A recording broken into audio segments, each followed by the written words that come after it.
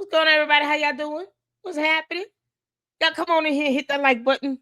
Francisca, how you doing, girl? Shout out to my mods. Did you get my emails? I did not see it. The only three I see is from Kogo. Oh, when did you send me an email? Oh no. Oh my god. Oh, this is hilarious. Can you resend it to me? After I logged off last night, you all, I went through some of my emails. Um, deleted anything old and went to bed. Oh my god, this is too funny.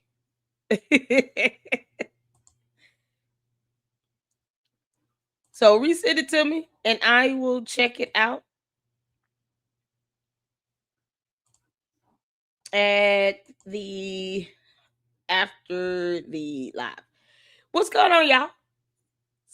Happy Saturday. Happy Saturday. Hopefully you guys are having a good day. Oh man. So many good pictures sent in from Coco. Oh my god, y'all. We got the ransom check. Oh, this is too funny. Too funny. Okay. Resend it to me, Francisca, and I will check it out. Oh, y'all. This is epic. Oh, this is epic. Good stuff. We got a whole lot of new thumbnails that we're gonna be posting up. Lots of new thumbnails. Oh, this is too good. Hope everybody is good. Y'all ready for Panda Press? I told you all we was gonna check out the it's a little over 2 hours watch party on Panda Press's deep analysis of Umar scamming because he's a scammer. Bottom line. And so I didn't want to check out his interview. He did a new interview with some kid. And I was like, he just says the same old thing. I can't. I don't know how Lennon Honor can do it. He's better at that than me. I don't have the temperament to sit down and listen to Umar live for an hour and a half. I can't do it. But we are going to check out Panda Press deep analysis.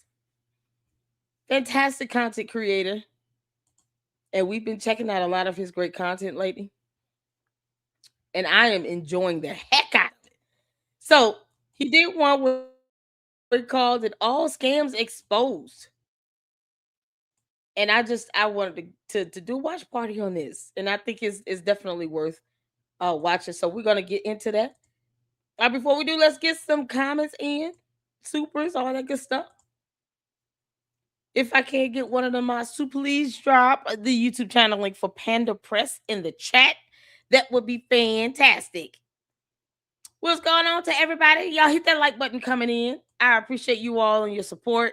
And for tuning in, you could be watching anyone else, but you chose to hang out with me. And I just want to say thank you for that. We got John up in here. What we getting into today? We got Panda Press, y'all. We got Panda Press Enterprise up in here. Good morning. Ralph Mars, what's up? Hello, everyone. Dr. Nene up in here. Dr. Nene, if you were able to get that video, transformed and muppetized and all of that good stuff. I think Marwar did an interview with that boy talking about Cinna stole his script, but yet and still we have no video or film to watch called Bloody Freaks, even though he took a title from a movie that already existed. Never mind that. So she did an interview, but I'm not giving her a view. I refuse to do it.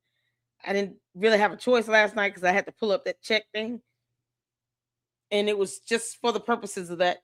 Otherwise, I can't react to her because that's giving her a view. And I'm not supporting a liar and somebody that's going to sit here and hit people with false copyright strikes and all this nonsense. All of a sudden, she's not a grown woman when it comes to copyright strikes. And then she throws Manny under the bus, and he's just like, "Oh well." He just doesn't give a damn. Oh, okay, cool. Yeah, keep that energy up.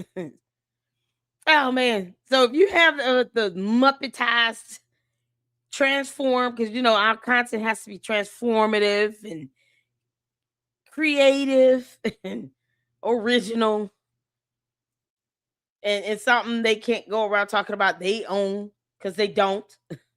They have no idea how copyright laws work or anything. But just for the shits and giggles of it all, if you have that video, we will check it out if it's in the Muppet version only. Dr. Nene, shout out to her, fantastic content creator. If I get her YouTube channel link dropped in the chat as well.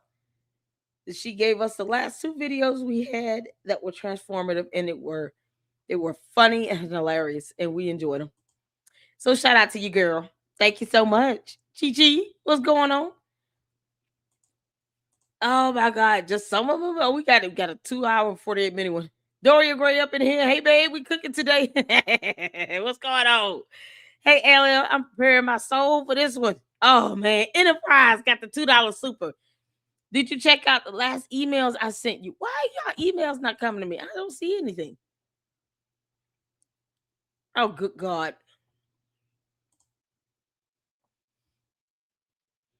Okay. So the mail went to my spam. Oh Lord. Why? I don't know. Because you all send me emails all the time.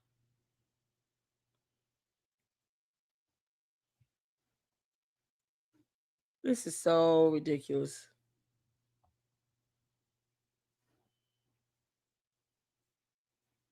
Okay.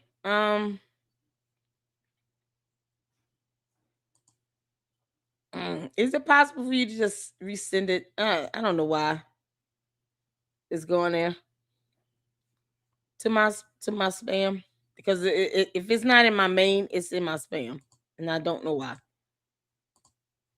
So only emails I have is from Kogo with some thumbnails. That's it. That's all I got that came in. So just resend them, and we'll check them out after. All right. We got, that's what she said up in here. Good afternoon. Thank you for the $2 super, by the way, Enterprise. Saint up in here. Shout out to my mods. I'm listening, shopping. Okay, cool. Be safe, girl. You ever heard this? John Leprechaun went to school with nothing on, asked the teacher what to wear, nothing but my underwear. Oh, Dr. Nene said, I'm working on it now. Oh, y'all, we may have a very funny interview to react to. Girl, as soon as you done, we reacted to it. Shout out to Dr. Nene. Oh, man. Atlanta Club also checked my email last night. I want to thank whomever gifted me a membership. That was very kind. Shout out to it. We had a few people yesterday in the last live stream we did that gifted out memberships. And no, Rosetta was one. So for all those who have gifted memberships, thank you so much. That is an absolute blessing to the LLC. And I hope for all those who receive one, make sure you show your love. And the Rosetta, and then it was a couple others. But just shout out to them for blessing the channel, and hopefully you guys enjoy them. All right. Use them well. It's Muppetized. Oh man, is it on your channel? Hold on. If it's up on your channel, we'll watch that one first. Is it there, Nene? If it's there, we'll watch that one first. Oh my God, that's gonna be hilarious. Oh my goodness. Is it done? Oh, not yet. Oh, okay, cool. All right. When it's done, we'll watch it. All right. Love you guys. Love you too. Thank you, Dory. Great. Oh man, y'all ready to get started on this? As soon as Dr. Nene's video is done. No pressure, girl. No pressure now. What's going on, Angel? How you doing? Afro Punk Chick, how you doing? Miss Independent up in here. I see you, Camille. How you doing? What's going on? I wanted to make sure I got all you guys. I appreciate you all. Y'all make sure y'all hit the like button coming in. Hi, Dwayne Harris. What's good, everybody? What's going on? Dwayne says, what's up? I think that's everybody. All right, y'all. Cool. Let's get to this. Y'all ready? Dr. Nene working on it. So take your time, girl. In the meantime, we're going to check out Panda Press. You guys, make sure you go check out Panda Press on his YouTube channel. He has great content. We've been checking it out. And we're going to get into this. Hit the floor where you can see and hear. Let's go.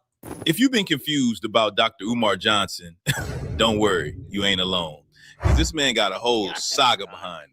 Millions in donations, a school that never opened, lawsuits, scams, casinos, and now $500 lunch dates with the Prince of Panhandling. What? Bro, what are you talking about, man? So if you ever ask yourself, yo, how do we even get here? Halfway. This is the video that breaks down everything. The full story, start to finish. Let's get into it. Bro, it's 2025 and y'all still sending money to Dr. Umar Johnson? Be for real. Homies out here talking about frozen accounts, spiritual attacks, and throwing barbecues instead of opening schools after 10 years of promises. Y'all not tired of being scammed with Pan-African poetry and PayPal links? Let's talk about how you fumbled the biggest Black-led school project in modern history again. It's 2025 and y'all still out here sending money to Dr. Umar Johnson?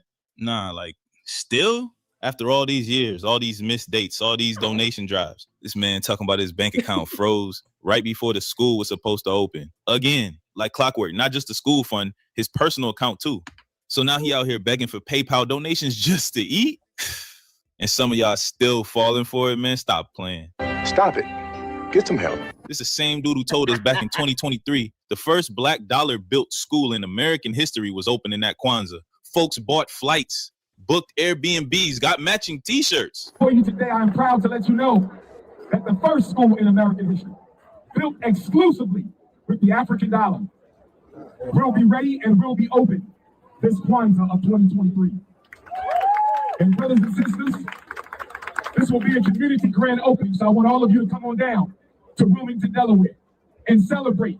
And what we did as African people by ourselves, we have to stop depending on white handouts. Something he can't prove. Silence. Ask about it, you get put in the book of Negroes for being a hater. Now here we go again, another grand opening that's not happening. And when people start calling it out, suddenly his accounts get mysteriously frozen. You don't find that suspicious?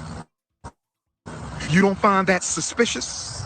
He ain't slick. And if you've been watching close, the math ain't been mathing for years. But hey, maybe I'm tripping. Maybe this really is a deep state attack on the Prince of Pan-Africanism. Let's talk about it. Let's rewind real quick. Here's Umar somewhere in 2024, standing in front of that same half-finished school, yelling at his phone like it's the final boss. You want to tear down a school for Black children? Who would want to tear down a school for Black children? Man, relax. Hold up. Wait a minute. Ain't nobody trying to tear it down. We just trying to see it actually open. He hit that same speech cadence like always. All I'm going to say is be here September the 10th. All I'm going to say is register at fdmgacademy.com. All I'm going to say is get ready for academic revolution. So that was a lie. And all I'm going to say is was like another stall tactic. Bro dropped more countdowns than Marvel trailers. He even threw shots at YouTubers like these YouTubians know nothing about what we doing. They don't understand the eclipse we about to cause.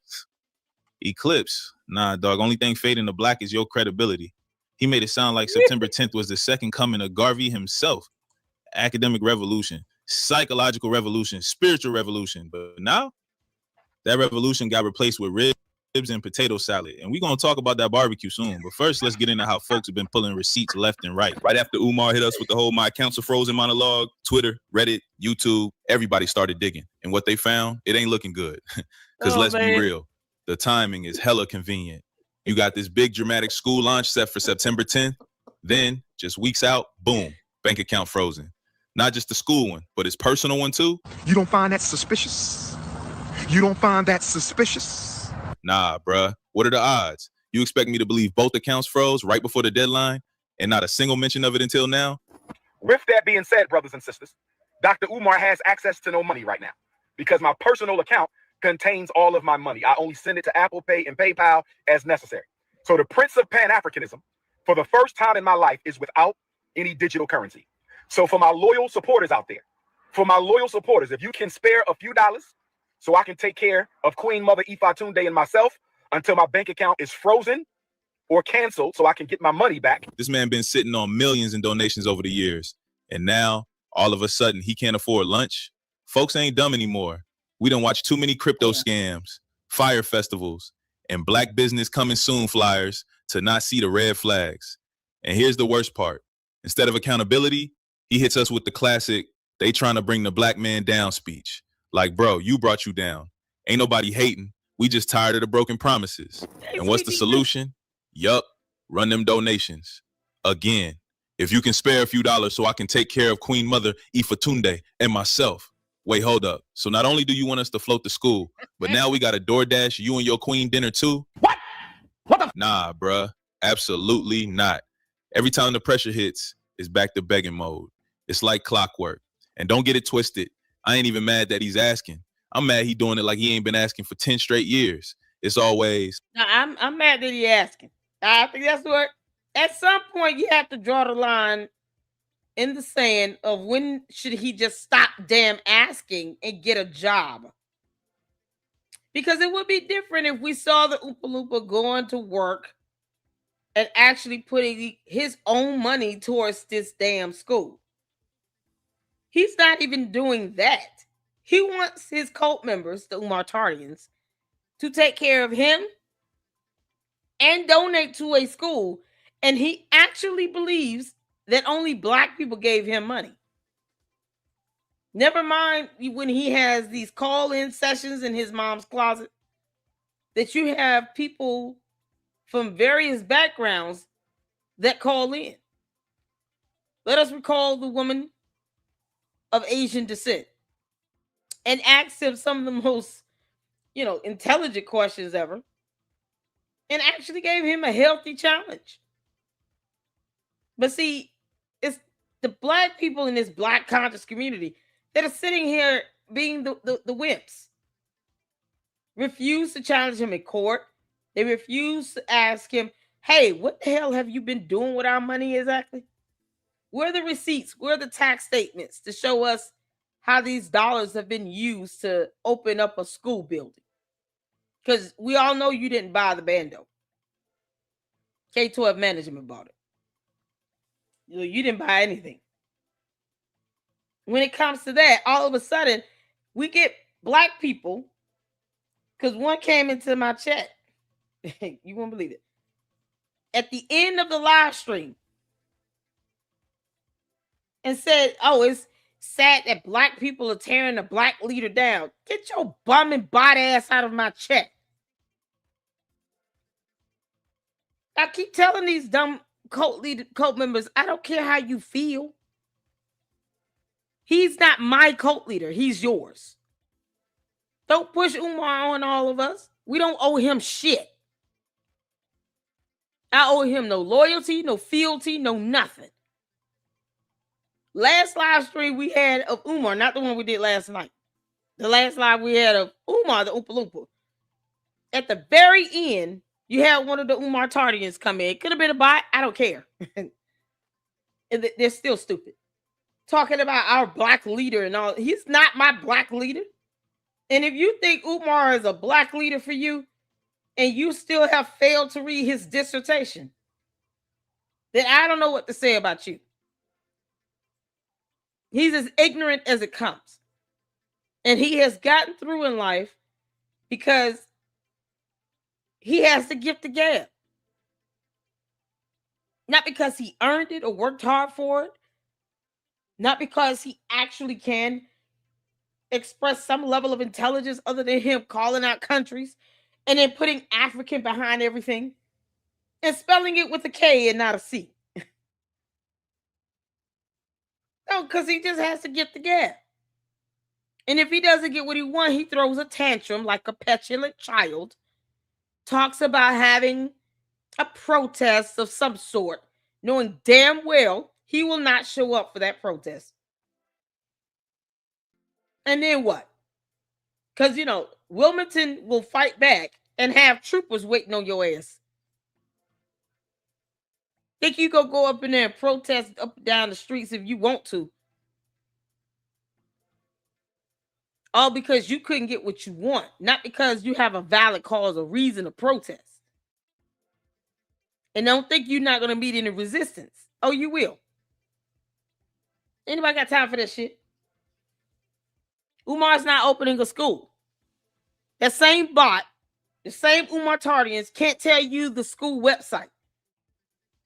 So they're not intelligent enough to help their dumbass cult leader create a website for FDMG. But they want to force this nonsense on you talking about, oh, well, you're black. You're supposed to just bow down and worship him. I don't owe Umar shit. I don't owe him anything. I don't owe him fealty.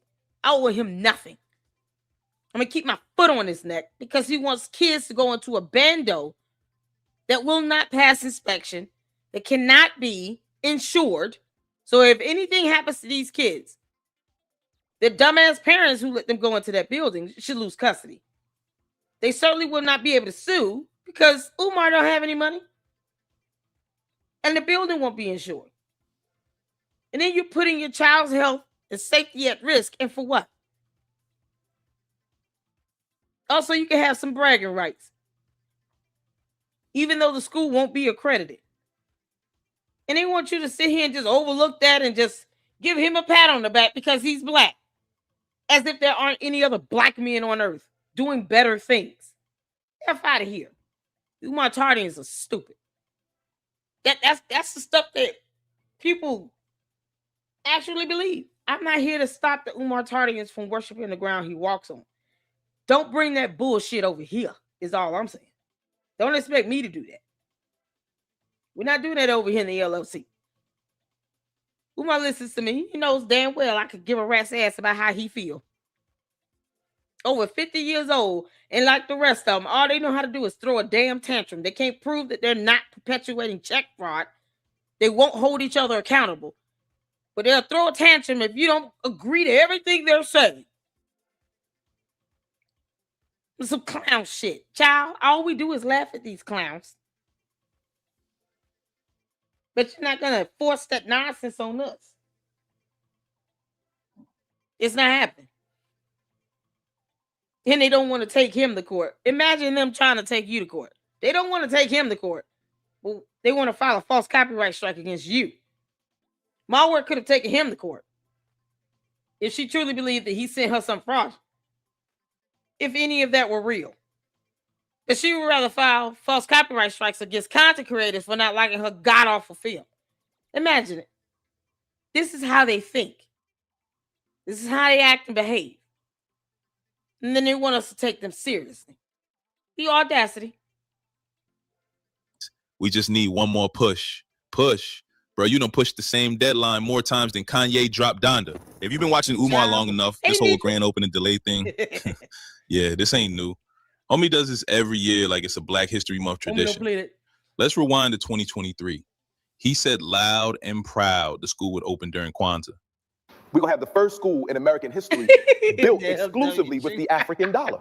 People believed him, man. They booked flights, got their best in car fits ready, even locked down Airbnbs in Wilmington, Delaware. Wilmington, bro. Delaware. You know how committed you got to be to plan a vacation in Delaware? And then the day came, Kwanzaa hit.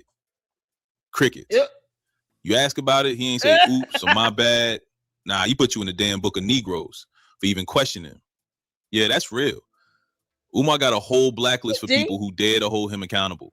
Yeah. You donate money, ask, hey, where the lights at in the building? Boom, booked. You comment, hey, Dr. Umar, it's past the deadline again. Boom, booked. Ask too many questions, and now you a hater, an agent, or part of the covert YouTubian slander squad. Hey, like, bruh, this man weaponized shame and turned it into a loyalty test. You can't critique him, or else you get spiritually excommunicated like you just betrayed the ancestors. Let's just keep it real for a sec. Crazy. Opening a real-ass school ain't some vibe-bastion, bruh. It's not just get the building and we good. This ain't no community center cookout. Shout out to Enterprise for the $2 super. Said he just received it to me. Okay, cool. I will check my email and thank you for the support with the $2 supers. I appreciate it. Thank you, Kylie. Thank you for your support as well. You better not be Manny up in here playing in my chat. I have a feeling Manny will do some stuff like that, create new profiles and go up in people's chats. Manny is bored. Manny, go read a book. Hey, Rim. How you doing, Rim Rum? How you doing, honey? Oh, man, Afro Project. Man. Nidra, you all right? Let me make sure I didn't miss anybody. If I missed anybody, I'm sorry. I'm trying my best to go through just to give everybody an initial greeting. Big sis up in here, Ma said he had that money. She did say that. Somebody hit them sheets, you dig? Like, what the hell? Oh my God. What's happening? When you gonna go live and finish up your live from yesterday? Let us know. We'll support you, honey. Oh man, it was a good one too. Let us know when you're gonna finish up that second live from yesterday. All right, y'all. Shout out to Rimrum. If I get one of the mods who dropped the YouTube channel link in the chat. Oh no, I'm sorry. You lost your I'm so sorry. But yeah, you need to take some time off. Take some time off if you need to. Grandmamas are special. What would we do with our grandmamas? Grandmama's hands. My grandmother raised me, so I know how it is. I'm sorry, Manny. I'm sorry, Rim. I'm sorry. I'm so sorry, Rim. My bad. I hate that. Hi, Seth. How you doing? Action Stacks. I'm so sorry, Rim. You sure you're going to be loud tonight? If you don't, it's okay. We're sending you love and hugs and kisses, honey. Praying for you and your family, all right? If you need to, listen, send me an email if you just want to vent.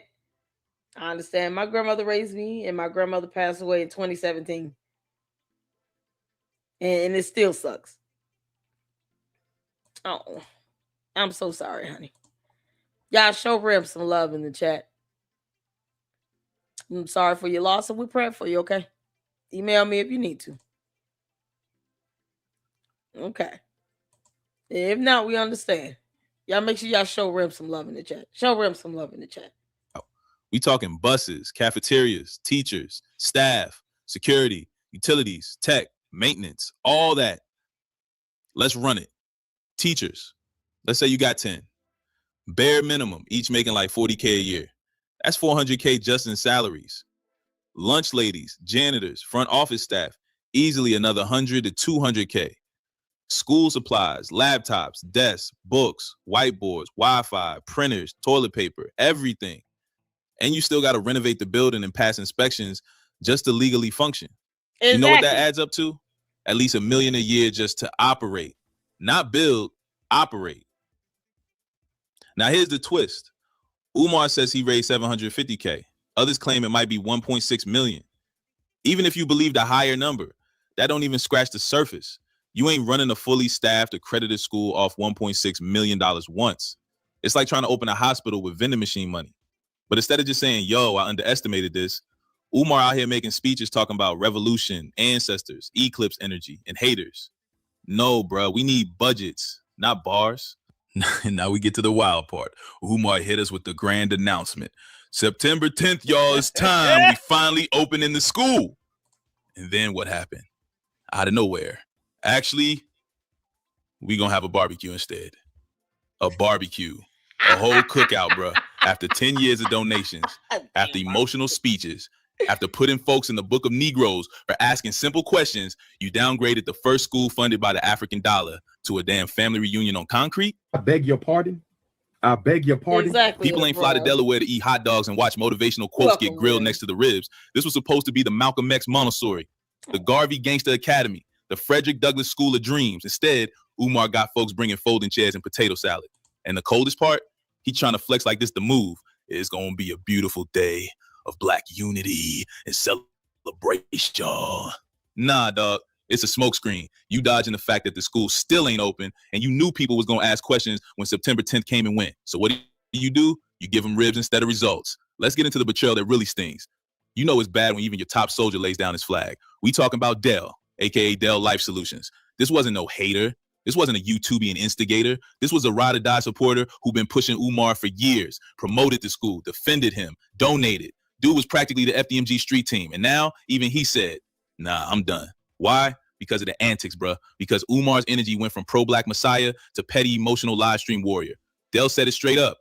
I can't trust this man to run a school with this kind of behavior. And honestly, that's the only logical conclusion, because you got to think, if a grown man can't handle criticism from some broke YouTuber with 2K subs, how the hell he gonna run a whole school? You got kids, staff, parents, board members, inspections, applications. It's chaos 24/7. You got to be level-headed, not finger-waving and shouting thank you to the haters, instigators, and defamers like a pastor with a vendetta. So when Dell jumped ship, that wasn't just a loss. That was a warning. If your most loyal followers start saying you wildin', bruh. Yo, once upon a time, Umar Johnson was him. Back in like 2012, 2013, he was getting real comparisons to MLK, Malcolm, even Farrakhan. Dude was packing out events, dropping knowledge, quoting Freud and Garvey in the same sentence. People was like, this man might change the world. Fast forward to now, he flipping off YouTubers and talking about goon squads. Bro went from I have a dream to catch me outside struggle streamer. It's sad, really, because he could have been something powerful. But instead of moving like a leader, he moving like a bitter baby daddy with Wi-Fi. You're supposed to be focused on opening the school, but you on live talking reckless about content creators who don't even got profile pictures. Let me be real. If I'm Umar and I really believe in my vision, I ain't wasting a second on haters. You think LeBron be scrolling Twitter to clap back at dudes in their mama's basement? Nah. Hell no. But Umar made it a whole mission to respond to grifters. He gave them life. He turned haters into a genre. Now there's a whole corner of YouTube that exists just to roast Umar. And it's low-key his fault. He said, we're going to put the goon squad in the streets and go see about y'all. What? Bro, what are you talking about, man? Sir, what? You threatening civilians over critiques of a school that still ain't open? This ain't Pan-Africanism. This is paranoia in HD. Here's what's crazy. Instead of ignoring the trolls and focusing on the mission, Umar decided to go full WWE villain mode. He ain't just clap back. He made whole videos, gave them nicknames, even threatened to see about them in the streets. Like, bruh, you a grown man with a doctor. Exactly. Thank you. I'm so glad he's saying this. As opposed to you taking time out of your day when you well over 50 or 40, I don't care how old you are, to even put up the expenses and revenue about how you're spending other people's money.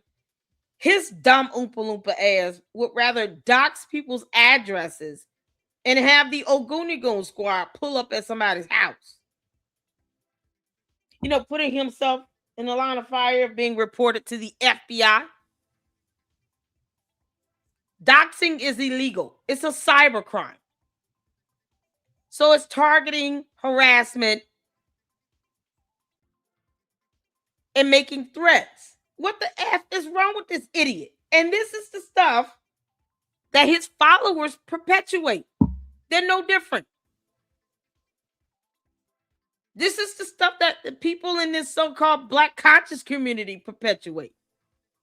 Whether they like him or not, they're all peas in the same pot because they do the same shit.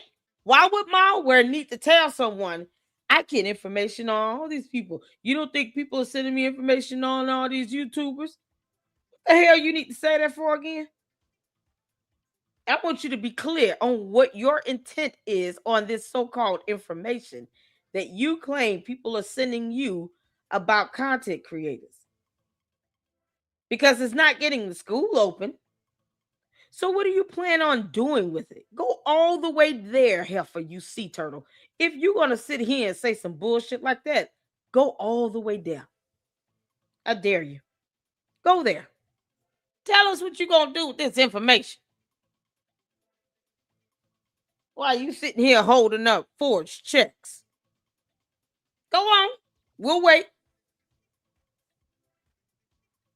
The copyright strikes were already a sign of the low intelligence that you have because you listen to someone who's not an attorney or your attorney. And then he's the one that did a video basically stating that people should understand what fraud looks like because he went there and said it was fraud. We just used his word against them and took it and ran with it. He said it first. What you did was fraud.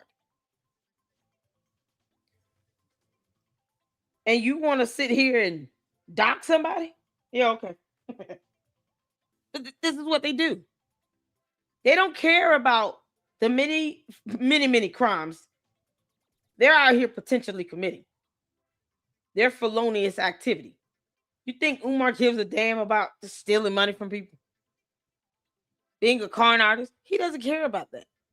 The problem is that he's getting away with it because even the ones that call themselves critiquing him are doing the same shit that he does. And it takes away from the responsibility that should be bore on Umar.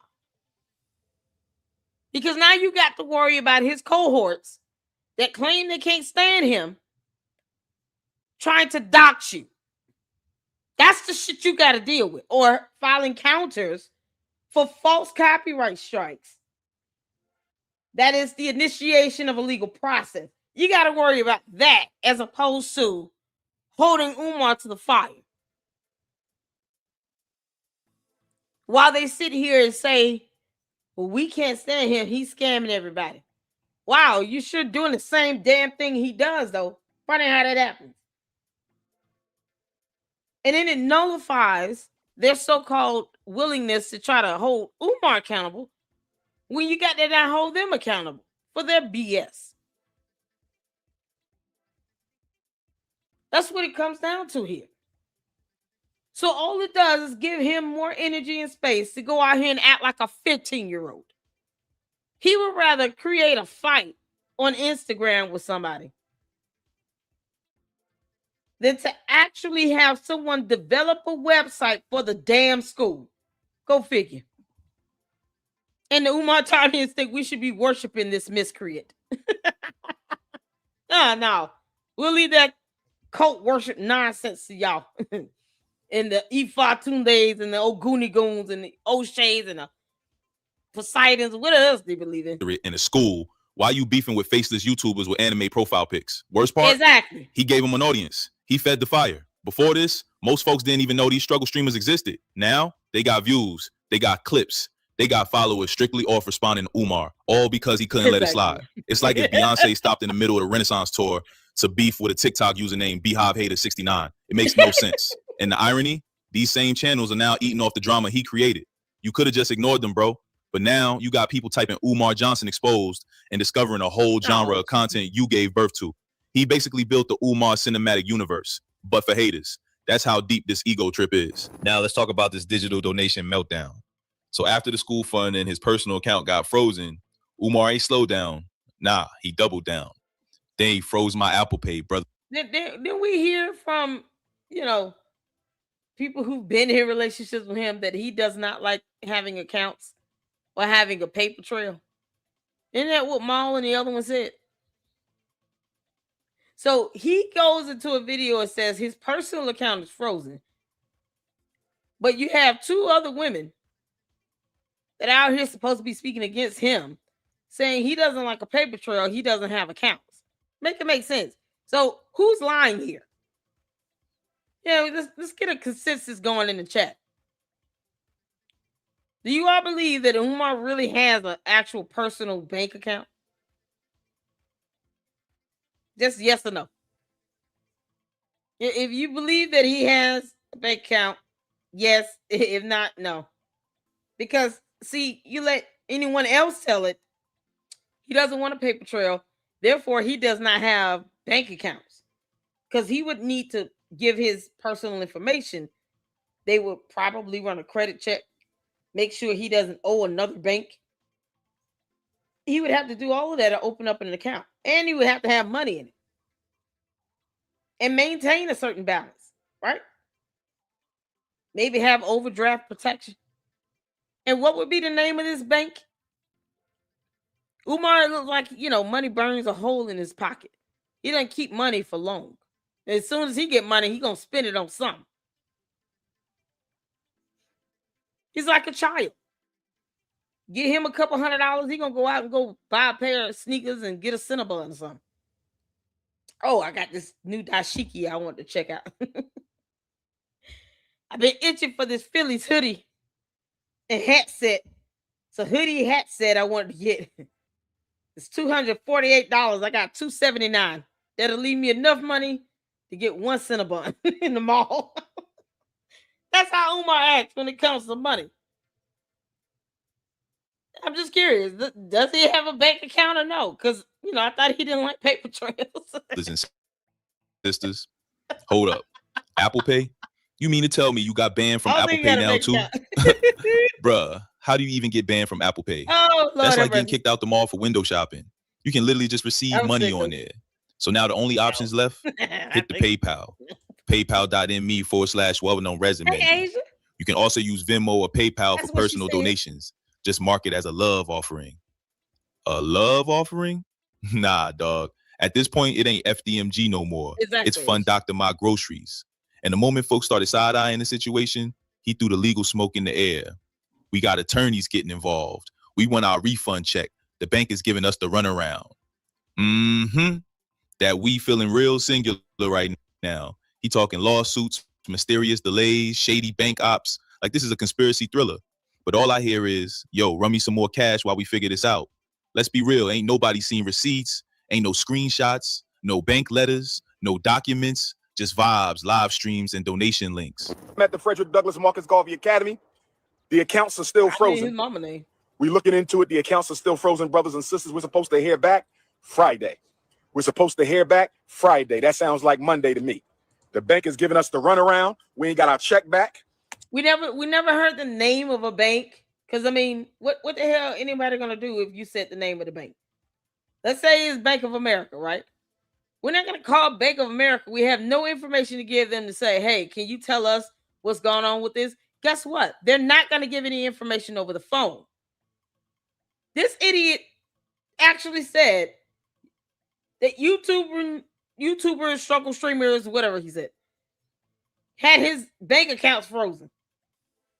And then had the audacity to ask the bank, was there any fraud activity on my part? Because he's an idiot. He said, I asked the bank if there was any fraudulent activity on my part. I'm sure they had a collective sigh and was like, what the hell? Boy, you don't go sit down somewhere. What you mean? Was there any fraudulent activity on your part? What kind of question is that? Are you asking us if we think that you did something fraudulent? Oh my God. Oh man. Shout out to all of you all tuning in. Enterprise, check your email. I want to know what I can and cannot share with that. What information I'm able to divulge before I share it. So check your email if you can, Enterprise. Thank you so much.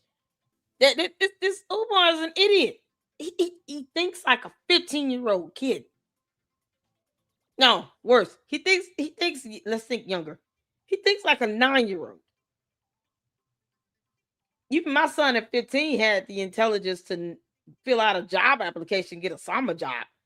Umar doesn't even want to work. He's talking about he got a personal bank account with no job. Okay. So we're about to operate attorneys. Attorneys is about to get involved because we were told that when you Well, what's the name of these attorneys? Because we never heard of these attorneys. Who is his attorneys again? How can he afford the attorneys? So you're going to pay attorneys billable hours, retainers, and for what? All for an account that may or may not even be real? The hell do you think you're doing?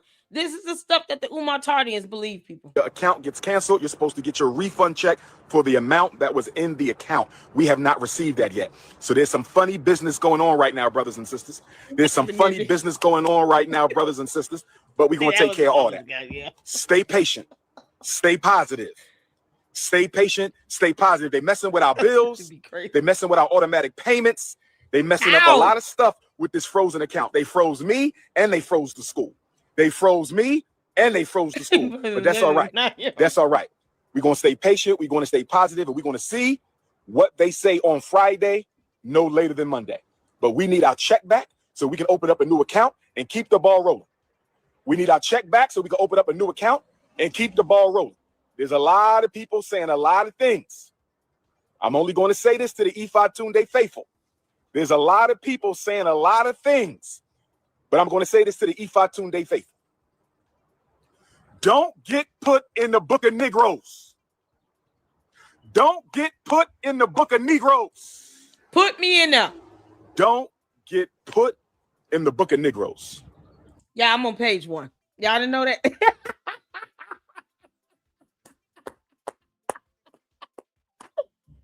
Put me in there, you dumb bastard.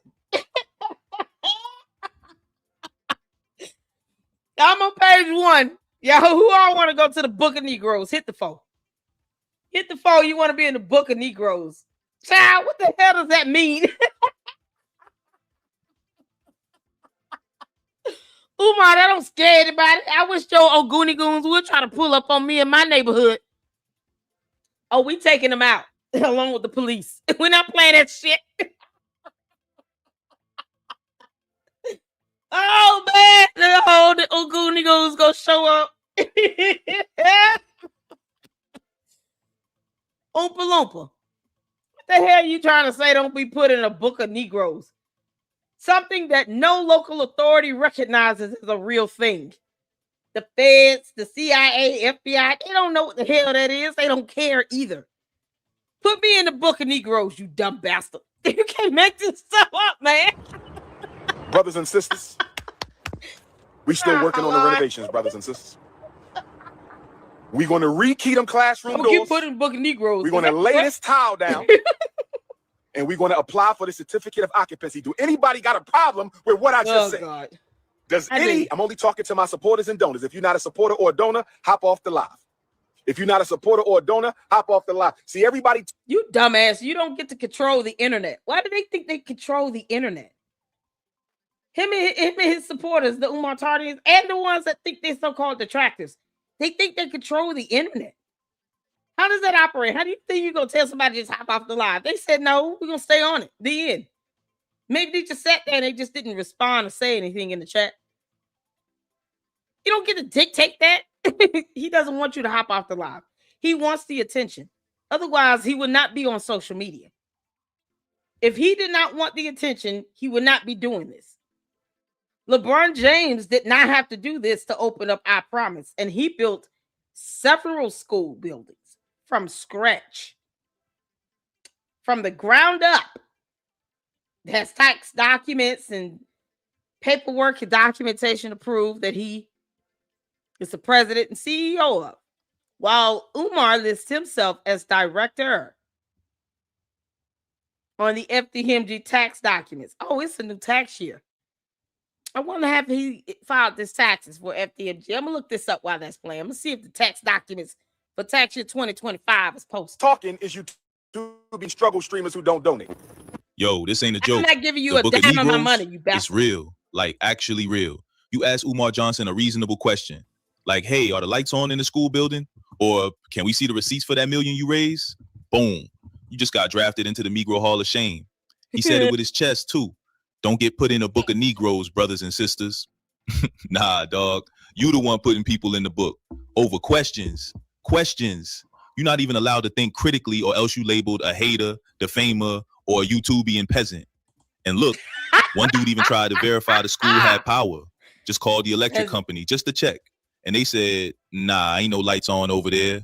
Guess what happened next? He got blacklisted, banished, can't come to the cookout, can't attend the grand opening, can't get no ribs, can't even peek through the school gate. All because he tried to verify if FDMG had electricity. Like, bro, what? This man is running the school like it's a secret society. You either ride or die or get spiritually excommunicated and put in a metaphorical burn book. Ever seen someone punish their own donors for wanting proof? It's like if GoFundMe added a shut up and don't ask me nothing feature. After all the drama, all the freeze, and all the donation links, Umar hits us with a plot twist straight out of Love and Pan-Africanism. I believe it was the woman I was dating. She took care of my mother. Now she doing tell-all interviews on hater channels. She work in finance. Huh? So let me get this straight. You gave your ex access to your money. She got mad after the breakup. And now she's out here doing YouTube exposés and financial warfare. Bro, this ain't Wakanda forever. This is waiting to exhale with a GoFundMe link. Yep. He really out here saying his ex-girl caused the bank freeze and low-key implying she got connections in high places trying to sabotage the school. And the wildest part, while he's ranting about the damage one woman caused him, he turns around and tries to holler at another random woman right after. Like, bro, you ain't even take a moment to heal before handing out your number again. How you gonna say a woman just destroyed your whole operation, then catch feelings on the sidewalk like it's a Tyler Perry movie? Come on, Umar. Protect your heart and your routing number. This ain't even financial fraud anymore. It's emotional fraud. And we still ain't seen no evidence she actually did anything. Just vibes, accusations, and hugs from strangers. Let's get into this awkward rom-com moment. So picture this. Right after blaming his ex for destroying the school funds, Umar's on the sidewalk mid-rant and suddenly flips into flirt mode like a switch. How you doing, my beautiful black sister? Come give me a... Hold on, let me show y'all this. Oh, Lord. Umar, you ain't filed the taxes yet. You dumb bum. Y'all, look at this. He hasn't even filed 2025 taxes yet. This is for tax year 2024. No revenue. So you didn't get not $1 in your Cash App or PayPal for FDMG. So for tax year 2024, this dumb bum reported 0 revenue. How many times did he tell y'all to hit the Cash App and the PayPal though? Tax year 2024. Picture it. Sicily, 1942. Oompa Loompa, you lying like a... Oh, he lying like a mug. Oh, hi, Johnny Walker Dread. Oh, I saw your email, honey. Let me know if you're free tomorrow. I know it might be short notice. I understand if it's too short notice. But let me know. Oh, my God. Y'all, shout out to Johnny Walker Dread. We got Rim up in here. Y'all show Rim some love as well. He lost his grandmother. We're praying for you, showing you some love, honey. Y'all, Nidra, he did not file his tax deadline. You're free? Okay, tomorrow we can hook up tomorrow. After Scientology Sunday, I got time, okay? Because I got to do Scientology Sunday tomorrow. A.A. Ron is in jail. Can't make this up. Y'all, how do you... Yes. Johnny Walker, you see this? Oompa Loompa said he got $0 in revenue from FDMG. This is on ProPublica website. They always post up tax documents for nonprofit organizations. He has not filed 2025 tax statements for tax year 2025. That's the website for ProPublica. So y'all can see here, the Oompa Loompa reported in 2024, $0 of revenue. How many times did his dumb ass get in front of a video camera and say, hit the Cash App, hit the PayPal, FDMG, Cash App, and PayPal? Not his personal. This is not his personal tax returns. This is for Frederick Douglass Marcus Garvey Leadership Academy. How many times did he want you all to hit Cash App and PayPal and he said he had no money for 2024 and he has not filed 2025 yet? Why are you late, Umar? This is what his tax returns look like. $0 for revenue, $0 in expenses. And then he just reports net assets of $634,436. Like he just took this number and reversed it. He took 634 and then reversed it to 436, and then that's what he came up with. Because that's what he did. He has 0 receipts. So how do you know if he actually has total assets valued at $634,436 when he's just making up fucking numbers? Umar, you really think that you're smart and you're not. This is how dumb he is. He said, let me just put down 634 and then reverse that, put 436, and then that'll be what I put down for assets.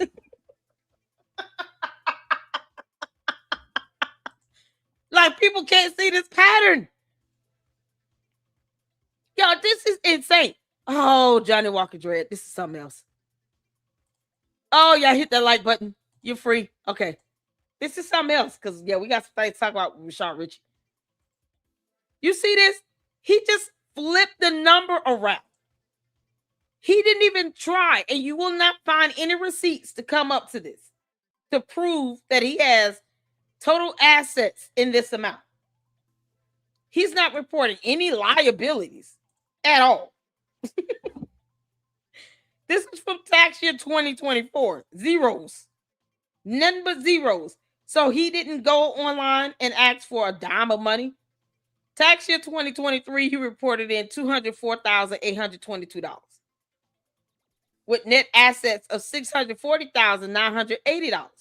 So if he had this net assets in 2023, 640,980, how did it go down to 634,436 in 2024? How does the net assets go down in value? What depreciated? You reported zero liabilities. So how do we lose money here? And why is 634 transposed to 436? And that's how you came up with that. How do we do this? Johnny Walker, help me out, man. We went from 640,980 to 634,436. How? With zero liabilities. No expenses, nothing. You just say you just gotta go down.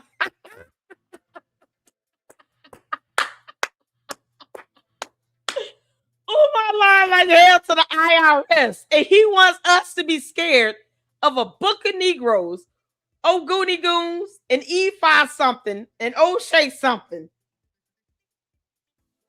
While he still commits cyber crimes and doxing people. You can't make this shit up. And we're being hit with false copyright strikes. Y'all. How did he lose money in assets? How did that happen? Umar, we know that you can't add, subtract, multiply, or divide. Mathematics goes over his head. He should never, ever go near a math class unless he's a student, okay? And at 50-something years old, I highly doubt he's ever going to tell us the answer to 4 times 6, okay? He'll never, ever give us that answer. So it is what it is. You lose assets and you don't have any liabilities, no expenses, nothing. You say, you know what? Yeah, I just used like $4,000 or something like that. Yeah, no. We just went down. Why?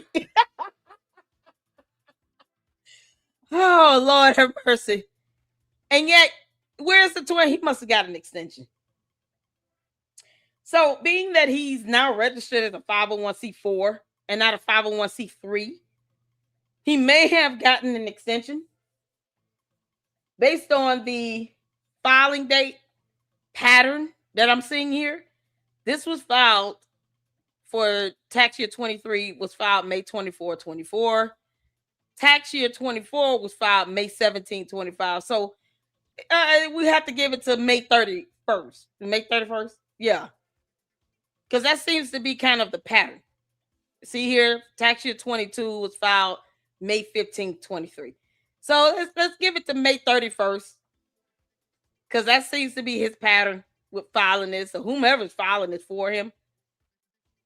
So if by May, let me see. May 15 is a Friday. That could be his deadline. So we'll check again May 15th next month on May 15th. Y'all remind me to check the taxes on May 15th. You know, if it's not done by then, this one was done May 24th. He might have an extension. So if nothing else, if it's not done by May 15th, they may give him until May 29th. But it doesn't seem to go past the month of May. But I'm just curious to see what the assets gonna look like, since they keep seeming to trend around this 634 amount. This isn't tax year 2022. Zero revenue, no expenses, net assets $634,430. That's 2022. 2023, he claims that he got in $204,822. Where did that go? Where did this come from? He said that came in as contributions. Doesn't he ask for Cash App and PayPal contributions every damn day? Every time his dumb ass goes live, he's asking for money. See, what we should see is a breakdown of these contributions and where is it coming from and how it was spent. Because, you said you brought in $204,822. How did you spend this money? See, this is the stuff that, his donors could sue his ass over and say, well, you lied to the IRS then. So you going to tell us, or you just lying. He didn't even give himself a salary. So how is he buying clothes and shoes and food, Cinnabons and all that other stuff? He doesn't have any other job. And he probably has not filed his own personal tax return for all the book sales and speaking engagements and anything like that where he's generating revenue. Mind you, all those speaking engagements is being done under the guise of this FDMG LLC. Does that make sense? He's going out saying, I'm doing this as some doctor so-and-so and so, promoting this FDMG school. So all of his speaking engagements, all that traveling, all of that is being done under the guise of the FDMG LLC. Why do you not see revenue every year if he's being paid for these speaking engagements? All these podcasters' channels he went on, if they paid him money, we should see that on the tax return that he is supposed to file by, we'll give him to May 29th. Because all of this is being done under this FDMG LLC, not on his personal time. He's doing this as Dr. So-and-so, promoting the school, talking about the school opening and blah, blah, blah.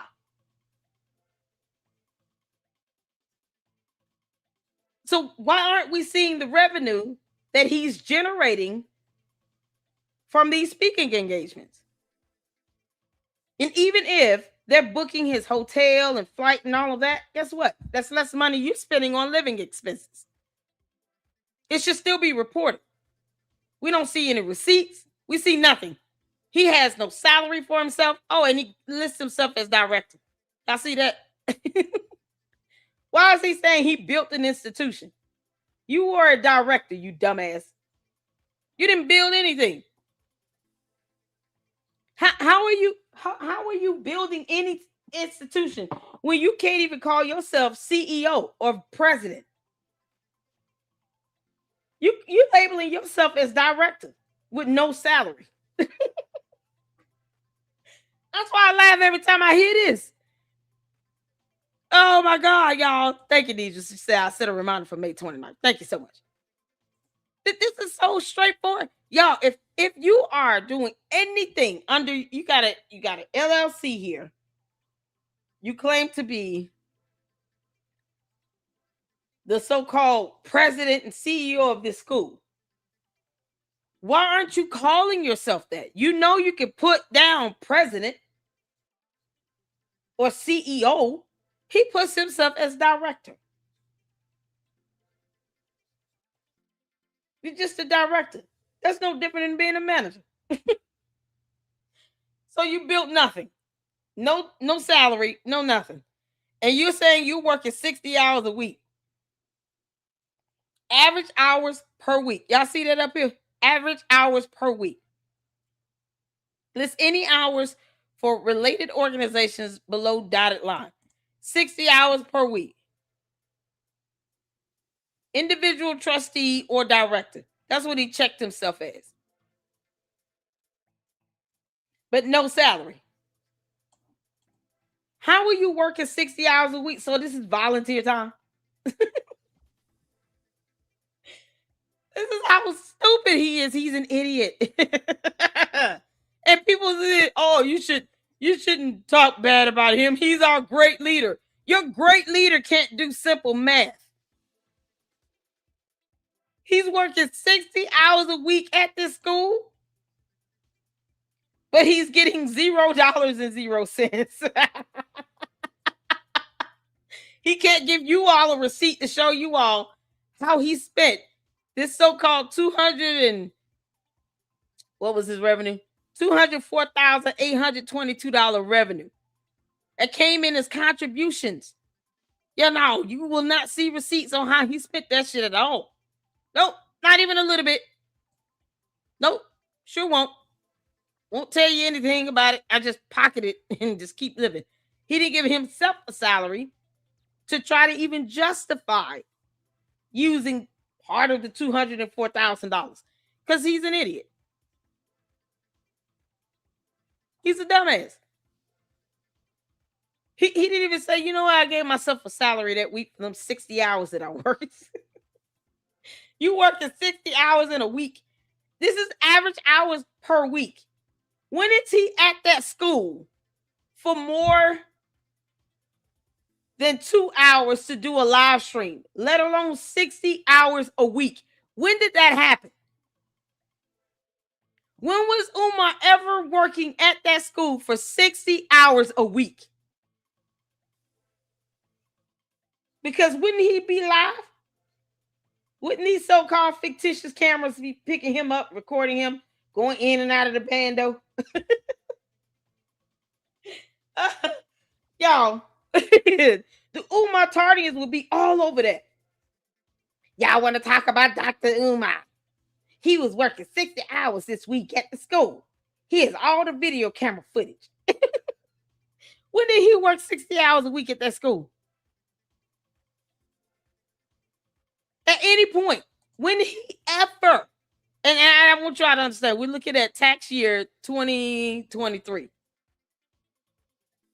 When did he ever work 60 hours a week at the school in the year of our Lord, 2023?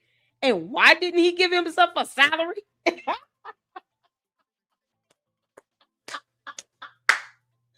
Y'all, this is unbelievable.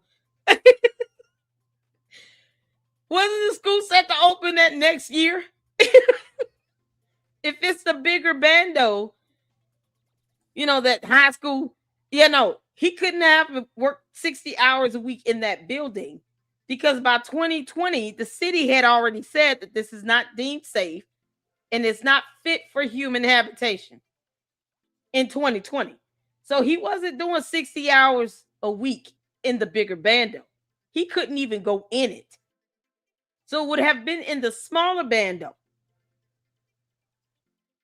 What did he do 60 hours a week in the smaller bando in 2023? What did he do? This is what he's saying. They just putting random numbers here. Cash, non-interest bearing, 62,000. Savings and temporary cash investments, 141,000. Where's the savings? What savings? He said he spent 436,000 for land. This is on the assets. It's valued at, for land, buildings, and equipment, there's assets of $436,996. Oh, dear Lord. And he works 60 hours a week there. Total revenue. Y'all see this? Total revenue he got in tax year 2023, $204,822. Let's see. How did he spend it again? Because he ain't say. Yeah, no. And there, blank. Oh, that's blank. That's still blank. Blanks. Nothing. Oh, let's go here. Supporting organizations. Oh, nothing. Blank. Okay, cool. It's still blank. Great. That's all blank. This is all blank. Yeah, no. This is a supplemental financial statements. Nothing. So he not gonna tell y'all how he spent that $200 some $1,000. Schools. Oh, let's see here. The scheduling for schools. Yeah, okay. So no. Admission policies, no. Does the organization, this is priceless. Does the organization discriminate by race in any way with respect to student rights and privileges? No. You know why? Because it's not open. Oh, God. Records indicating the racial composition of the student body, faculty, administrative staff. Yes, where's those records? He told the IRS this. No, these tax documents were sent to the IRS. Records documenting that scholarships and other financial assistance are awarded on a racially non-discriminatory basis. Yes. Where are those records? Where is this at? Y'all, he been lying on these tax documents like hell. Oompa Loompa, you want to talk about a book of Negroes? Don't get put in the book of the IRS for an investigation. That's not where you want to be. This idiot said that they have copies of all catalogs, brochures, announcements, and other written communications to the public dealing with student admissions, programs, and scholarships. Yes, they don't even have a website. Where is this copies of all catalogs, brochures, announcements? Where is this stuff at? What the hell is that? Have y'all seen that? I haven't seen any of this. Why, this is something else. Oh, my God. Oh, hey, Flosser, how you doing? Has anyone seen this stuff? What's going on, Tuesday? Adam says, I wonder why Umar is still in existence with this fake school sale. Who knows? Has anyone seen this stuff? Action stacks. Yes, I don't trust people with the Muslim names except Kareem. I still like basketball. Have y'all seen this? He doesn't even have a board. He doesn't have a website, but yet he has copies of all catalogs, brochures, announcements, and other written communications. What? Copies of all material used by the organization or on its behalf to solicit contributions. You getting on Instagram? Does that count? Begging for money on Instagram. Maybe that's a thing. Y'all, you can't make this stuff up. He lied like hell on this document. This is Schedule E schools for the tax return from 20. This is from 2023. Oh my God. I'm trying to see how he spent that $200-some thousand because I haven't seen any expenses on this. You got revenue, you got expenses. Yeah, no, he spent nothing. Y'all see that? All zeros. So technically, the $204,822 should still be there, right? If he reported zero expenses, then you should expect that $204,822 to still be sitting somewhere. Because he didn't spend it. According to him, he didn't spend any of that damn money. He claimed he did renovations, all the other stuff. When did that happen? Boy, you can't make this up. This is priceless. All zeros. Y'all see that? This is the expenses box over here from 13 to 19. He spent $0. Yeah, okay. So he lies like hell to the IRS, and the Umar Tardis are cool with that because, you know, they're dumb. You can't make this stuff up. Oh, my good Lord. That's the only time he reported any revenue. No expenses at all. 2021, $75,000 of expenses in 2021. Nothing else since then. He keeps claiming he has assets. No liabilities. These graphs kind of summarize all the tax returns. So you guys can go to this website and peruse through it. I just find it odd that the last time he reported expenses was in 2021. But he claims that he needed floors done, ceiling tiles, somebody painted, bathroom, something else with construction and vendors. He couldn't trust the black contractors and vendors, so he had to get white contractors and vendors. But yet and still, what the hell? Did they pay again? So they did all this for free? So the money he got in 2023, that $204,822 should still be there? Because you had zero expenses that same year, or in 2024, no expenses. So why can't he show the breakdown of the money again? Because according to him, he gets all over radio stations saying the school is done, it's ready to be opened. We just need a certificate of occupancy. But yet we see missing tiles and everything else. You see desk, he's buying supplies to clean toilets and wipe off desks, orange soul glow and all. But you're not claiming any of those expenses.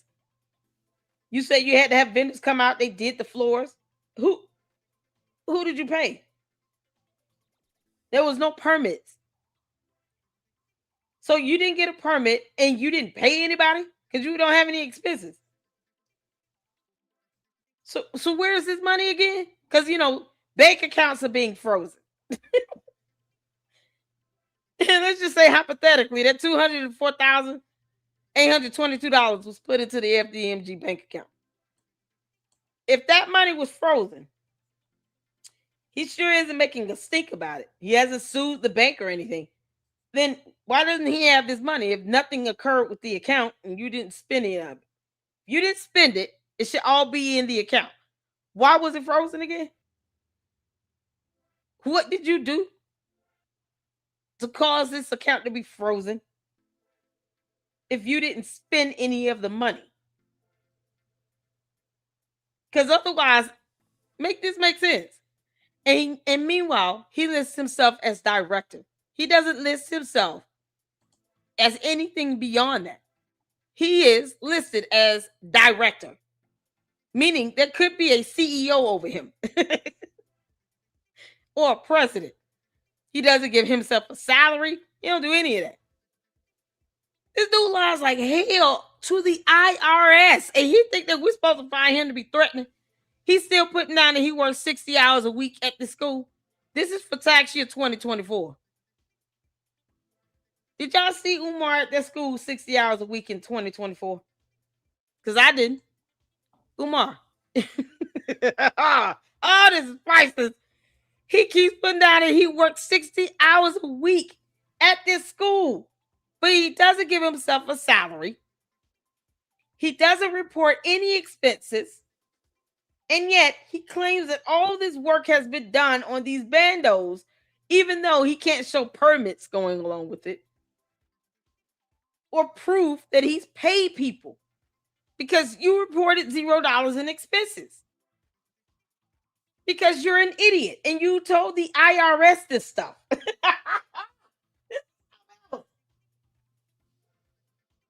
Oh, man. You can't make this stuff up. You cannot make this up. He's still putting himself as director, but yet he keeps talking about, well, ain't no one building institutions. Neither are you dumbass. And you're making sure to tell the IRS that you built nothing. You're telling them that you work there 60 hours a week, though. Y'all see this average hours per week, 60. Are you?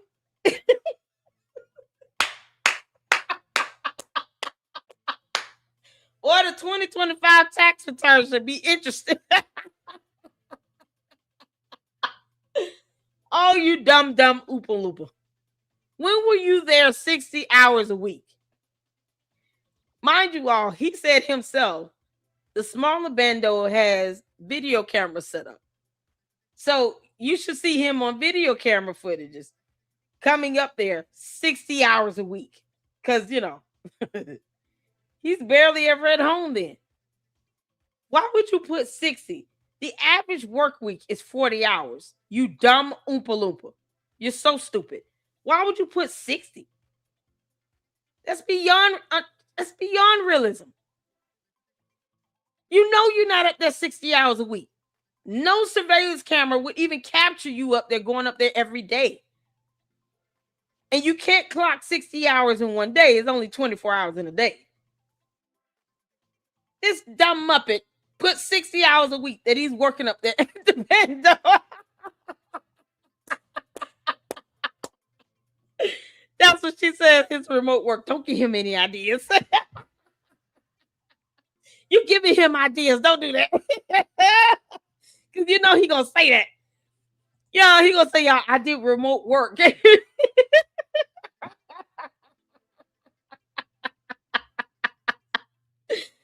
Oh, S-Files, how you doing, honey? Y'all, this is crazy. How you doing, Ed? How you doing, honey? He's not smart enough for white collar crime. He probably doomed himself with this. It's too stupid to realize it. Idiot made a breadcrumb trail for the alphabet boys. He did. Miss Independent says 60 hours a week and more trash than no trash service. Exactly. Same trash sitting out there. Enterprise go by there. He was like, why is the same bag of trash sitting there? We're still looking at the same black mold trail going down the bigger bando. Yet he has put in 60 hours a week of work. Why even lie about that if you're not giving yourself a salary? Dear God, explain it. That's how dumb he is. And he doesn't work for himself because according to this, he's the director at FDMG Leadership Academy. And he's working there 60 hours a week. When would he have time to work for himself? He's not even giving himself wiggle room to have a sideline job. And the bando is not open. It is not a school. It's not open and operating and functioning as a school. So why would you need to tell the IRS that I work here 60 hours a week? Where is your office? Where are you working 60 hours a week? When he goes up there, y'all, he goes around to the back, admires that graffiti, probably pees in the alleyway, and then goes back home. And that's 60 hours of worth of work from him. He didn't take out the trash. He's not doing anything with black mold. None of that. He might stand out there and occasionally go live. He is the one that put this down here. Umar, we don't have to make shit up. You lie like hell on your own. All we're doing is reading what you told the IRS in these documents. You told them you're working up there 60 hours a week, and yet you're not getting paid because, you're an idiot. Somehow you can't show expenses at all.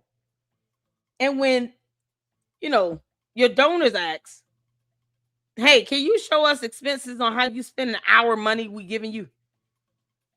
Now, all of a sudden, you're in the book of Negroes. You're an enemy. But his dumb ass is telling the IRS, yeah, I work there 60 hours a week on average. Oh, man. Somebody report this to the IRS. He lying like hell. Oh, he lying like hell. There's no way he's up there 60 hours a week. He's too busy all over everybody else's podcast. He doesn't even go there every day. And he's the one that claims he's got video cameras installed. Oh, okay. Well, then we'll use that against you, you dummy. Please believe the IRS will get what they need to prove a case if they need to. This is so stupid. But no expenses, no nothing. This is for tax year 2024. No expenses at all. Y'all see that? Expenses over here? Zeros. All the way down. Zeros. He claims he got $84,506 of contributions and grants. Unbelievable. Prior year got $204,822. And yet his assets has gone down. How? No liabilities. Why did it decrease? Yo, this is unbelievable. Why is it going down? You don't have any depreciation you're showing here. No expenses. No liabilities. Why is the number going down? Oh,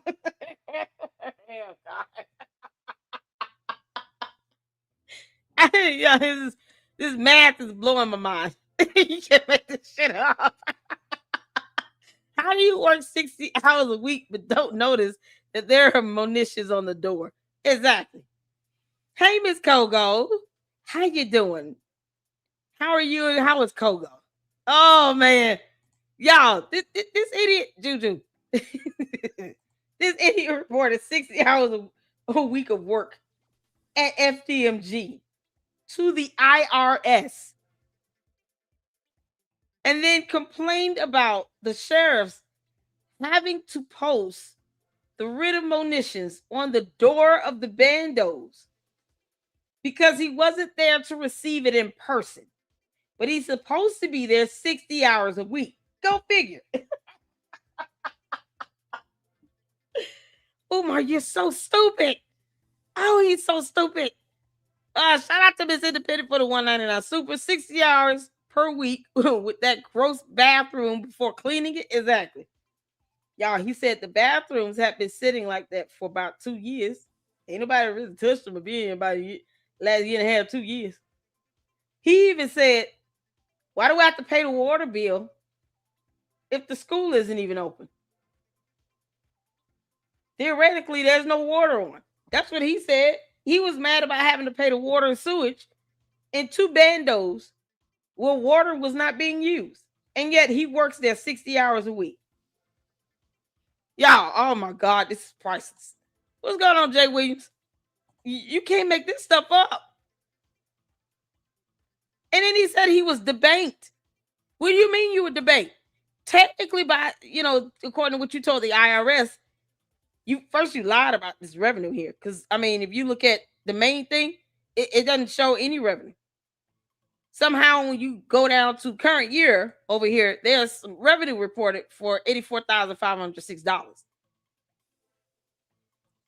And yet your assets are decreasing, but no liabilities, no depreciation, no expenses. Whoever this Kincaid Services Group is, they ought to be fired and investigated. I wouldn't even, listen, I'm not going to do your taxes for you because you don't ever give us receipts. You just want us to put numbers on here. We're not doing that bullshit. Your ass gets investigated by the IRS. You on your own. This tax firm should not ever do any more taxes for Umar Johnson, the dumb Oompa Loompa. He is intentionally lying to the IRS. He knows he does not work there 60 hours a week at FDMG. And yet, on at least 2 taxes back to back, he reported 60 hours per week on average of work at the FDMG with 0 salaries earned. He doesn't even give himself a damn salary. Based on what he got in these documents, he has 0 expenses. Why would they want to keep doing the tax returns for him? I'm like, nah, this is bullshit. You trying to get us all arrested. Look at this. No expenses at all. For salaries, nothing. Because he doesn't even pay himself. Professional fundraising, nothing. Other expenses, 0. Total expenses, 0. Benefits paid to or for members, nothing. Oh my God. Umar, you're an idiot. You lied to the IRS so bad. You lied so bad. So all they have to do is get evidence of you raising money every day, every time you go live. And then, have evidence sent to them where you are not there 60 hours a week. Because you lied about that.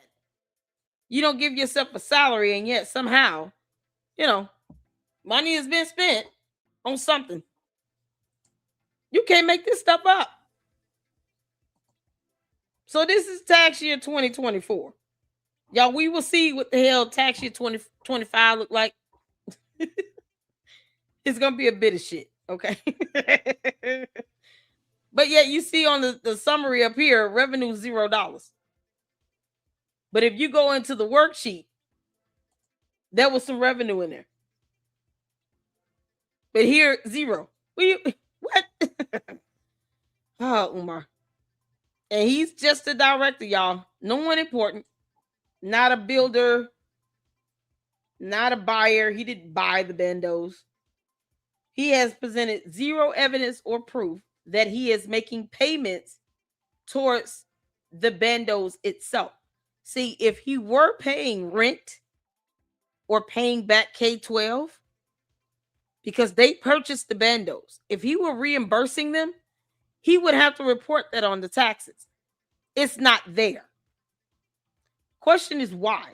Why would he not want to report that if he were truly reimbursing K-12 for the bandos?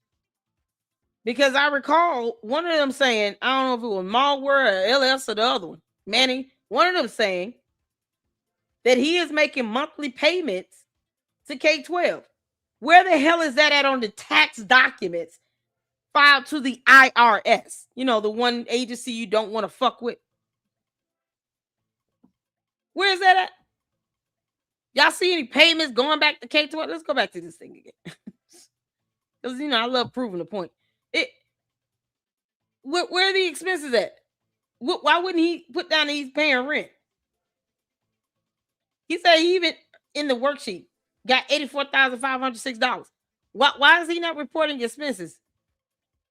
If he was paying rent, wouldn't he have that in the tax documents? Hit the phone. Because I would.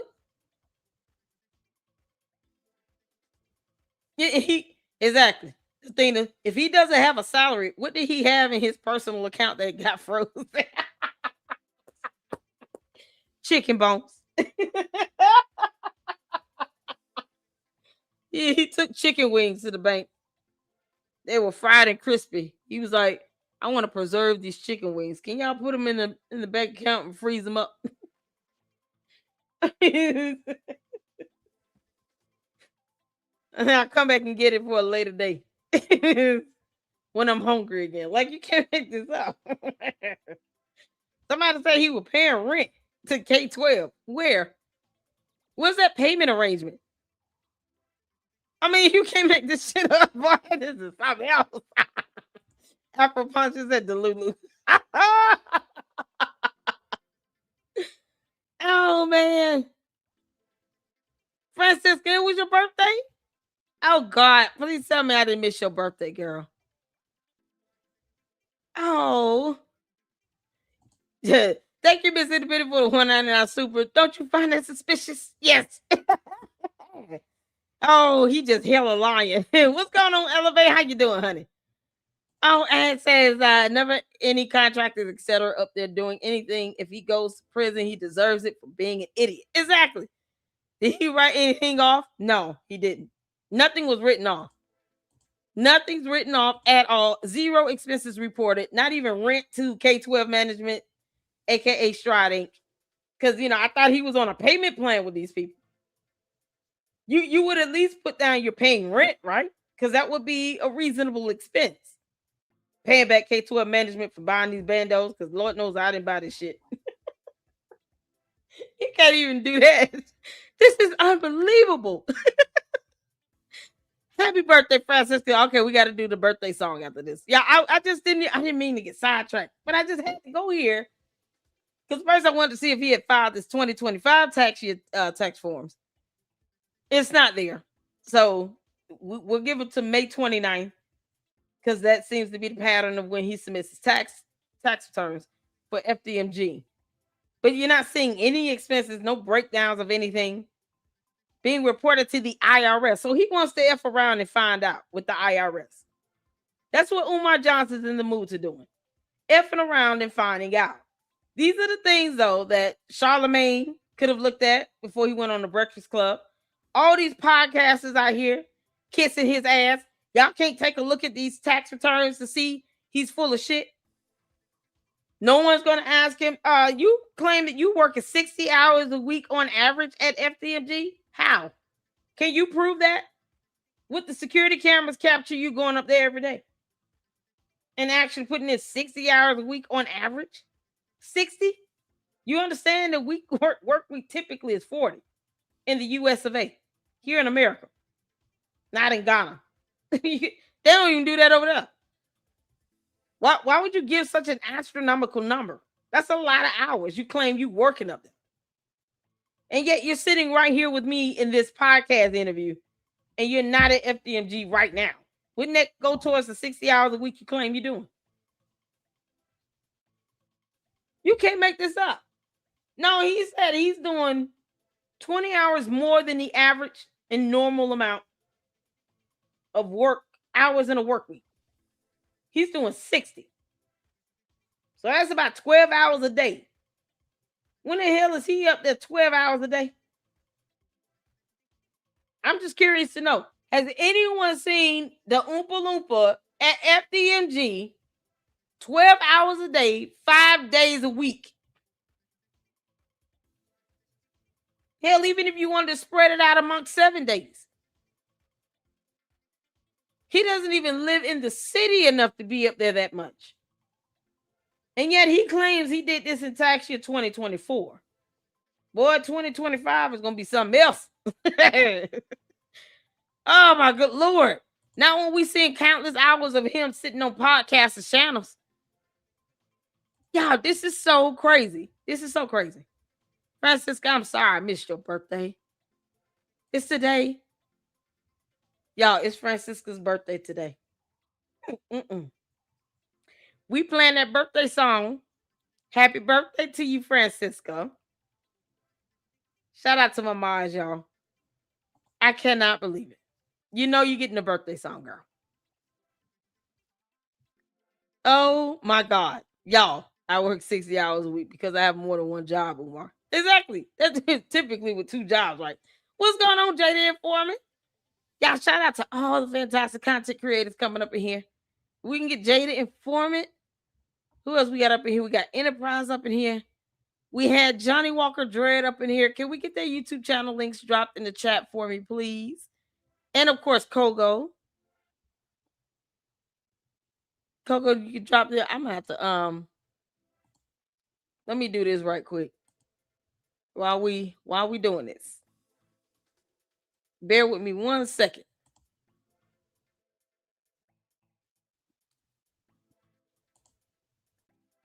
Okay. Hold on a second.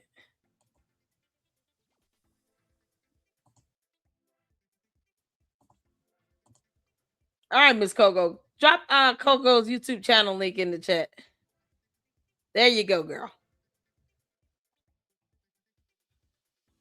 Oh, Rim here. Please, please, please make sure you drop YouTube channel link for your Rim up in here. Francisca's birthday is today. S-Files up in here. Oh, yeah, we're going to do the birthday song. I want to make sure I'm not missing anybody. And thank y'all so much for tuning in. I just gave mod rights to Miss Kogo.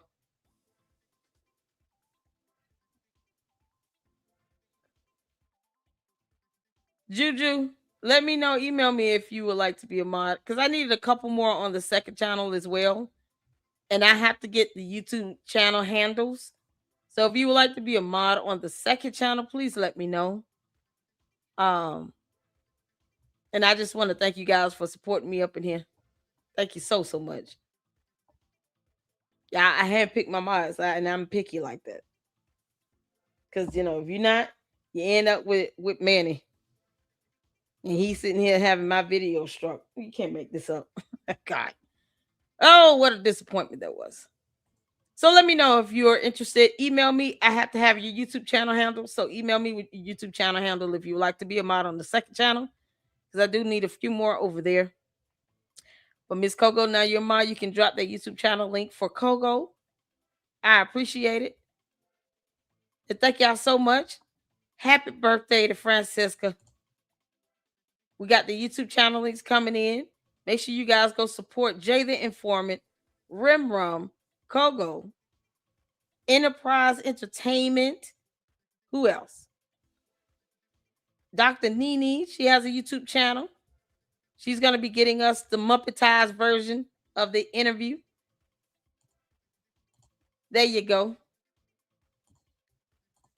As far as you made a song for Francisca, forwarded to LLC so we can hear it. Oh, yeah, send me the link.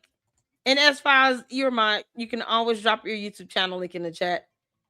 Ralph Mar, that's a good question. If Umar works 60 hours a week, who is taking care of his mother? Look at here.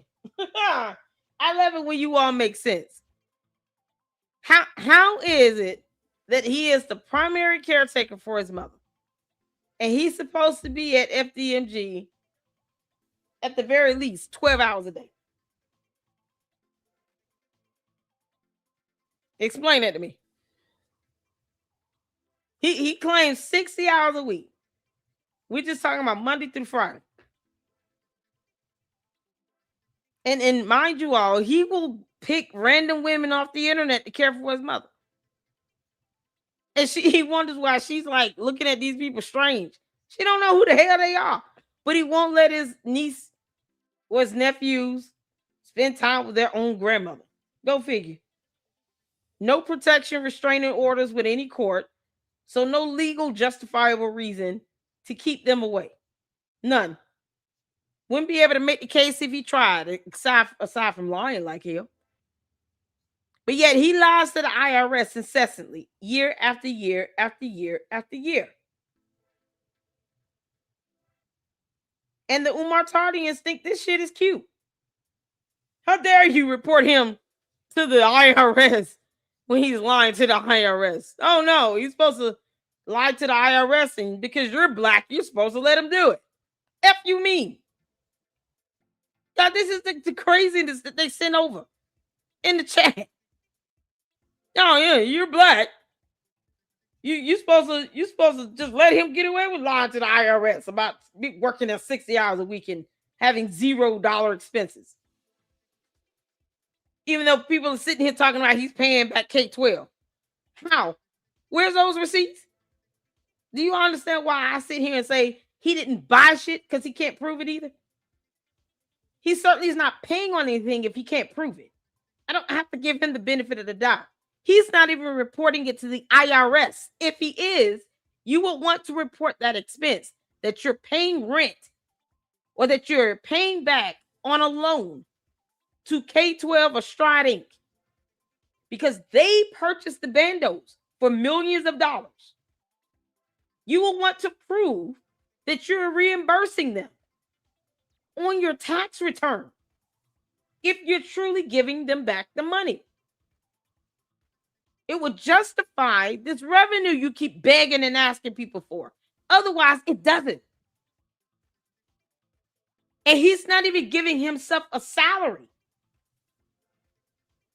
And yet he wants the IRS to believe he's working there 60 hours a week for free. No salary. Did I tell you all he didn't put a salary down? This shit is so crazy. What's going on, Tig Speaks Lady? You got your video struck? I've been away for a bit. I use my name was Girls Cake and Cook. Yes. How you doing, honey? Yes. I got a false copyright strike with 2 videos on malware because Manny told her to do it, according to her. And he never denied it. So he could have told her to retract them. He didn't do that shit either. And he just decided, I'm just going to wake up and be mad at everybody today and take it out on their channels. But never mind, Umar here lying to the IRS. Oh, you can't make this up. What's going on, Andre? How you doing, honey? As File said, I made one LLC. It is dedicated to Francisco. Oh, awesome. Y'all show Rim some love. He lost his grandmother. We got Francisca's birthday today. So let's show each other some love up in here. I appreciate you all. Y'all ready to get back to the Panda Press, child? Soon as Dr. Nini's Muppetized video is done, we'll check that out. If we have to finish up Panda Press on another day, we will. Y'all know we will. Just so I don't keep you off for too long. But that's the tax returns we just saw for tax year 2024. We will give Umar until May 29th. Umar, I know you're listening, you dumbass. May 29th, 2026. We'll give you to post up, have your tax returns filed, and submit it to the IRS, and then we'll go over it as soon as it's filed. And ProPublica website, great resource for many nonprofit organizations. Tax returns are posted there. So we'll be looking for that because whether he registered it as a 501c3 or 4, ProPublica will still be able to post up the tax return because it's still a nonprofit.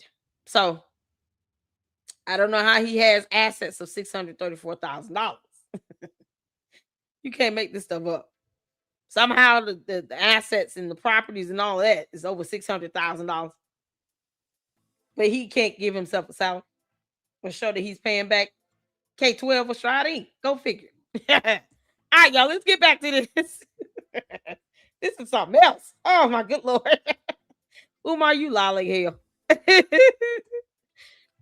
Miss Independent with the 199 says, hey, Rando and Home Care is a real agency.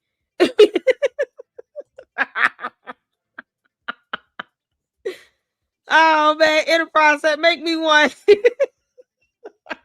What? Yeah, they hit me up. Miss Kogo with the $2 super, using my grit money to say thank you. Oh, thank you. Thank you so much for the support, honey. Oh, yes. Our condolences to Rim. We love you, honey. Miss Kogo gifted a Lady Luck Club membership. Make sure you guys give her a hearty thank you. Show some love. Francisca's birthday is today. I appreciate you all. Let's get back to this. Hit the 4 if you can hear. A hug. I need a hug.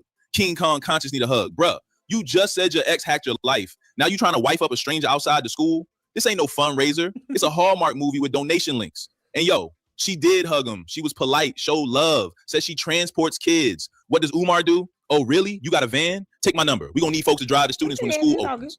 Bruh offered her a transportation contract on the spot right after saying the school can't open because his Apple Pay got iced. So now we go from my enemies got power in high places to you trying to drive a school bus for me, queen? This man recruiting staff at random. No background check, no HR, just hug and hire. It's like Tinder meets LinkedIn for fake schools. And you know how this ends. We've seen the cycle. Phone number gets saved, hugs get deeper. Next thing you know, she the new throat goat in the Umar lore. Oh, this man needs a business manager and a therapist, not another queen. And if we can prove a couple things, some people going to be in a whole lot of trouble, brothers and sisters. Oh, yes. Ifa Tunde Nation. Ifa Tunde Nation. Ifa Tunde Nation, stay calm. But this is what I want to say. Hit the PayPal, paypal.me/FDMG Academy. Hit the PayPal, paypal.me/FDMG Academy. Y'all see this? He asking for money now. How you doing, my beautiful black sister? I'm Dr. Umar Ifa Tunde, the Prince of Pan-Africanism. You can come give me a hug. I need a hug. Come give me a hug, sister. I need a hug. Come give King Kong Consciousness a hug. I need a hug, my beautiful African queen. And I'm like, I know that man from somewhere. Yes, ma'am. Yes, ma'am. How are you, my sister? Oh, he got to smell like pig. Appreciate the love. Appreciate the love. Appreciate the love. Appreciate the love. Yes, ma'am. Yes, ma'am. Yes, ma'am. Yes, ma'am. Yes, ma'am. Thank you so much. Stay strong out here. I sure will. Oh, you gonna thank him for lying to the IRS because that's what he been doing. You gonna say that? Thank you for lying to the IRS. You know where he locked up Al Capone and he was a murderer. Can you believe it? No. They don't believe in following our laws because soft sits and Moorish Americans and all that. None of that shit works in a court of law. By the way, they don't think that they are supposed to be held to laws, the rule of law here in our country. As opposed to them just leaving and getting the hell on. No, they rather just break our laws and then lie like hell to try to cover it up. What you lying for? Oompa Loompa, be proud that you put down that you work 60 hours a week at the FDMG bandos that aren't even real schools while you report $0 in expenses and then fudge numbers about the revenue. But you can't show receipts on how the money was spent and you're spending it. You are spending it because, see, you don't have a job. So how the hell you can afford clothes, shoes, and honey buns and Cinnabons and ginger ale and Little Debbie snack cakes? How you afford any of that? Somehow he managed to pay a hairstylist to sponge his hair. What you mean? He was able to give out $68,600. Yeah, okay. And if all he didn't report that shit though. That better be on the tax return for 2025 that you paid out of legal settlement for $68,600. That better be on that tax return, Oompa Loompa. You dumbass. If it's not there, both of you all lied, and I am going in. Do you all hear me? If I don't see that $68,600 on that tax return, but it's legal settlement, I am going in. When I say I'm going in, I'm going to ether, malware, and the Oompa Loompa. because he said nothing and she lied like hell. And anyone that supported her, you got it coming. If we don't see that $68,600 as an expense or anywhere on that 2025 tax return, because he used donation money to pay it, remember? That's what she said. I am going to ether, and I'm not sparing you your feelings at all. Just want you to keep that in mind. May 29th, Oompa Loompa. Had them tax returns up. Goes well. Oh, man, it was... That's our Marcus Garvey School. This is the school you hear me talking about all the time. This is it. You see the mural right there. John Jacques Dessalines, Nat Turner, Frederick Douglass, Marcus Garvey. I'm originally from New Jersey. I grew What up part? in Philly. Yeah, God help us all. I'm from 8th and Susquehanna. Got my first haircut at Shabazz at 8th and Diamond. My Jermaine first Shoemaker in filling the job flesh. was right there Sorry. at How you Yes. doing? Park right That's at where I was born and raised. So I grew up down there. North Philly. Down here, I moved to Delaware about 12 How you years ago. doing? Okay. And that's probably around the time that I started seeing you all. Don't ma'am. start Yes, ma'am. taxes. And I drive. No, I transport kids. Okay. And I'm talking That's your about, business? No, I wish it was. Okay. I was only asking because once we get the school open, we're going to meet some people with some vans to bring some of the children in the morning. You feel me? No, That's a little no. hustle. We Where don't you know from? who that Texas? woman is. No, Hoppo. Who this woman, Hoppo? Hoppo, who this woman? Hoppo, who this woman? You can't have strange kids around this woman. Don't nobody know who she is. No background checks, no nothing. You haven't checked her driving record? She could have just had an accident last week. You know, drove it into a small gym and lit it on fire. Something you claim keeps happening at these schools. Bandos. Funny how none of that comes up on the tax returns either. So he didn't put down on the tax returns, had to fix a hole in the wall in the small gym of the smaller bando because a brand new Mercedes-Benz was driven into the smaller gym and lit on fire. Here's a copy of the police report, the fire department report, and all the damages that I had to pay. None of that was listed as expenses at all. See, when you don't report this stuff to the IRS, why the hell should we believe you again? Take my number. Get your phone. All right, now it's time for the spiritual side quest nobody asked for. So after all the drama, all the broken promises, all the Oh digital my gosh. panhandling, Umar pivots hard into his Prince of Pan-Africanism World Tour energy. August 29th, New Orleans. August 30th, Hattiesburg, Mississippi. August 31st, Mobile, Alabama. Brow here shouting tour dates like it's a rap album rollout. School still closed, but he got time for a trilateral deep South consciousness circuit. But wait, there's more. He said he got a special request for the queens in each city. I need a hug, a big papa hug. I've been battling demons for 2 months. I'm here to tell you right now, we don't care. Let me tell you, we don't care. Battling demons? What demons? Capital One? Ex-girlfriends with Wi-Fi? Them donation refund emails? Look, I get it. We all go through it. But when you spend half the video begging for PayPal and the other half asking for hugs from random women in Mississippi, yeah, it's feeling more like spiritual thirst than spiritual warfare. He even said, I've been battling all kind of demons, brothers and sisters. Okay, but the only demon we see is mismanagement and emotional oversharing. He turned this into a therapy tour with ribs on the side. August the 31st, New Orleans, Hurricane Katrina, August the 29th. So we got a trilateral commission. We got a Deep South, Prince of Pan-Africanism, Black August, Grand... Now he just make dumb shit up. He just makes up dumb shit. He throws out all this stuff. We're going to have this on this day, and we're going to do this on this day. We're going to have this classroom with this. We're going to teach this. We're going to have that. Oh, I can't wait to show the uniforms, and it's going to be this and that. All this old dumb shit he come up with, none of it lands on a tax return. That's his, you know. Now, this is a story all about how my life got flipped, turned upside down, and if you like to take a minute, just sit right there, tell you how we scammed the state of Delaware.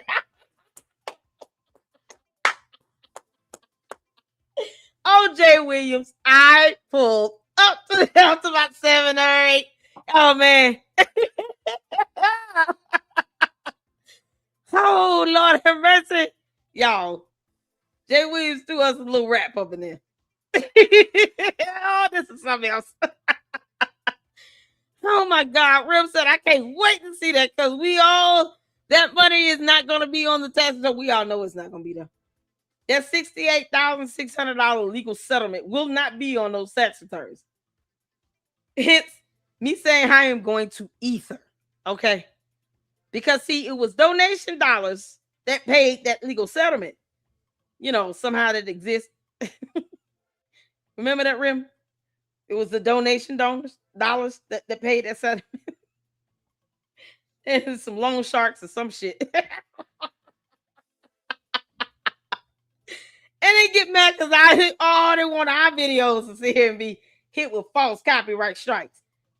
But that $68,600 will not show up on tax returns as an expense for a legal settlement that he chose to pay. Who was the ombudsman again?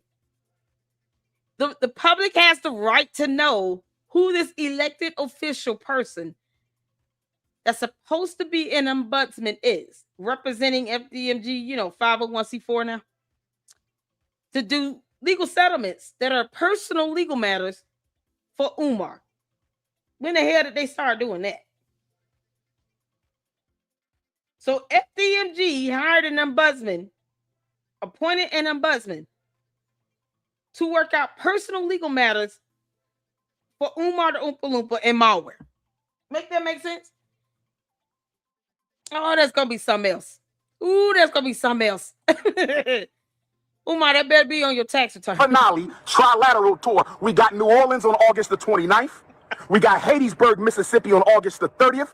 And we got Mobile, Alabama on August the 31st. I got a special request from all my New Orleans queens. I got a special request for all my Hattiesburg, Mississippi queens who I'm going to meet for the first time. I got a special request for all my Mobile, Alabama queens who I'm going to see for the first time. I need a hug. Can I get a big papa hug? I've been battling demons for 2 months. I've been battling demons. I've been battling all kind of demons.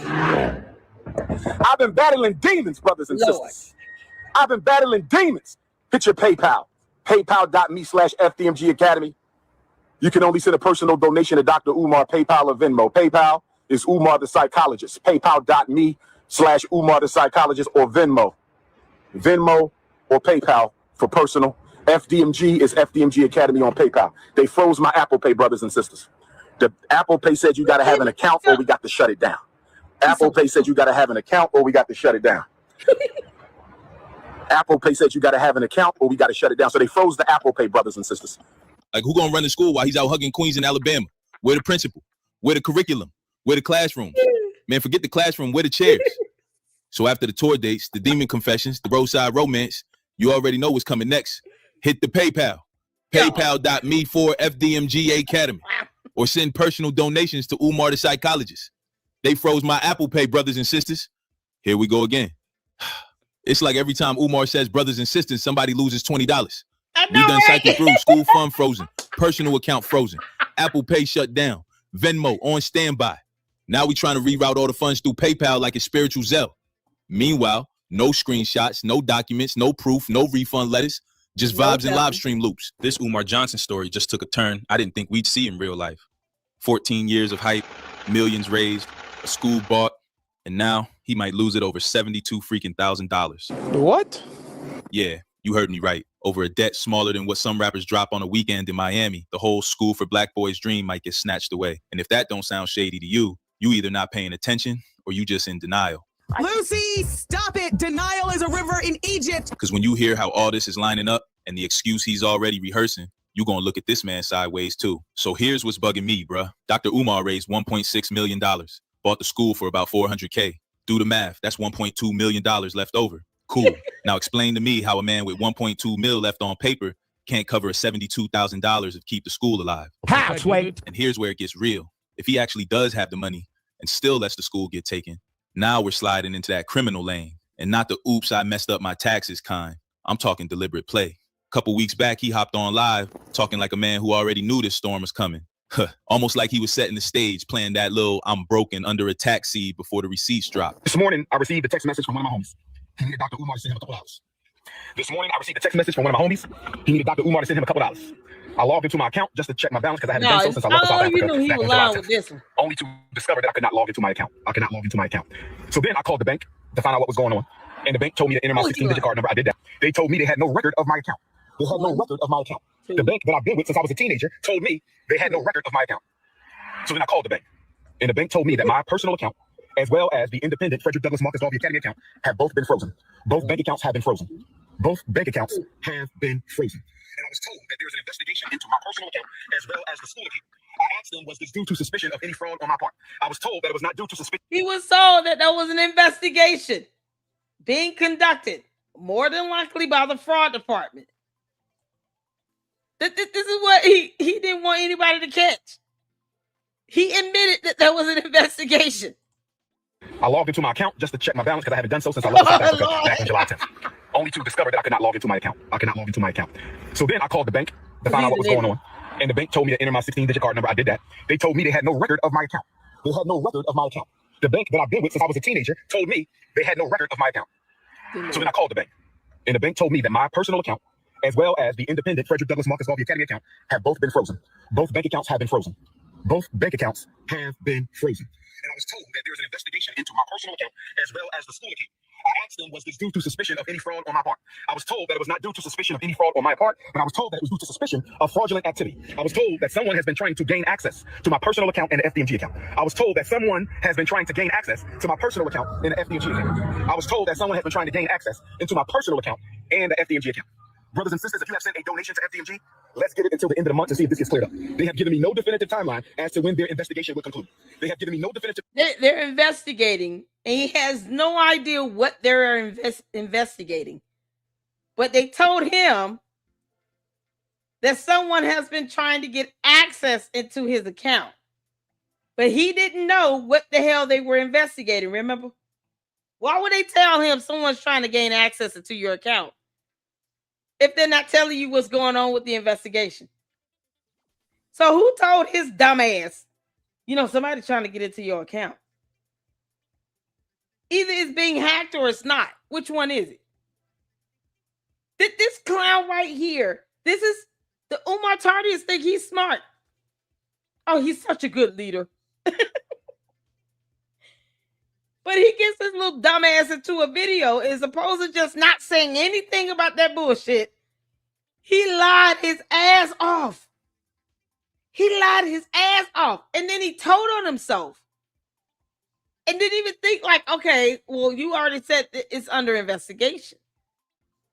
And if any bank is doing an investigation, it would be the bank's fraud department. But yet you asking them, is it due to any fraud on my part? What you mean? They're not going to answer that question, but somehow they told you that people are trying to hack into your account. You see how he keeps putting his foot in his mouth? Bigfoot is an idiot. Hands down. All them pig feet and hog mogs are not working well for you, Oompa Loompa. Timeline as to when their investigation will conclude. If you have sent a check or money order donation to FDMG, let's wait until August the 1st, Black August, and see if this situation has gotten cleared. Y'all see the play forming, right? All right, check this.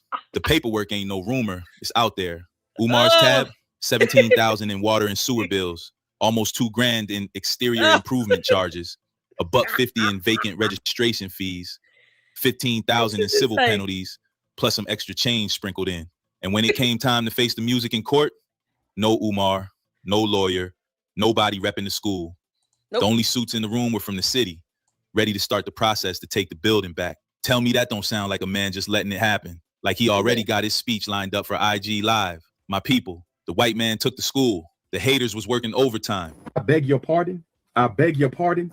Bruh, I can already hear it. The blame shift, the victim act, the whole performance. So that was a lie. Now here's where the timeline gets way too cute. The same week Umar gets hit with that 20-day notice to pay up, he jumps on live saying, somebody tried to hack my account. The bank froze my money, both personal and the schools. I can't touch a dime. Come on, man. Hey, bro, come on now, dog. Come on, man. I grew up around enough hustlers and slick talkers to know when somebody's setting up their alibi early. This got all the signs of a pre-built excuse. It wasn't me. The haters froze my account. The bank dragged their feet and the 20 days ran out. Boom, school gone. Wrap it in a little, the devil working hard energy, and watch the donations come flying in again. I'm not saying I got proof he planned it, but tell me this don't sound like one of those plays where the ending's already written. You don't find that suspicious? You don't find that suspicious? You don't find that suspicious? Here's the part that could really get ugly for Umar. If this man is still sitting on hundreds of thousands, hell, maybe even the whole $1.2 million and just lets the school go over 72 grand, that's not just bad optics, bro. That's handcuffs territory. And don't think folks ain't already talking like the walls are closing in. The chatter online, people got him slotted right next to Diddy on the Feds watching list. I'm hearing, bro, gonna mess around and catch a bit for this. Cause see, incompetence is one thing. You can't really arrest somebody for just being bad at managing money. But if you got the cash and you pull a stunt like this on purpose, you're playing a whole different game. And the house always wins. You're gonna learn today. You're gonna learn with a long look. Look, when didn't we talk about intent last night? Intent to defraud. You gotta have intent. How is any of this an accident in what he's saying and doing? And then he has these damn tax forms that are just absolute garbage, where he's lying about how many hours a week he puts in as far as work is concerned, with no salary for himself. It all goes towards intent. Umar is intentionally defrauding not only the public and, of course, his Umar Tardians, but now banks and the IRS. Because he lied like hell. No expenses. So you're not paying back money to K-12 management or Stride Inc. Oh, okay, cool. Like that. Well, someone that we've both had on our show at some point, Dr. Umar Johnson. Yes. Who still has not built a school, by the way. When I did my first interview with him, which was like, 12 years ago? Hold on, let me look up. Let me see. Let's see when I did the Umar interview. Let's sort by reverse date. 2016. 9 years ago, I did the interview, and he said the school's coming soon. Now, you're actually trying to own your own school or buy your own school? Like, explain that to me. The Frederick Douglass and Marcus Garvey Academy is a school that I conceived of a very long time ago, but began to actually put teeth into the creation of that school a couple of years ago. And then it's like, oh, we got the school. Oh, no, someone broke in and they stole all the books. So now it's pushed back again. While I was on the live, the children had snuck into the school, which means they knew the door was unlocked. And more recently now, he made a video saying someone hacked into his bank account. Did you see that? Dr. Umar has access to no money right now because my personal account contains all of my money. I only send it to Apple Pay and PayPal as necessary. Someone, listen, I've had a bank account, for whatever, 40 years, in various banks, from Wells Fargo to Chase to, whoever else. You go down to the bank. If there's a problem, they fix whatever it needs to be fixed. Or you call the 1-800 number. You ask to speak to a person. Fraudulent transactions. If there was some transactions that seemed suspect and it wasn't you, then this can be verified and cleared up. Exactly. I've never had a problem. In fact, when I get fraudulent charges, they usually send it to me right away, and those charges don't go through. But the fact that he now has no money, I just feel he's just leaning into this. It's like, okay, y'all gonna say that I'm shiesty? Okay, I'll just go full shiesty. See, this ain't just the usual Umar drama echo chamber anymore. For years, it was the same small group of YouTubers and Facebook pages clowning him. Folks he could just wave off as haters. But now, it's out the sandbox.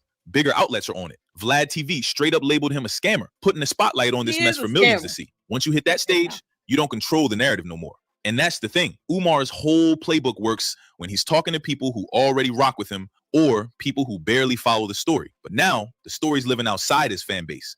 People with no beef. No agenda. Even folks who wanted to believe in him are starting to say, yeah, something ain't right here. And once that happens, it's hard to spin your way back from year. And here's where Umar really trips over his own story. This ain't some beat up building he's been patching together brick by brick. Nah. In past interviews, man was bragging about the school being state of the art, said it was part of a $13 million renovation less than a decade ago, told folks straight up, these buildings are modern and excellent shape. Happy because we were only looking to get one school, brother and sister. We ended up with two. And to all those coons and trolls who say the buildings are trash, do you realize the 4 buildings we got are state-of-the-art modern schools? They are not old schools like the ones we went to. They are modern. That campus was renovated at a cost of $13 million in 2011, 9 years ago. And the only reason why we have to renovate is because the building was not secured by the previous owner, which allowed people to get in and do what?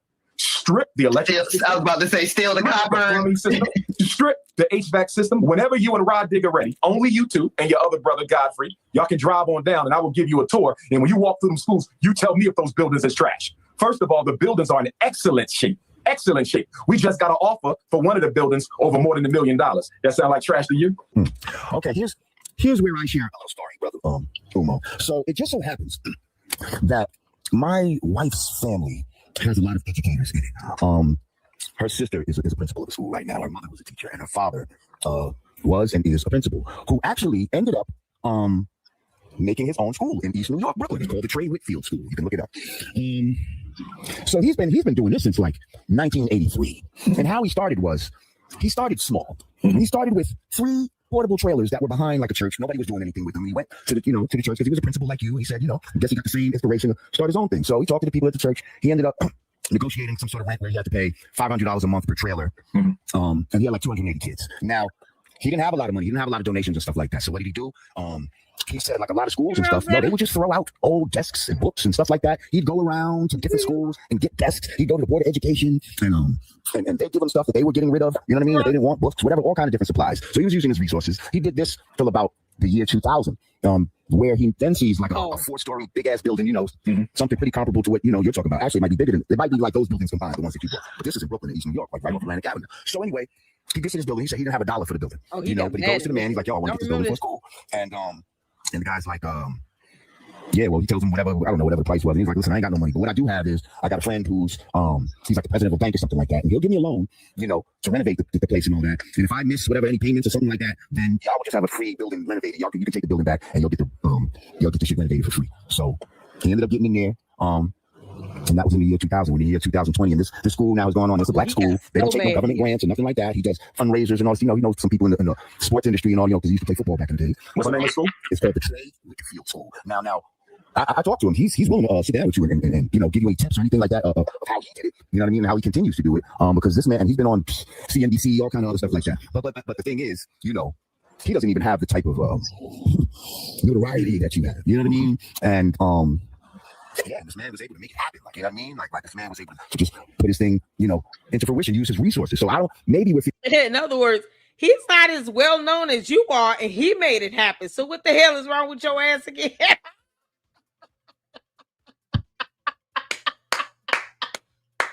He's not as well known as you. He went to a bank. He made a nice little deal. Either he make the payments or they just come back and get the building. And he still made it happen. And it didn't take 7 years for him. So what the F you doing? This is priceless. And I'm like, money is the answer for everything. But sometimes it's our resources. How about, could you donate your time or something to instead of the money to fix something? How about y'all come in and donate your time to help build up a school or something like that? You see, it's not always about money. It's about the people that you know. It's about a lot of different things. For $700,000, I feel like maybe we could have got a piece of land and just built from the ground up, and it could have been turned out cheaper. I don't know. We have to look into a lot of things. And this is a big undertaking that I feel like, you might need some help with it, brother. Well, a couple things. I want to deal with your assumption that I might need some help. Okay. Most of my friends are educators. Most of my elders are educators and psychologists. That is this is his response to this. I don't care who you think you know and what you think you got as a friend.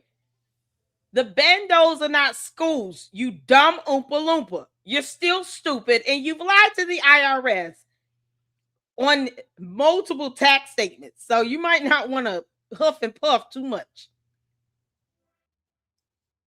Because at the very least, if anyone really wanted to report him to the IRS, now you have the tax statements and all the discrepancies I pointed out just in my one live today. If I had to do a deep dive, we would find a lot more.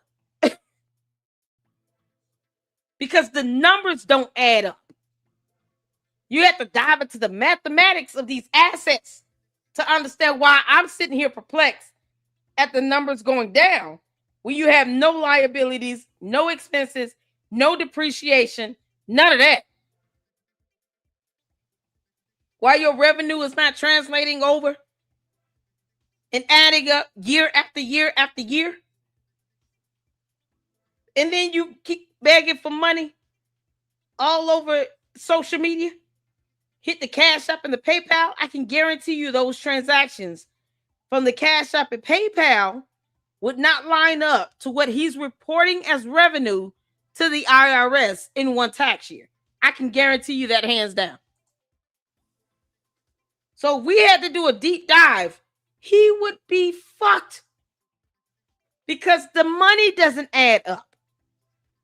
In his world, 4 plus 4 equals, 7. It's not 8 at all. It's 7.92341. It's something awkward. You're like, there's a letter in there, E. 4 times 6 is like 14 point E squared SL. FD 14.9, MG 21.8. Like it's like the weirdest answer ever. It's like how did your math translate into all of that when 4 times 6 is still 24 in this reality on Earth and to the IRS? 4 times 6 to him is a bunch of letters and numbers that he can't make sense of. That's how dumb he's made this whole thing. He wants people to believe he built something. He didn't build shit. And that's what Jamar is trying to tell him. With that $700,000, you could have bought land and built a building. You didn't even do that. And you're trying to make it seem as if we're coming into all these hurdles. We just need more money to open the school. But I have somebody in my family that got it open in less time, and it's not even as well known as you are. You bump.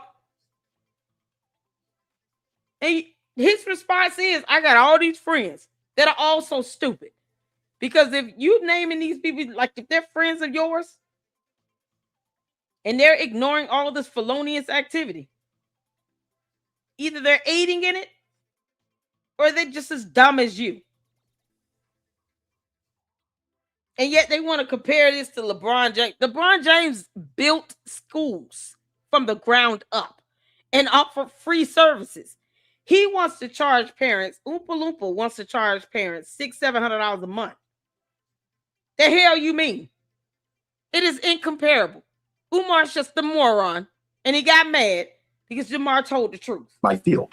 So it's kind of interesting when someone who's an expert in something, and I'm not speaking to you, I'm speaking to the detractors who say I can help him with that. No, he's this is not. I think they talk about the real estate part of it. Not you're an educator, but not a real estate guy. You see, but we already have the real estate, so that's not even an issue. Right? But did we choose the right real estate? Did we take the money and do the best fiduciary thing with the money?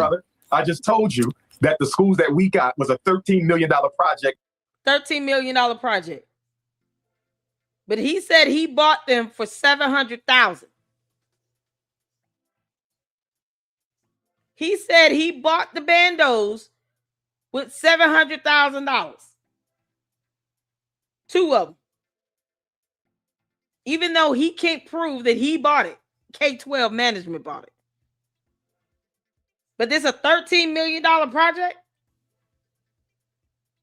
And it's the year of our Lord 2026. And now he's saying they won't even open until next year, 2027. Oh, you dumb Umar. 9 years ago in excellent shape. We got a steal for that campus. It was a steal. It was the best thing I could have possibly got. I have no regrets. Okay. See, that's when we start feeding into the lies. That's why you got to come see the school, my brother. Absolutely. Because you have people telling you that the school ain't in good shape. The school is in excellent shape, which is why we're getting off. One of them was closed down by the city in a violation report.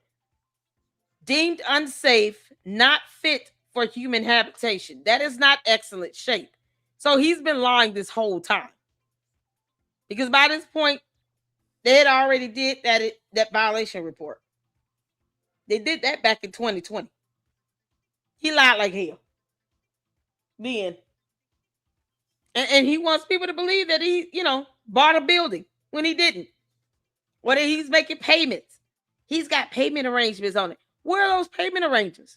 Funny how we've never seen any documentation on this shit. Office for it now. It's in excellent shape, brother. The classrooms don't even have to be touched. We just have to fix the electrical system, the HVAC system, and the plumbing system. So let me get this straight.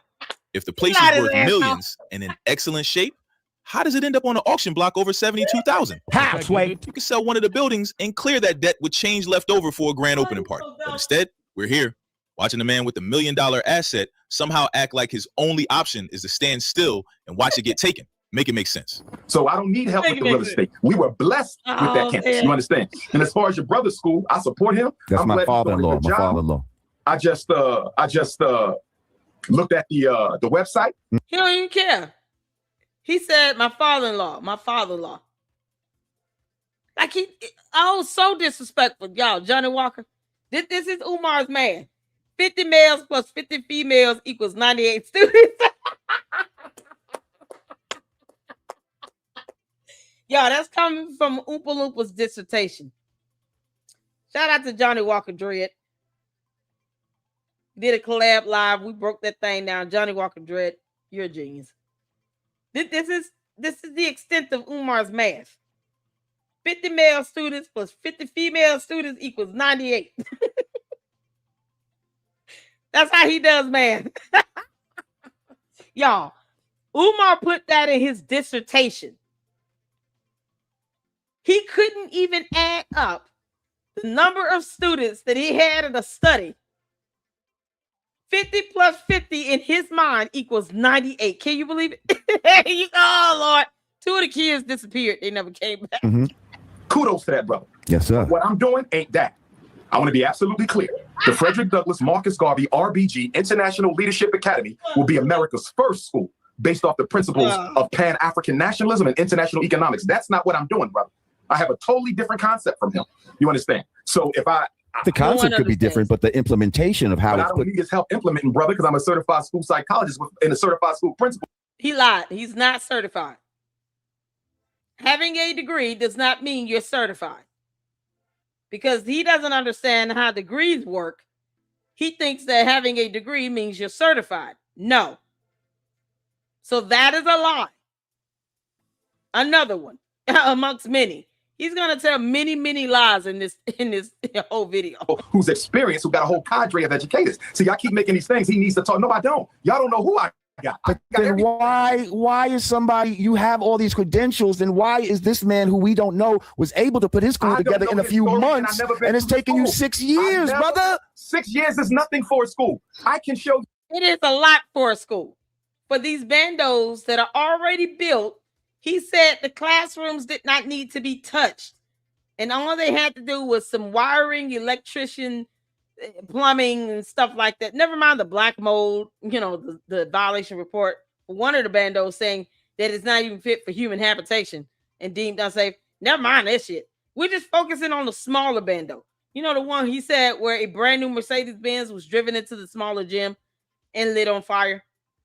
He said the classrooms didn't even have to be touched there. Oh, really? Never mind the black mold. It still got mold in it. And yet it's taken 7 years for him to not open the smaller bando.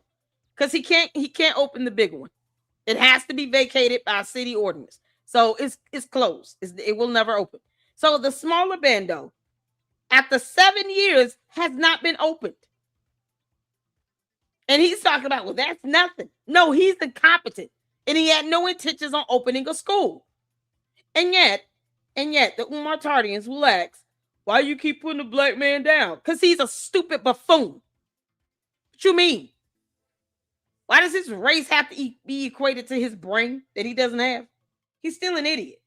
I don't care what race he is. He's a moron that's scamming people. He just so happened to be black. No one would care about his race if he did not make it an issue. Only Umar makes his race a problem. It doesn't mean that he should get away with lying to the IRS on tax documents or to the public or about donations or that anyone should be saying he's making payments to K-12 management or Stride Inc. for anything when there's no evidence of it. Yet they keep receipts. It's so funny how those receipts never manifest themselves. You 10 charter schools where the money is coming from the state, and it took them almost a decade to get open, brother. He's so mad. You don't open up a school in a year or two. I don't know your brother's story, and I don't care to know it. I don't care to know it. Why not, though? If it could be helpful to you, why wouldn't you care to know it if it could be helpful to you? Brother, I have friends who own schools. Do you understand that? I have friends who own schools. But you can't open one. So if I need to talk to someone who owns a school, I already got that. I got what I need. The only thing missing from my equation is enough funds to complete the task. That's it. That's it. The school is not open yet because I don't have enough funds to do it that way. I'm not. But you said all you had to do was some electrical wiring, and you raised $700,000. That's not enough to pay electricians to come in and do some wiring in the building. And it's only one bando, not two, because the city said to vacate the other one. You will never be able to get that one up to code because it would cost millions of dollars. And you're not going to put the money into it then. You won't even put down a salary for yourself to the IRS. You trying to lie to them, and you want them to be okay with it. Going to no bank. Maybe maybe we need fundraising, different fundraising methods. Maybe the people that we go to. We have that in place, but what I want you to understand, it takes time to build institutions. I ain't got no problem with where we are. I'm loving where we at. We got our plans done by the engineer. We got our electrician. Yeah, because the scam is him fundraising forever. That's why he's loving it. It's like, I don't have to really be obligated to open anything and deliver anything, because once we open it, now I can't keep saying, send me money to open it. So, that whole grip comes to an end. Now it's going to be, send me money to keep it open. And then people are going to be like, okay, why aren't you generating revenue to keep it open yourself? Because he knows he won't be able to stay open because he has no revenue source to keep it open. So why open it if he knows that he's going to have to close it? It's not going to last long. Because then people will be asking him, well, what happened? We thought you had the money, Umar. Chosen. I'm meeting with my HVAC this weekend. I got my plumber on standby. Roofer did his job. Carpenter lined up. We doing what we need to do on the time frame we doing it in. I don't need no help outside of the team I got, which is filled with experts from the East Coast to the West Coast, brother. Okay, brother. I mean, these are definitely the answers that people want to know. They want to. I'm not interested in people. I'm interested in donors, brother. Yeah, but in order for you to get donors, though, you're gonna have to satisfy these. Yes, brother. And how are you gonna get donors if you don't satisfy? If I disagree with you, listen. If I'm considering to be a donor, but I have certain questions that I want answered, I feel like that's legitimate. Can I tell you why that's bullshit? Why? Go ahead, please. Respectfully. You've been raising money for 6.5 years, brother. If you ain't doing up by now, you ain't. That's a 6.5 years you've been taking money from people. I hope y'all heard that. 6.5 years. I've been raising money for 6.5 years. You think I'm going to care now about what they think? I never cared. Just keep giving me your money. Don't ask me no questions. If it takes another 7 years, it is what it is. I'm happy where I am. He don't care about the donors. He don't care about the people. And he certainly don't care about minor children going into a bando that has no insurance, that will not pass inspection, that will not be deemed safe, that has black mold in it. And he would rather focus on a parent lounge where he can spank the mommies in there than a teacher's lounge where they can just have a 30-minute lunch break. Go figure. Your question don't matter. End of the day, this don't even feel like a mystery anymore. No one cares. He doesn't even care. Umar's biggest problem ain't just money, it's ego. The man had people willing to help, real advice on the table, even examples of folks who built schools with less. And instead of adapting, he built a wall around himself and called it a plan. Now here we are, 14 years of talk, 1.6 million raised, and the school's hanging by a thread over a bill smaller than some rappers' jewelry deposits. And the sad part, if it all crashes, he's already got the speech ready. No lessons learned, no accountability, just another live blaming the system and the haters. Bruh, every time you think Dr. Umar can't top the last headline, he pops back up like hold my incense. We were already talking about the 72K bill, his ego running wild, that shady old footage. And now his bank account's frozen. He's out here giving speeches about it. And somehow in the middle of all that, he's talking about buying another school for $500,000 cash. I beg your pardon. I beg your pardon. Meanwhile, at the first school, still looking like an abandoned set from Lean On Me. And the craziest part, folks in that crowd were nodding like it made perfect sense. My disappointment is immeasurable, and my day is ruined. So here's where it gets spicy. Umar's in Newark on stage, giving the people an update. And instead of clearing things up, he low-key confirms what everybody's been whispering. Says both his personal and school accounts are frozen. You're broke. You're poor. Nah, there's a glitch. Nah, the bank made a mistake. Nah, both accounts locked up. And remember, this is the same money he's been raising for over a decade to open that school. But here's the wild part, the timing. Right when he tells the crowd, I can't access a dime, the city had already hit him with a notice. Pay $72,000 in unpaid taxes, utilities, and fees, or they're taking their property. 20 days to cough it up or say goodbye. And bro, people from the streets hear that and instantly recognize the play. That's the classic, the system froze my money right when they were trying to take my stuff storyline. It sets him up to say, see, they didn't want a school for black boys. The white man blocked me. It's like he's already rehearsing the excuse before the repo truck even pulls up. And right on cue in Newark, he breaks out the big bad boogeyman. The FBI says they're the reason his accounts got frozen. Bruh even hit the crowd with the triple repeat. Peace to Pan-African, my brothers and sisters. Peace to Pan-African, my brothers and sisters. Peace to Pan-African, my brothers and sisters.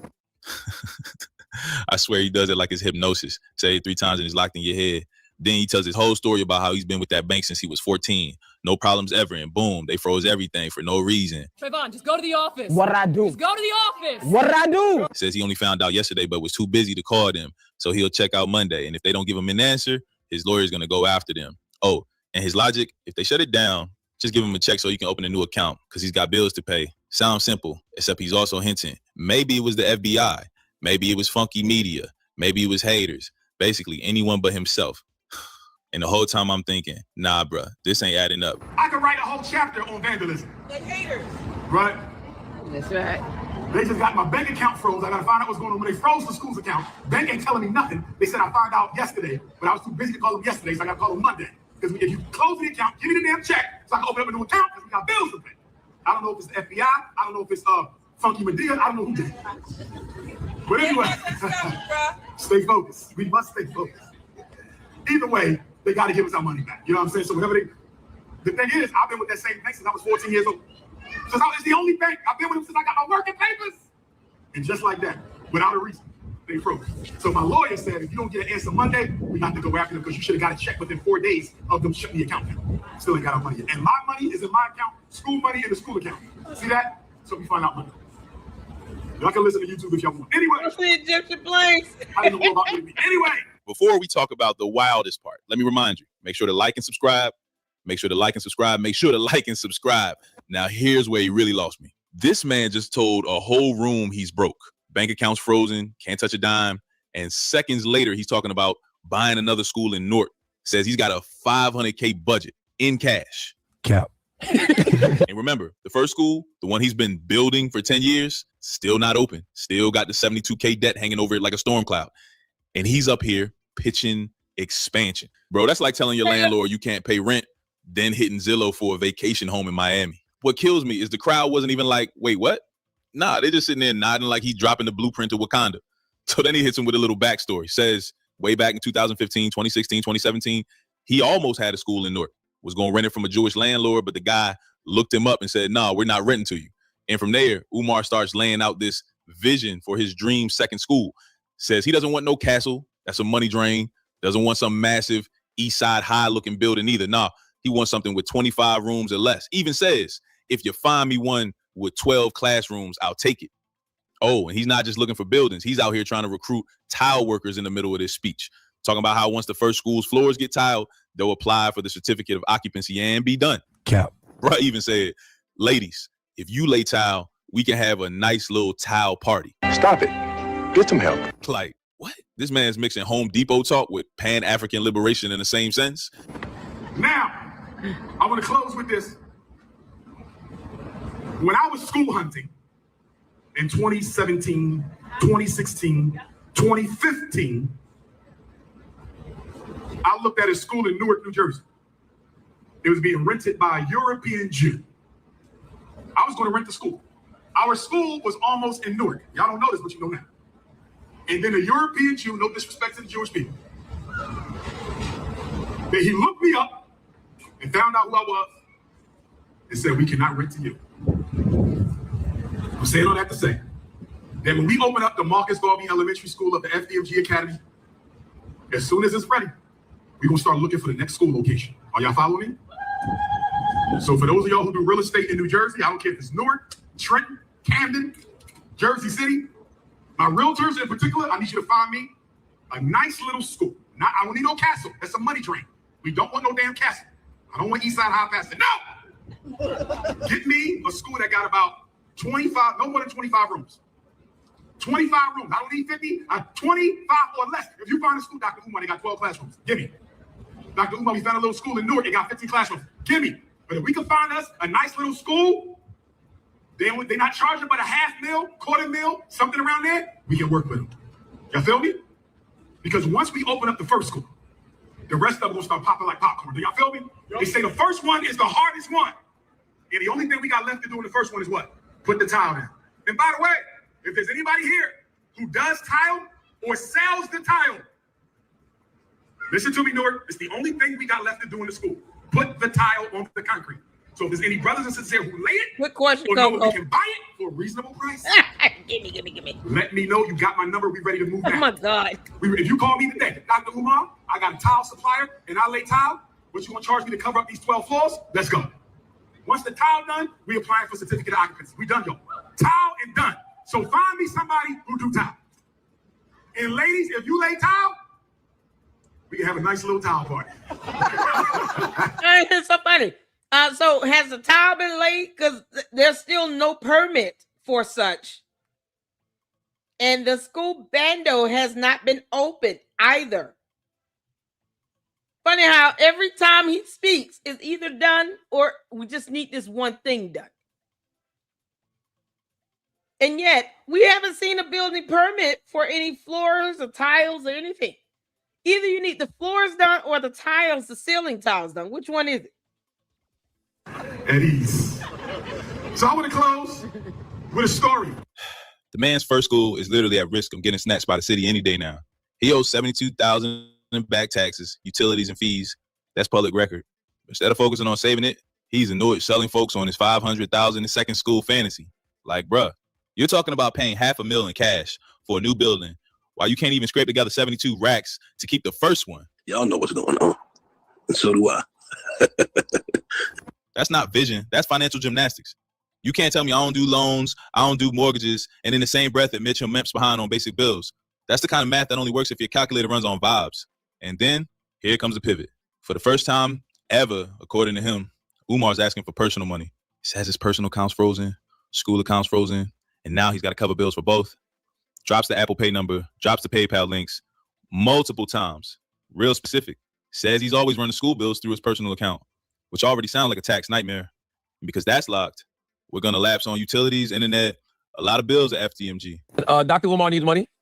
Dr. Umar has never asked for $1 in his life until now. What is this situation? I keep hearing people talk about it. What happened? Dr. Umar has access to no money right now because my personal account contains all of my money. I only send it to Apple Pay and PayPal as necessary. So the Prince of Pan-Africanism, for the first time in my life, is without any digital currency.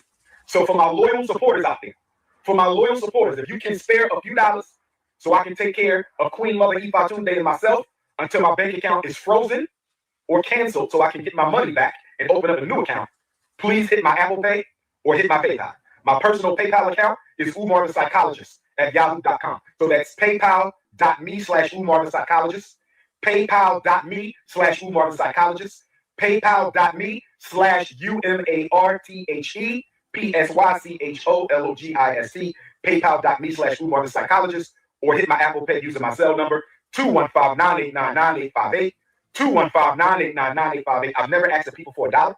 I have never asked the people for $1 in my life. I've only asked you to donate to the FDMG Academy for Boys. I don't have any sons. I have 2 daughters. So the FDMG campaign is a selfless project, mission, and service to provide our boys with the education that they deserve. But right now, I don't have any money because my account was frozen by my bank because someone has been trying to hack into my account, hack into FDMG Academy account. So the FDMG Academy account is frozen. My personal account is also frozen. That means we're going to lapse on our utility bills. We're going to lapse on our internet bill. We're going to lapse on a lot of our bills at FDMG. The bank is not giving me a timeline as to when the situation is going to be resolved.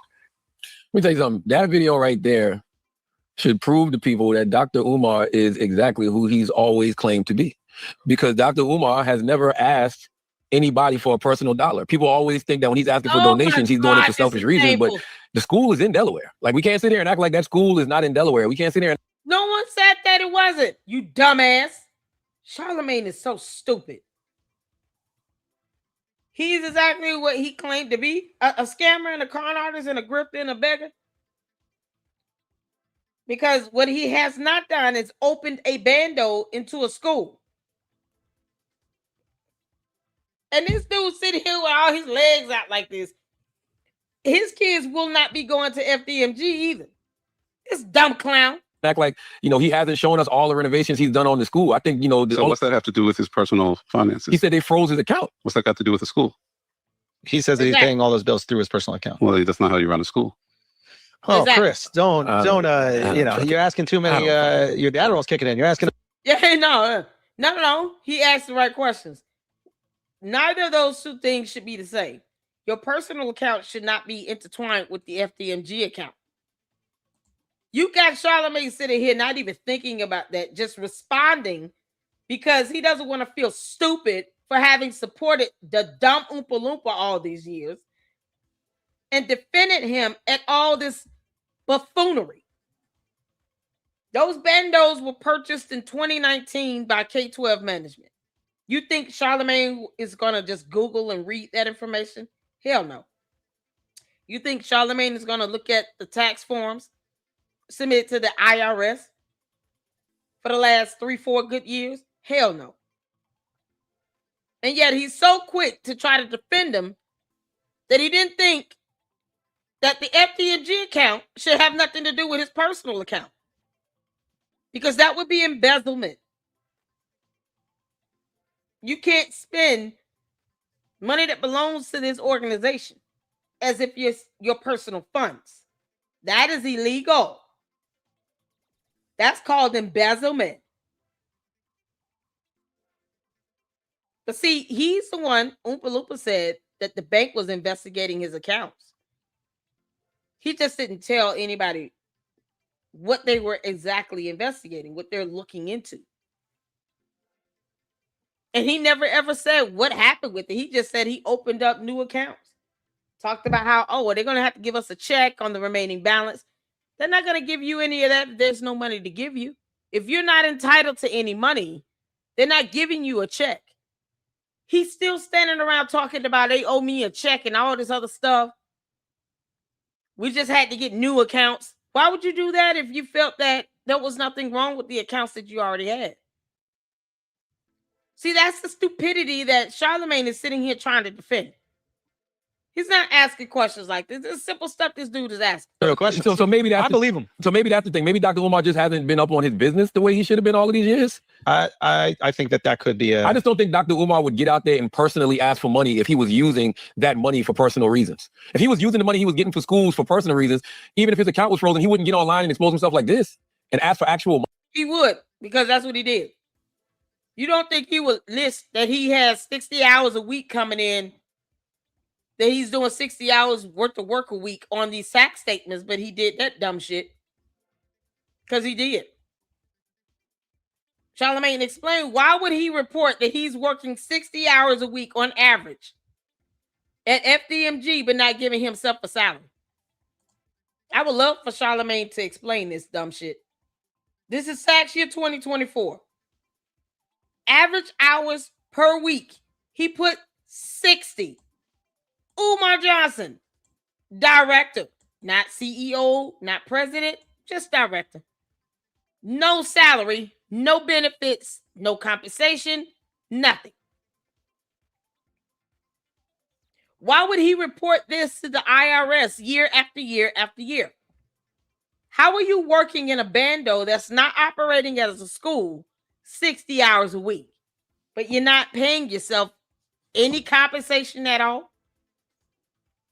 Then why does he have a personal account? You see, Charlemagne, you're just as dumb as he is. He's been reporting this shit to the IRS for about 3 to 4 years in a row.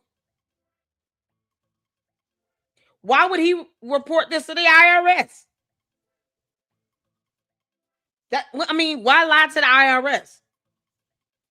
He will never be able to prove that he's been working there 60 hours a week on average for tax year 2024, 23, 22, 21, 20.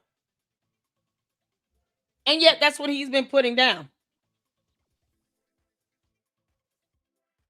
This is what he's been reporting to the IRS. And he's just a damn director. Nothing more. You can't make this up. And Charlemagne is trying to excuse it. Well, why would he say that and do that? Because he's an idiot, but he did it. Money and tell everybody, hey, my accounts are frozen. I believe him, man. I believe him. You can hear. Of course, the loyal followers are eating it up. He's never asked us for $1 before. He must be really in trouble. But the real ones are like, hold up, wait a minute. Those $72,000 in taxes and utilities were due months ago. The freeze happened 2 weeks ago. So what's the excuse for not paying back then? This isn't about the freeze. This is about bad money management. But instead of owning that, he's playing it off like it's just an FBI plot to block the liberation of black boys. And see, this ain't even the first time the math been funky. Remember that date with the doctor fundraiser? Yeah, $100 a ticket. One lucky sister gets to pick any event in America. Umar picks her up, covers flights, hotel, dinner, all above board, no funny business.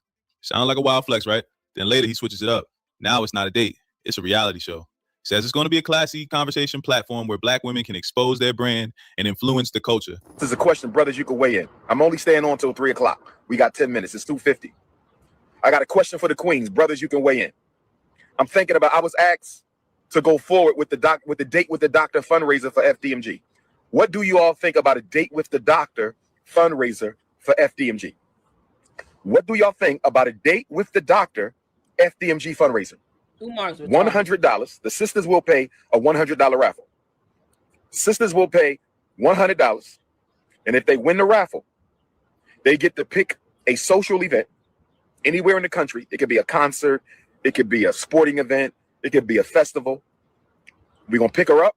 I'm going to pick her up. We're going to pay for the hotel, pay for the flight. I'm going to pick her up, take her to the event. We're going to go to dinner. Charlamagne, Umar's going to pick your wife up, take her out on a date, dinner, midnight basketball game, midnight stroll, and then take her to the parent lounge in FDMG. You know that bando you think is going to become a school? And you, punk ass, can't say nothing about it because you've been defending Umar all these years. So let Umar do all this stuff to your wife, Charlamagne. Let him pick your wife up and take her out on a dinner date. She'll be blindfolded, go to some dark, dim lit place. And then he's going to take her to the FDMG parent lounge and paddle her and have a midnight basketball game and all these fantastic things that he thinks that women want. And then he might bring her home. Maybe he'll just throw her out the room and make her ass walk. Who knows? Charlamagne, you should be good with that. Let all this stuff happen to your wife because you're an idiot. Dumbass. Then we're going to drop her back off so gross at the hotel or the Airbnb. I am forbidden to go inside. And she is forbidden to come with me. This is straight above the belt. It will be one-on-one, no escorts. But the sister will choose any event in America, one-day event in America. We will fly her out, put her in a hotel or Airbnb. Dr. Umar. Shout out to Miss Independent. Thank you for the $1.99 super. He did change the name on the taxes. Yes, he did. Frederick Douglass Marcus Garvey Leadership Academy is what it is now. I think it was what? Wasn't it revert RBG something? He didn't even try. God. This is the nonsense. Well, you can't make this stuff up. FDMG RBG Leadership Academy. Who child? And he always had himself listed as director. Working now 60 hours a week with no salary. From the very first tax form from tax year 2020, it's been the same damn thing. Except here, he did it twice. He put his name twice. 60 hours a week on average. How do you make this type of error? Still paid himself $0. How did he make money again? He doesn't have a regular job. You can't make this up. This is tax year 2020. He's been doing this shit 4 years in a row. Not going on 5. Oh my God. He's an idiot. Yep. And Charlamagne is defending that. I will pick her up. Dr. Umar will take her to the social event. Dr. Umar will take her to dinner. Shout out to you, Miss Independent. Okay. Maybe a nice walk out wherever we at as a brother and sister. And I take her back home. Is that acceptable to raise money for FDMG? First of all, will it raise a lot of money? Will it raise? Y'all say not 100. We got to do $50. We got HVAC. We got to pay for the $250,000 HVAC. So how y'all want to do this? Knock the raffles down to $50? Can't go below 50. We got to pay for the airplane, hotel, dinner. We're going to take her to a nice place. She get to choose. She chooses where she eat. This ain't no McDonald's. This ain't no IHOP. You feel me? We talking about, I don't know, $300 plate dinner. Okay? What do the ladies think about the date with the doctor? We're going to do 4 of them. East Coast, West Coast, down South, Midwest. East Coast, West Coast, down South, Midwest. East Coast, West Coast, down South. I just wanted to come on here right now to clarify the date with the doctor reality show. I want all my African queens to listen up. I want all my African kings to listen up. I want to clarify the date with the doctor reality show that's going to be kicking off really, really soon. The date with the doctor reality show is really a conversation platform. It is a conversation platform where Black women and I will exchange views and opinions. Shout out to Miss Independent for the $199. If a man buys a ticket to the raffle, then he just got to take that man to dinner. This is what I mean by Umar being an idiot. He's so stupid. He comes up with these dumb ideas like this and just throws it out there with no thought at all. And then he puts his foot in his mouth, and then you got these morons like Charlemagne trying to grown-ass me and simping for him. Why don't you just take Charlemagne on a date and just live stream that? If Charlemagne's going to sit here and cap and simp for him like this, just take Charlemagne out on a date and be done with it. On various issues affecting the world, the African race, and Black women in particular. It will be a platform where Black women can expose their brand, their business, and influence the culture of Black women and influence the culture for Black women. This is going to be an uplifting reality show. There will be no nonsense. It's going to be clean and it's going to be classy. I'm calling it a date with the doctor because that is going to be the ambiance. That's going to be the context. That's going to be the background. It's not a real date. Let me say. That's how it's going to be listed as an incident on the police report. Where she has to call 911 because he done tried to grope her. And it just didn't work out well in his favor like he thought it would.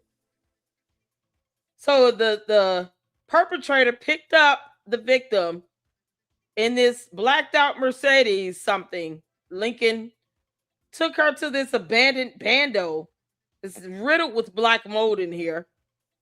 Called it the date with the doctor. And then he began to grope all over her because there were no, videos or cell phones recording anything. Now we just have his word against hers. Oh, and then these two Umar Tardians standing outside guarding the door. Oh my God. Turns out it wasn't a female. It was Charlemagne in the wig. This again. I am not looking for a wife. The ancestors will send them to me when the time is right. Let me say that show never dropped. No episodes, no production updates, nothing. So where'd the raffle money go? Because one woman was supposed to win, the rest just donated. This is what folks mean when they say it's hard to keep defending him. Every time you try, another story pops up that just makes you look dumb for believing. So at this point, you either think Umar is the unluckiest man alive, or you're starting to see the pattern. The frozen accounts, the $72,000 debt, the 10-year unfinished school, the $500,000 Newark dream, the raffle date that turned into a ghost reality show. It's all too messy to ignore. And look, I'm not here to officially stamp him as a scammer, but I am here to say when the story changes this much, when the numbers don't line up, when the timing is always just a little too perfect, you'd be a fool not to ask questions. He can blame the FBI, the bank, the haters, the media, whoever. But until the bills are paid, the school is open, and the promises are kept, all I see is a man playing in people's faces and the people clapping along like it's Sunday service. Y'all ever watch a man dig his own grave live on Instagram? That's Umar Johnson right now. And every time he opens his mouth, the hole gets deeper. This man pulled in $1.6 million to build a school for black boys, a dream he's been selling for over a decade. And now he's less than 3 weeks away from losing it all over a $72,000 bill. He was even talking about buying another $500,000 school while the first one's on the auction block. Halfway. And now he wants folks flying in from Africa, Europe, everywhere to protest the city of Delaware like it's their fault. Yeah, we got to talk about this. So here's the play. Umar hops on IG Live trying to do some damage control. Problem is, there ain't no damage control for this, bruh. It's over, like cooked. You're going to learn today. You'll learn what a long dick look like today. This ain't just a little PR mess. This is the type of situation where your own supporters start side-eyeing you. Quick recap so nobody's lost. Umar been pushing this FDMG school for black boys for years. The pitch was clean. Help me build a safe space for our kids, keep them out the system. Folks bought in. 1.6 million in donations. He copped the buildings for around 400,000. So cool. That means 1.2 million should have still been sitting pretty for renovations and whatever else the school needed, right? But fast forward to right now, that dream school, the city's about to put it on the auction block in 20 days. Why? Because Umar ain't paid about $72K in fees, 72,000 out of 1.2 mil left over. Make that math make sense, bruh. Special announcement. FDMG Academy bank accounts are still frozen. FDMG Academy bank accounts are still frozen. Dr. Umar personal bank account is still frozen. Dr. Umar personal bank account is still frozen. Brothers and sisters, we are fighting this war against FDMG and Dr. Umar Ifatunde. We are fighting this war against FDMG and Dr. Umar Ifatunde. We were supposed to get a refund within 4 days of our accounts being shut down. We were supposed to get a refund within 4 days of our accounts being shut down. We still haven't got our refund. We still haven't got our refund. We still haven't got our refund. So not only are the accounts frozen, make sure y'all hit my Venmo and my PayPal, paypal.me/Umar the psychologist. On August the 5th, brothers and sisters, on August the 5th, the city of Wilmington, Delaware, took out a notice to auction off the Frederick Douglass and Marcus Garvey Academy campus for unpaid vacant property registration fees. I repeat, on August the 5th, the city of Wilmington, Delaware, took out a lien to auction off the campus we bought, the campus we've been working on for 6.5 years. I was not notified of this. We were not notified of this. This past weekend, without an email, this past weekend, without a letter in the mail, this past weekend, without a phone call, the city of Wilmington put a notice on the door handle of both of our schools, informing me that if we don't pay the past due vacant property registration fees and outstanding utilities by the 25th of Black August, they will sell our campus. And here's where it gets real suspect. Right around the same time the city hits him with the pay up in 20 days or lose the school notice, Umar goes public talking about the banks froze my accounts, both his personal account and the school account frozen. Now, why are you even telling us that? Nobody knew about the auction yet. So him dropping that info out of nowhere feels like he was setting the stage for the classic play. Look, y'all, I'm a victim. They don't want me to win. The system's trying to stop this school for black boys. But here's the twist. It wasn't him who told the world about the auction. Some random person just walking past the school saw a notice taped to the door, took a picture, posted it online, and then boom, everybody put 2 and 2 together. So once the internet caught wind, folks already knew the next move. Umar was going to hit that conspiracy button hard. And right on cue, he starts framing it like some grand plan by the government, the FBI, the CIA, the whole alphabet soup, all working together to stop one school for black boys. And here's the thing. He ain't pitching this to people who gonna fact check. Nah, he's talking straight to the single moms who see him as the last hope for their kids and the diehard supporters who treat him like he's the Malcolm X of Instagram Live. But come on, bruh. Yeah, it was so crazy. He claims that he's up there 60 hours a week at the school. So he didn't know that it was posted outside.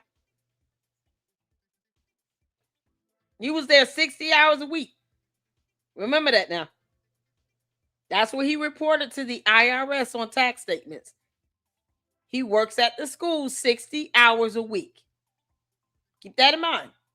And somehow he didn't know that this writ of monition was ever posted to the door by the sheriffs, not by some rinky-dink process server. No, sheriffs, commissioned officers posted this on the door of the bandos. And he is supposed to be up there on average 60 hours a week where he's not paying himself a salary. So how did he miss that the first time they tried to go out there? He knew about the court date. See, you get a court date and everything for this. Because that's one thing Umar is not going to be able to get over on me. He had the opportunity to go to court and contest to any of this on behalf of FDMG LLC, but he didn't. because he knew he didn't want to pay it. Why we have to pay the water bill if the bando's not even open? What you mean? You said it was open. All they need to do is get some floors and ceiling tiles or something. All we need is some electrical work done. We just need more money. It's almost done. The school's done. It's almost done. We just got to get certificate of occupancy. He can't even stay consistent on whether the school is done or not done. But let's not forget, he told the IRS on tax documents, he works up there an average of 60 hours a week.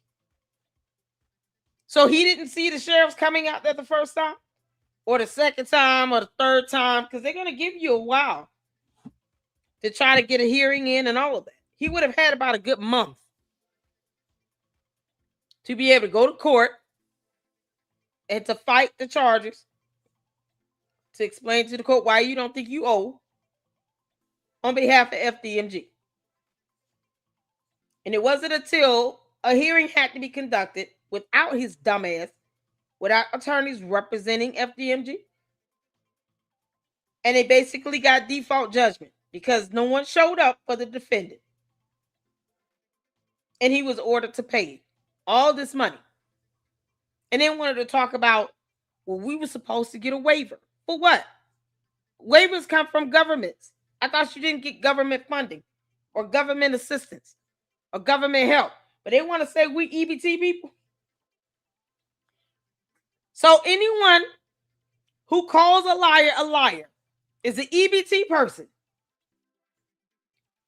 While Umar the Oompa Loompa is getting government waivers, get this, for vacant property registration fees, one of which he doesn't even have to have. Because the city told him in 2020, it is deemed unsafe and unfit for human habitation. Why not give that bando back to the city? That's just one less building you have to deal with. We the EBT people, but he's relying on waivers from the government to avoid paying vacant property registration fees. Make it make sense. I'm telling you all, I'm ethering all of them. If that $68,600 does not show up on 2025 tax documents as an expense for a legal settlement, I am ethering them. You understand? That's exactly going to be the title of the video. I'm ethering all of them. That's going to be the title of my video. So y'all know which one I'm going to go in and just go flat off. I'm going to ether all of them. Yep. And have fun doing it. You from North Philly. You know how this works. The city slaps a notice on your door. That's just standard. If you were really at that school as much as you claim, you'd have seen it the same day. Brothers and sisters, can I ask you a question? Why were we not notified that they were going to try to sell our campus? Brothers and sisters, why are they trying to sell our campus at the very moment that our accounts are frozen? Brothers and sisters, is it a coincidence? Is it a coincidence? Is it a coincidence that the city of Wilmington is trying to sell properties that we own and have been working on continuously behind our backs? No, you dumbass. You've been up there 60 hours a week. Why didn't you see them come up there all the other times that they did? Where the hell were you? On the toilet? He was on the toilet. That's why he didn't see him. He was on the toilet. They were going to sell our schools behind our backs. They didn't even tell us that they were going to try to sell our schools. We received no notice in the mail. We received no notice by email. We received no phone calls at all that they were going to try to sell our schools. Instead, they put a notice on the door handle. Somebody stole one set of notifications and sent it to the YouTubian struggle streamers. Somebody stole the Frederick Douglass High School paperwork off the front door and sent it to the struggle streamers that they were going to sell the school, and they wanted to sell the school before we found out. I believe that they wanted to sell the school before we found out. We were not supposed to know that they were going to sell our school. Why do I say that? We were given no notification. We received no letter in the mail. We received no email. We received no phone call that they were going to try to sell our schools. Instead, they put a notice on the door in a low-income neighborhood. They put a notice on the door with rubber band and masking tape. They put a notice on the school front door with a rubber band and masking tape. Acting like they snuck it up there in the middle of the night? Stop it. Stop it. Get some help. So after ducking the topic for about 10 days, Umar finally hops back on IG Live. And bruh, it's like a remix of excuses on loop. Account still frozen. No refund yet. The city blindsided me. He even claims they never emailed, never mailed, never called him. Just slapped a paper on the door with a rubber band and some masking tape. Then he goes full dramatic mode. Says somebody stole one of the notices and sent it to the so-called struggle streamers on YouTube. Like it's some Ocean's 11 plot to sabotage him. Meanwhile, the fact's still the same. You owe money. The city's not out here trying to play hide and seek with you, bruh. If you got hit with a judgment, it's because they served you proper and gave you the chance to fix it. You just didn't pay. And here's where it goes from sad to straight clown show. Instead of telling people, yo, let's pressure the bank to unfreeze my accounts, because if that's really the problem, that's the fastest fix. He tells his supporters to pull up on the city of Wilmington. What? Bro, what are you talking about, man? Like a protest at City Hall is going to magically erase a $72,000 bill. What's the game plan? They're going to say, you know what, Umar? Forget the fees. You good, King? Nah, that's not how city budgets work. And the wildest part, he's inviting people from Africa, Europe, all 50 states to Delaware to march for his unpaid bills. Brothers and sisters, I want y'all to get ready for a protest. I want all FDMG donors and supporters to get ready for a protest. We may have to march on City Hall, brothers and sisters. We may have to march on City Hall because of the racism. I'm going to call it what it is, racism. Discriminatory treatment. Why did we get no notification that y'all were going to sell our schools? Why did you not respond to any of our emails to retroactively apply our vacant property registration fee waiver? See that? I knew. Yeah, a waiver. You know, like EBT, you're getting something from the government. Why? Yeah, now let them congregate up there, and then we'll just have the National Guard make sure all their asses either get arrested or sent the hell back home. Play that shit if you want to on U.S. soil. Coming here from all over the world, think you're going to protest on racism because his ass claiming to work up there 60 hours a week to the IRS thinks he's above the rule of law and doesn't have to pay bills. He thinks that the city is supposed to fill out documents for him to get a damn waiver. When he failed to submit over documentation in a timely manner to get the waiver, you know, like an EBT recipient,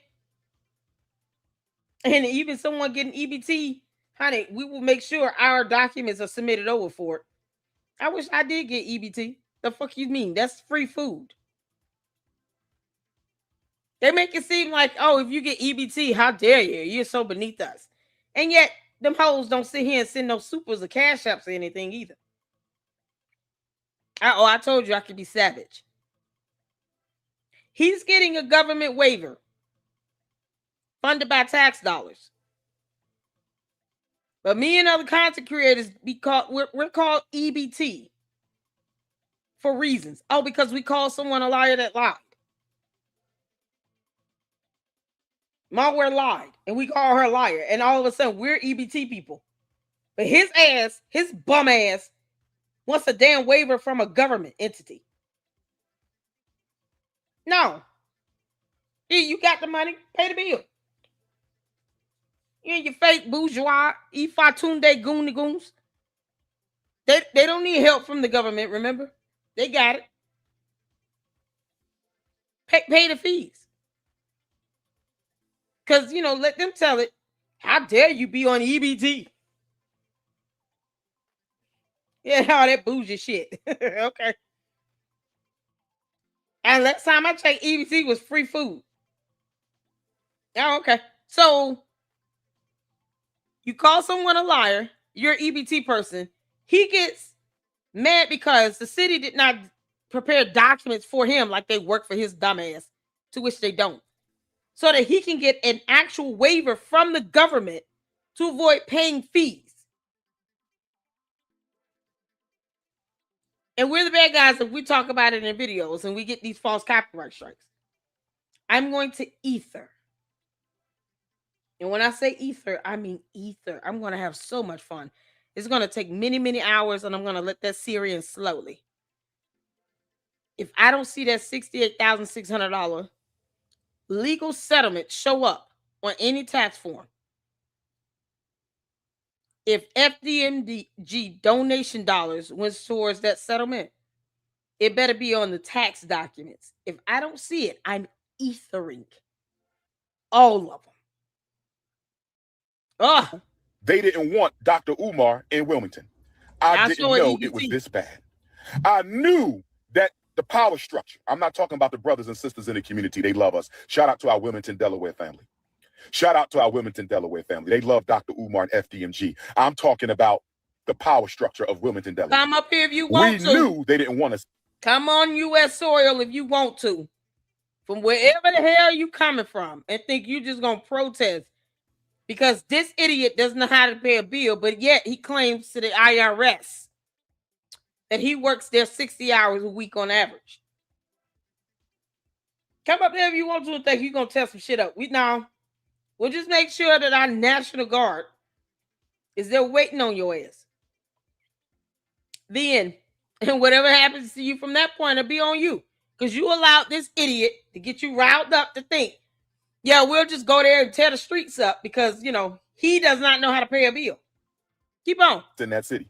But we didn't know they would go this far as to ignore us for 4 months and try to sell the school behind our backs. I didn't know they would go this far as to ignore us for 4 months and try to sell the school behind our backs. Oh, thank you. I didn't know they would go this far to ignore us for 4 months and try to sell our schools that we've been working on for 6.5 years behind our backs. So brothers and sisters, this is what we're going to do.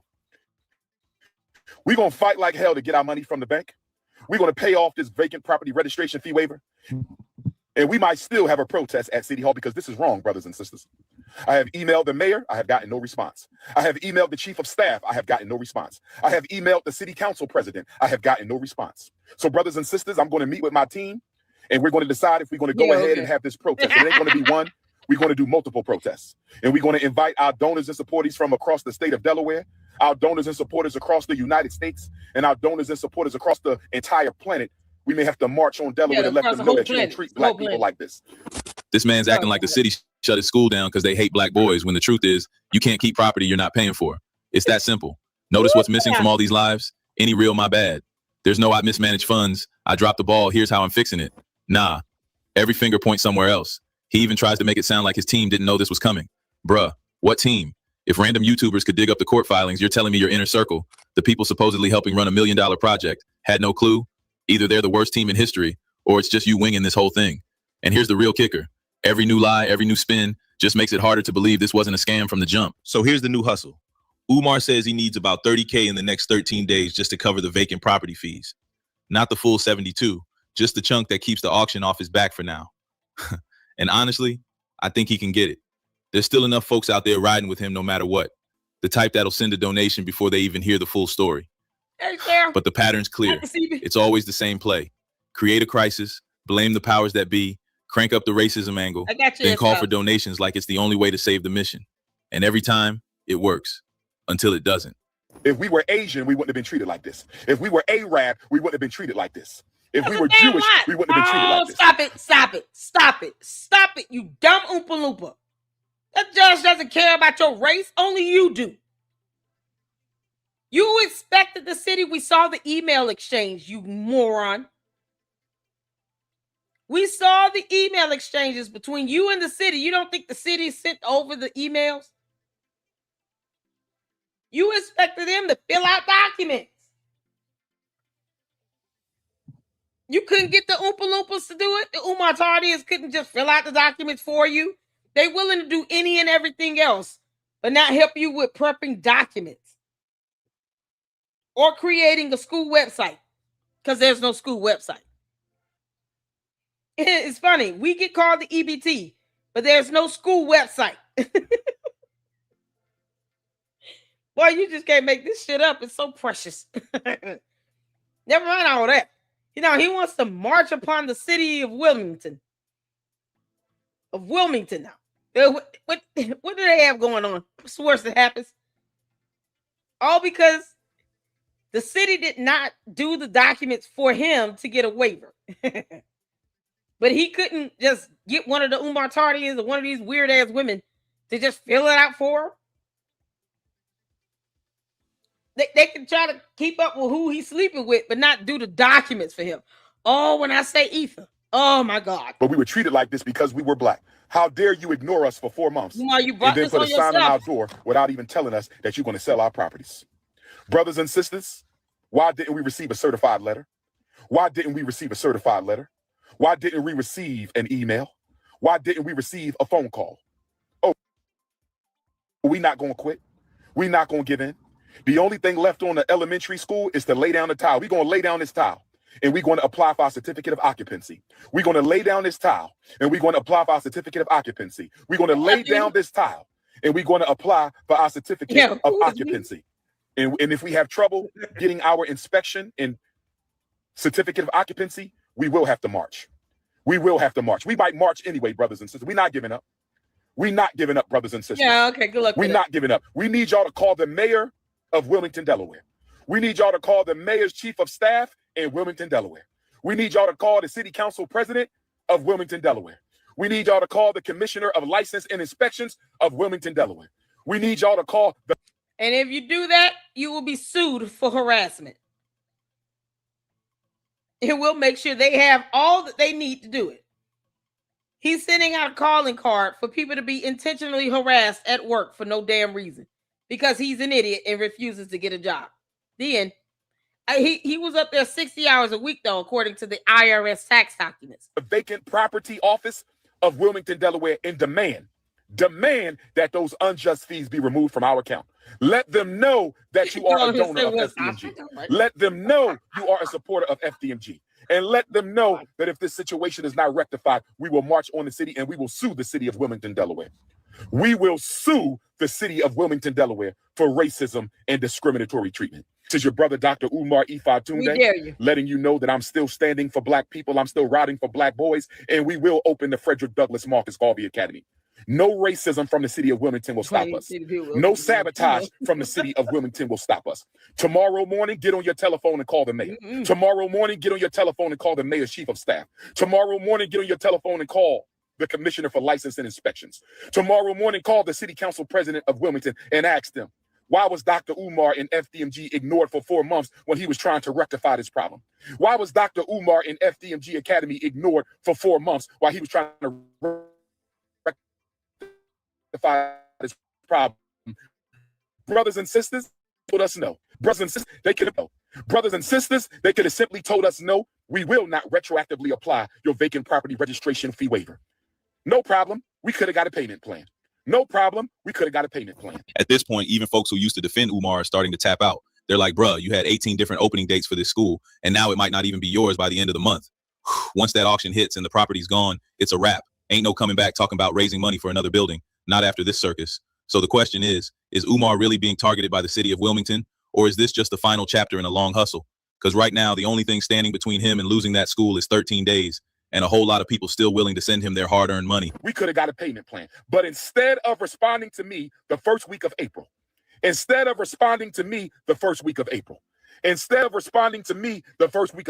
ignore us for 4 months and put a sign on our door this past weekend. They ignore us for 4 months and put a sign on our door this past weekend saying we're going to sell these schools if you don't pay our money. We're not going to email you. We're not going to send you a letter in the mail. We're not going to call you. We're going to put a letter on your door that somebody can take and run off with, as somebody did. They took the letter off the high school and sent it to YouTube, the struggle streamers. What if they took the letter off the elementary school? What if they took the letter off the elementary school? What if they took the letter off the elementary school? Brothers and sisters, we need your donation so we can pay this bill. They say we owe $20,000 on the elementary school. They say we owe $20,000 on the high school. They say we owe approximately $20,000 on the elementary school. They say we owe approximately $20,000 on the high school. Our accounts are frozen. Our accounts are frozen. Our accounts are frozen. We need y'all to help us pay this bill. We're going to fight like hell to get our accounts freed up. We're going to fight like hell to get our accounts freed up. But if we don't, y'all got to help us pay this bill and save our school. Y'all got to help us pay this bill and save our school. Y'all got to help us pay this bill and save our school. You don't have to root for me, brother. I don't need you. I got more than enough supporters. But I want everybody to know that there might be a protest soon. We need you to come in from Africa, from Europe, from Australia, from Canada, to come in from all the 50 states and show the city of Wilmington, Delaware. You will not disrespect black people. You will not sabotage black people. You will not discriminate against black people. and you will not try to steal property from Black people. This is your big brother, Dr. Umar Ifatunde, standing strong, Leo season. We will not quit. We will not abdicate. We will not equivocate. Black queens forever, snow bunnies never. Garveyism to get back. Pan-Africanism to perish. See you in Nat Turner land. See you in New Orleans. See you in Hattiesburg. Look, here's the bottom line. If you can raise over $1 million and still end up about to lose the very thing that money was meant to save, that's not just bad luck. That's bad management. And when you'd rather spin a whole conspiracy than own up to your own mistakes, you're showing everybody exactly why they shouldn't trust you with a dime. Life ain't about how loud you can cry foul. It's about how you handle your business when nobody's watching. All I'm seeing is someone who's been running on borrowed time, and that clock just hit the final seconds. Bruh, Umar Johnson been out here talking like he the King Kong of consciousness for years. Collected a whole 1.6 million off folks, swore up and down his school was going to be a revolution, all Black, everything. No white dollars, no outside influence. Now look at him. Can't even cover a 75K tab. So that was a lie. The city said, nah, we taking that back, and they throwing this so-called dream school on the auction block. And the wildest part, the first dude in line to buy it ain't no supporter, it's a white supremacist. Yeah, a straight up racist talking about turning Umar's Pan-African Academy into a giant toilet. I beg your pardon. I beg your pardon. You can't make this up, bro. This is past embarrassing. This is nightmare fuel. Embarrassing. Now let's break this down because the math don't lie. Umar raised 1.6 million from the people. Cool. He drops about 400K to buy the building. Fine. That still leaves him sitting on around $1.2 million to fix it up, handle taxes, cover fees, whatever. So why is he out here crying broke over his? What's so crazy is, Gene, K12 Management, a whole separate company, bought the bandos. It's now called Stride Inc. That's on the city's website. He never ever says that. He continues to tell people he bought them when he didn't. K12 Management, because I got a copy of the deed. K12 Management bought the bandos. He didn't buy a damn thing. And now it's called Stride Inc.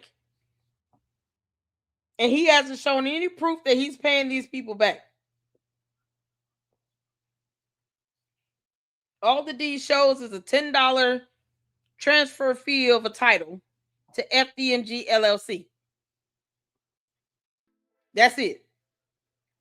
He didn't buy shit. But he wants people to believe he built this stuff from the ground up. And like you said, you crying racism in a city where you've been sitting on these vacant properties since 2019, expecting a waiver the whole time, every year after year after year, expecting a waiver. And they have yet to kick your dumb ass out of these bandos. And yet somehow they're being racist for not doing the paperwork for you for 1 year. When you could have gotten any of these so-called Umar Tardians to do it. You know, the ones that just kiss your ass, Umar, and do whatever you say. Why you couldn't get one of them to fill out the documents? According to him, he's got a lot of women that are just willing to do things for him for free.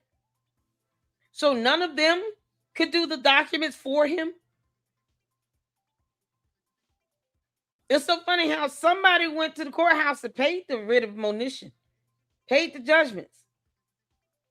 But yet he can't prove he paid it. If he did, we expect to see those expenses on the tax documents.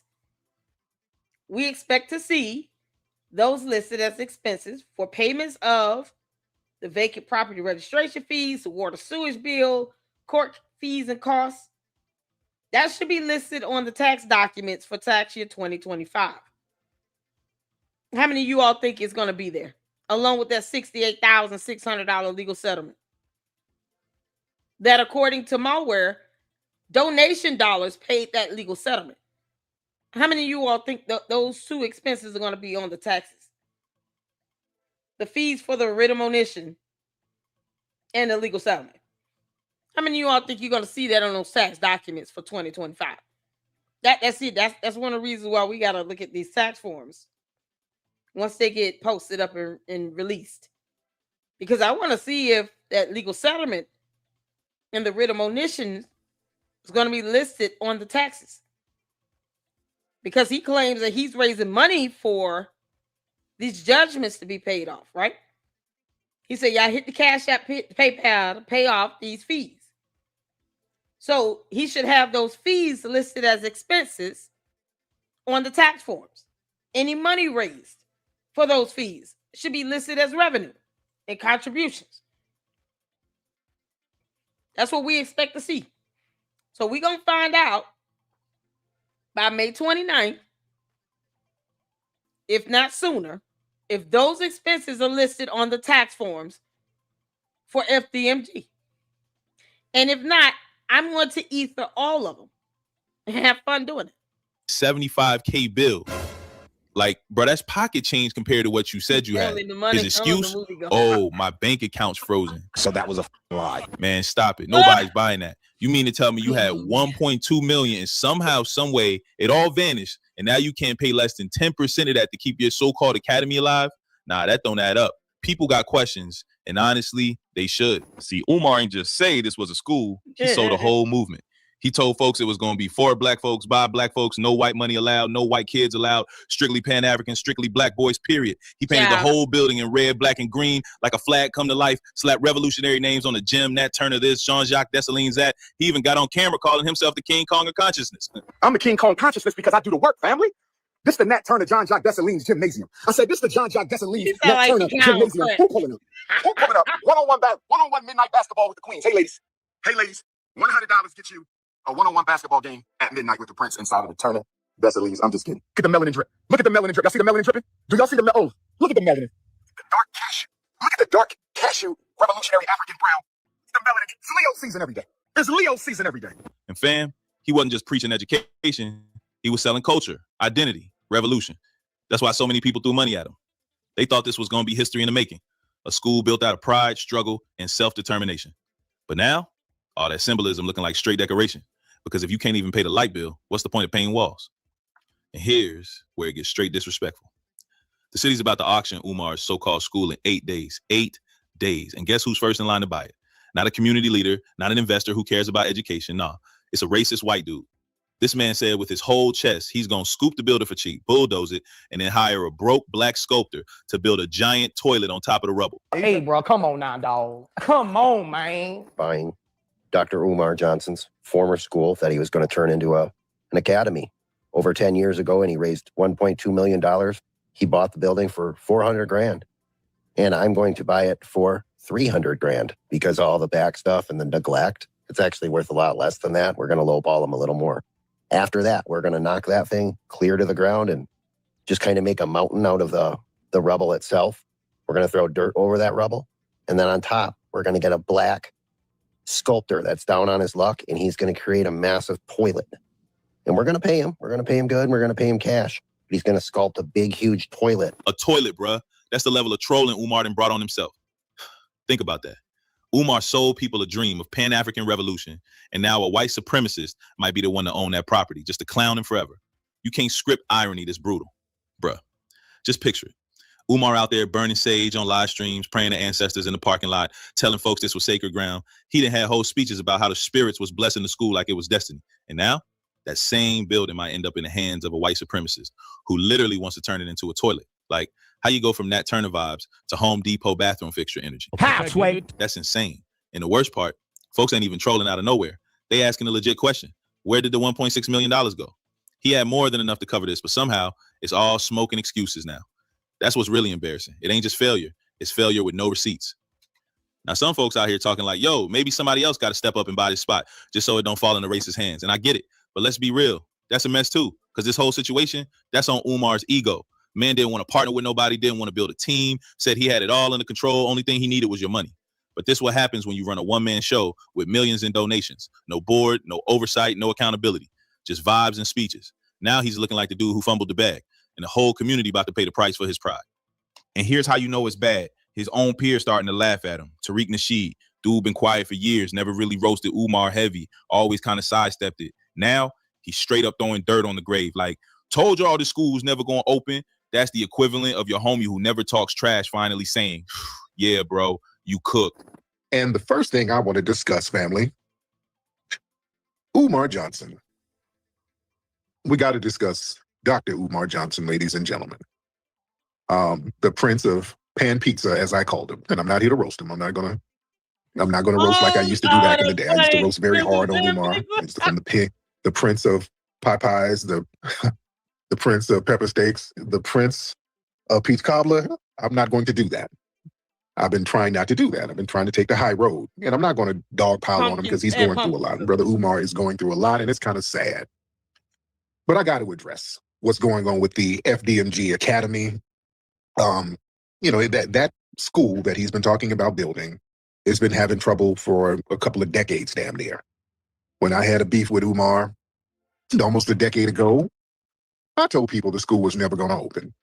I told people. I wasn't being mean-spirited, but I told people then this school is never going to open, and it's been teetering along, and he's been fundraising for it, and the open dates kept getting pushed back, and it's been a mess. And then Umar's going through things with these women he's dealing with these strange women, these older women, and they're calling him out, and God damn. If Tariq, a dude who been biting his tongue this long, is now clowning you, that's rock bottom. Thing is, this ain't just some new drama. This FDMG school been a soap opera for almost a decade. Every year was the same cycle: fundraising, hype speeches, new promises, then delays, excuses, and nothing to show for it. People been calling it from the jump. Yo, this school ain't ever opening. And year after year, Umar just kept moving the goalposts, adding the scandals, the messy situations with women, the bad press. Bro been juggling fires for years. So when folks say this was inevitable, low-key, they not wrong. This ain't some random downfall. This been brewing since day one. Here's another thing nobody want to gloss over. How is Umar even living? Because during the pandemic, he wasn't out here doing speaking gigs. He don't got no YouTube channel bringing in money. He don't got a business anybody knows about. So where the income at? How you feeding yourself, paying bills, holding it down when the whole world was shut down? The only money people do know about is that 1.6 million raised for the school. Y'all know what's going on, and so do I. So of course the question pops up. Did he dip into the donation pot just to fund his lifestyle? Because if you the only one in charge of the bag, no board, no accountability, ain't nobody checking you. And that's the scary part. You don't know if the money's going to the mission or going to the man. Exactly. Even Whack 100 jumped in on this. And say what you want about dude, but he ain't wrong here. He broke it down. Umar never had a real team, no financial structure, no board, no accountability, just him playing boss with other people's money. And here's the kicker. When you're dealing with donations, especially if you call in it a nonprofit, you got to show receipts. If that money ain't being spent on education like you promised, you're not just sloppy, you might be criminal. It was. I said where he fell short is he didn't have his proper team. He didn't have the proper finances. And when he went to get it, he was trying to get his finances out doing his speakings. But at the end of the day, people are going to come to the table and they're going to ask, what's your plan of action? Okay, what is this supposed to lead to? Is it government funding going to come from this? What's what? Are you looking for what? We just going to spend $1 million a year teaching the kids to do what and what comes from what? Who's going to pay? I mean, what we doing? He ain't had them answers. Yeah, but yet some people probably was donating money. And if that is a 501(c) set up for educational school programs, and the money that came in wasn't getting spent on educational school programs, then he might have an issue. Yeah, because he got to show all of that, Whack. He got to freezing his account is just like the first phase of it. That's what I said in the beginning. When he was like, sure, I said, bro, it's like he's trying to create an anti-American society, but yet you're not going to get the real support unless you just got some type of, I don't know what he needed, because you would have to have somebody come to the table that's saying, all right, we're with that movement. But then those very people got to be self-sustained because majority of people conducting business, they conducted business with everybody. I didn't get where he was going with that. You know what I'm saying? So I already know. I didn't been in them type of situations where, you know what I'm saying, that they gonna ask you, where's this? Where's that? Where's this? Where's that? I'm gonna wait. Go ahead. Where's this? Where's that? If you ain't got the answer to that, straight up, they not. That's why big dogs like LeBron or anybody with real bread would never cut Umar a check. Because the second they ask for a business plan, financials, a roadmap, and all Umar got is a Pan-African speech about black boys with ADHD, they walking out the room. No investor is giving you millions just off lives, bro. And here's something that should have been checked before a single dollar got raised. The whole concept wasn't even legal. Umar kept saying this school was only for black boys. Bruh, in America, you can't do that. You can't build a school and then deny kids based on race. That's a lawsuit waiting to happen. Even if you somehow got the doors open, accreditation would never fly. Parents ain't sending their kids. Oh, and he already said he's not going to be accredited. But let's not forget, if he does get sued, it would be a federal lawsuit. A federal lawsuit.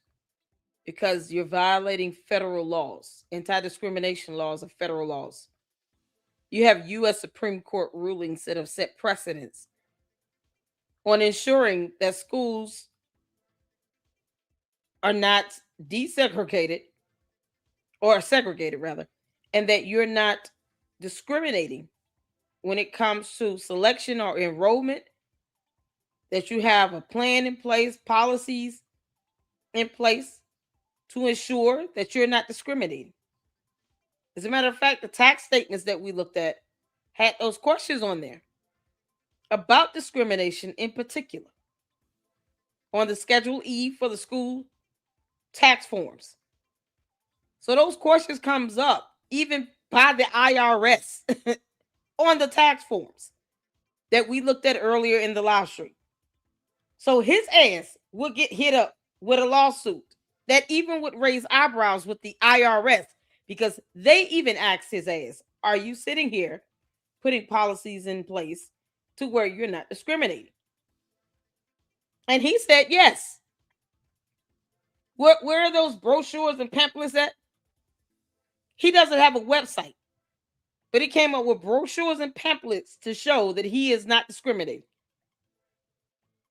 That was what we looked at on the tax forms. Now, I'll drop the link again so you all can check it out as well. You know, because Umar lies like hell to everybody. Not just to the public. He also lies to the IRS. So you all go check out the tax forms where those same questions are asked, where he said he has publications, pamphlets, brochures to ensure that the school has policies and programs in place to ensure that they're not discriminating. And here he is all over videos talking about this is only going to be for black boys. Yeah, okay. All those federal lawsuits are going to come down the pipeline. Umar, hurry up and file your taxes for tax year 2025 so we can go over it. You punk ass clown. To a school where the diploma don't count. Like, imagine a white dude standing up saying, I'm opening the school for white boys only. We burn that down instantly.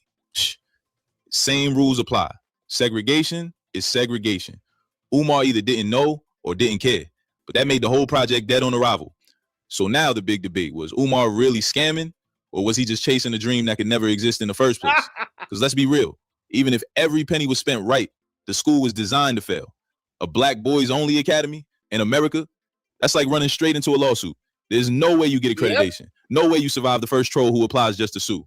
So was Umar pocketing cash on purpose, or was he just incompetent, trying to run $1 million project with zero structure, zero plan, zero clue? Either way, it ends in the same place. $1.6 million gone and nothing to show but painted walls and broken promises.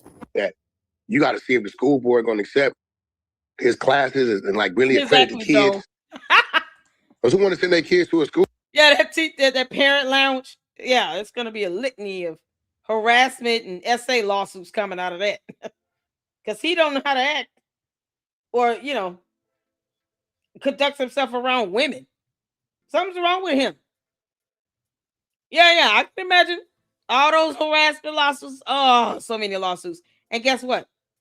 Since the school buildings will not be insured, you know, the one bando that he can open, if he were able to open it, it's not insured, then those lawsuits are going to be hitting him in the pockets. Because oftentimes, lawsuits are practically absorbed through the insurance companies. Can't do that on this one when you don't have insurance. Those buildings are not insurable. He will not even be able to pass inspection. So he's going to have to take the hit on all these damn lawsuits. Another reason why he doesn't want to open the bando. Because he knows that he's going to get hit with a lawsuit. At some point, he's going to get hit with a hard, heavy lawsuit. Letting those kids in that bando, it's like having a bunch of witnesses come in to see all the scamming that you don't want uncovered. that you will not be able to hide anymore.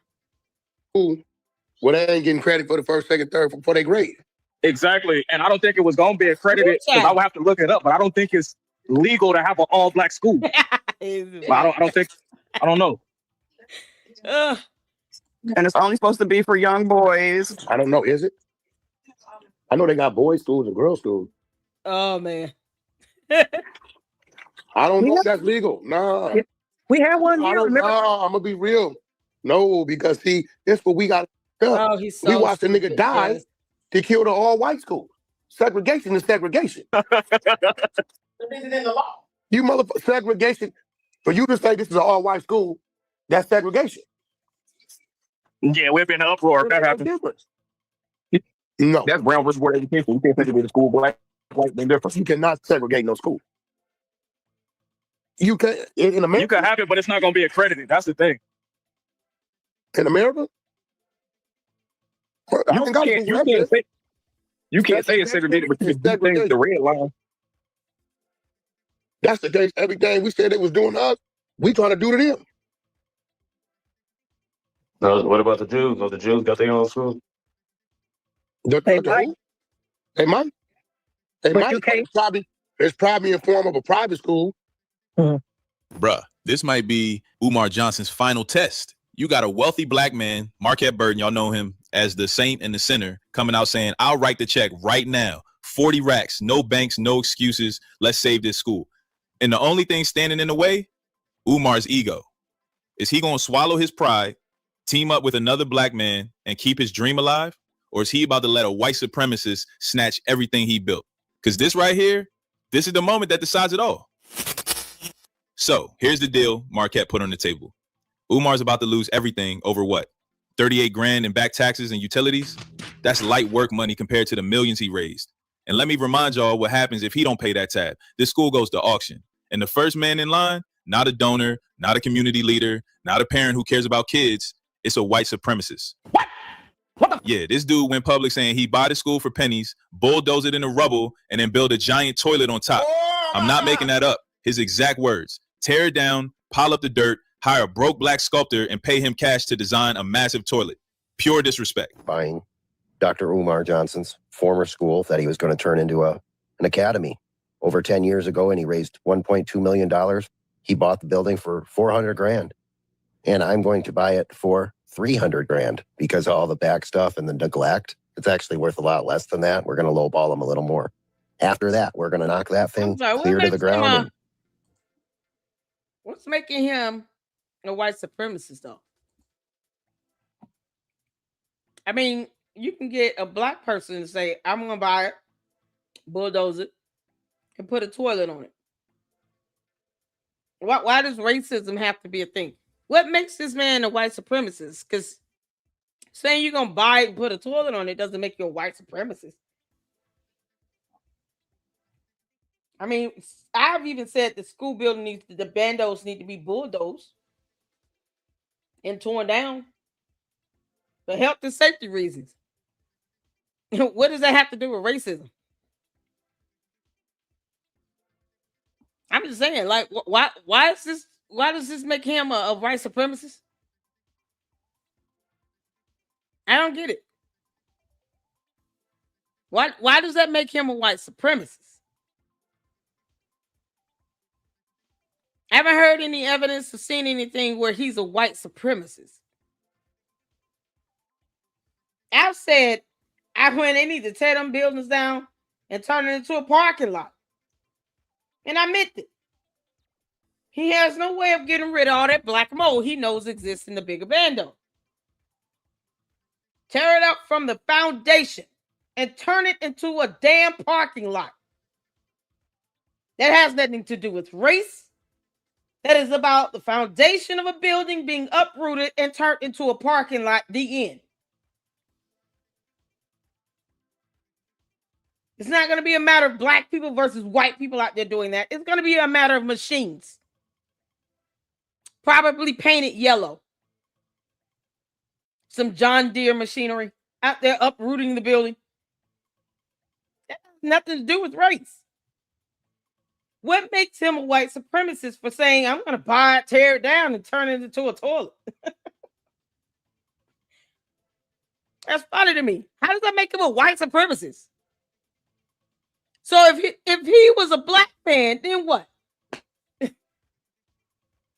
Oh, he's racist towards black people. No, because he want to tear it down and turn it into a toilet. Let's just say he's a black man. Does that make it any better? The bandos should not exist because it's riddled with black mold. It is a safety hazard, and the city said so. Lord, let me pull this up. Because for some reason, you got to be a white supremacist to say, nope, I'm going to take this, I'm going to buy this stuff and tear it down and turn it into a toilet. One of these bandos should not exist at all because the city already said it is not fit for human habitation. What the F are we talking about? How does that make him a white supremacist? The city of Wilmington, that have local and state laws, went in and did an inspection on the bigger bando. That's the 610 East 17th Street property. Here's the parcel ID number ending in 028. That's the high school. Here's a certificate number, a violation number, inspected on June 27, 2020. Let me make sure you all can see this. There you go. Because for some reason, this guy being white is a white supremacist because he wants to tear down the bando and turn it into a toilet. It should be a fucking toilet. The hell you mean? Okay. Let's get back to this. Because right here, the city already said, and scroll down. On June 27th, they gave you the section and the description. As a result of the violations listed below, this structure is deemed unsafe. See, I don't care if Michael Nolan, the inspector here, I don't care if he's black, white, or what, Nolan Michaels. I don't care if Nolan Michaels is black or white. He followed the law and said this structure is deemed unsafe. The violation must be corrected within the time period noted, or the dwelling vacated. Which one you all think happened? For the bigger bando, which one do you all think happened? Because I don't recall that building being corrected. So the latter option is the only other option. The dwelling was vacated. That's why it's still boarded up. And you have these section codes here. The serial local ordinances. These are the city codes. Requires that no owner or operator shall let to any person for human habitation, and no person shall occupy any dwelling or dwelling unit which has been condemned and placarded. My God. Unsafe structure.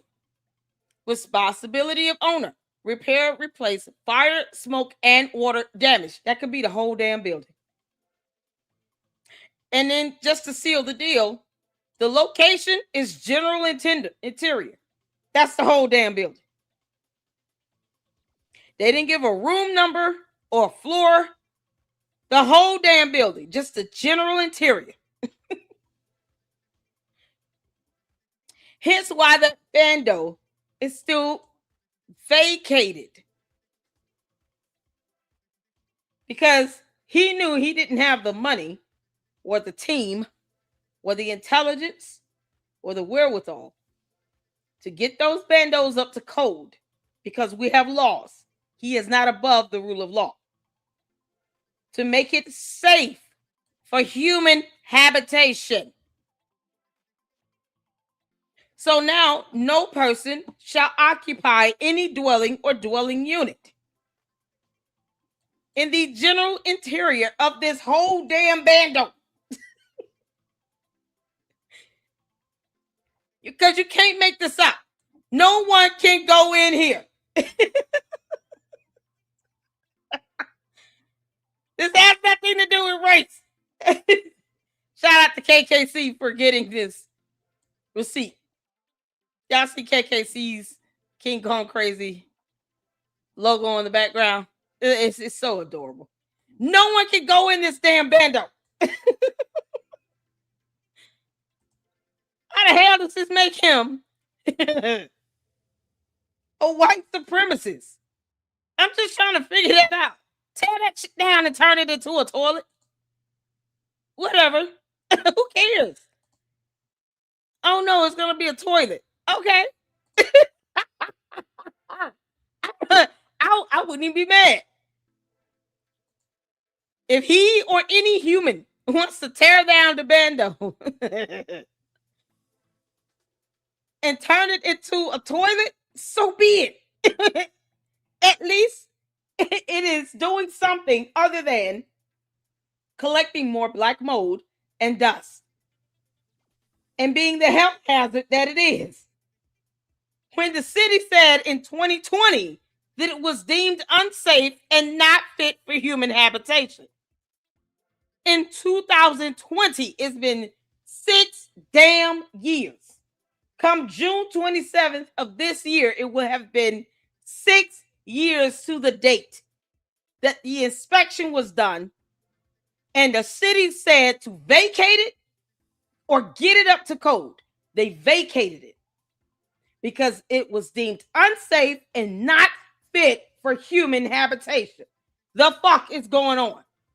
This man is not being racist for saying, I'm going to buy that crap, bulldoze it, and turn it into a toilet.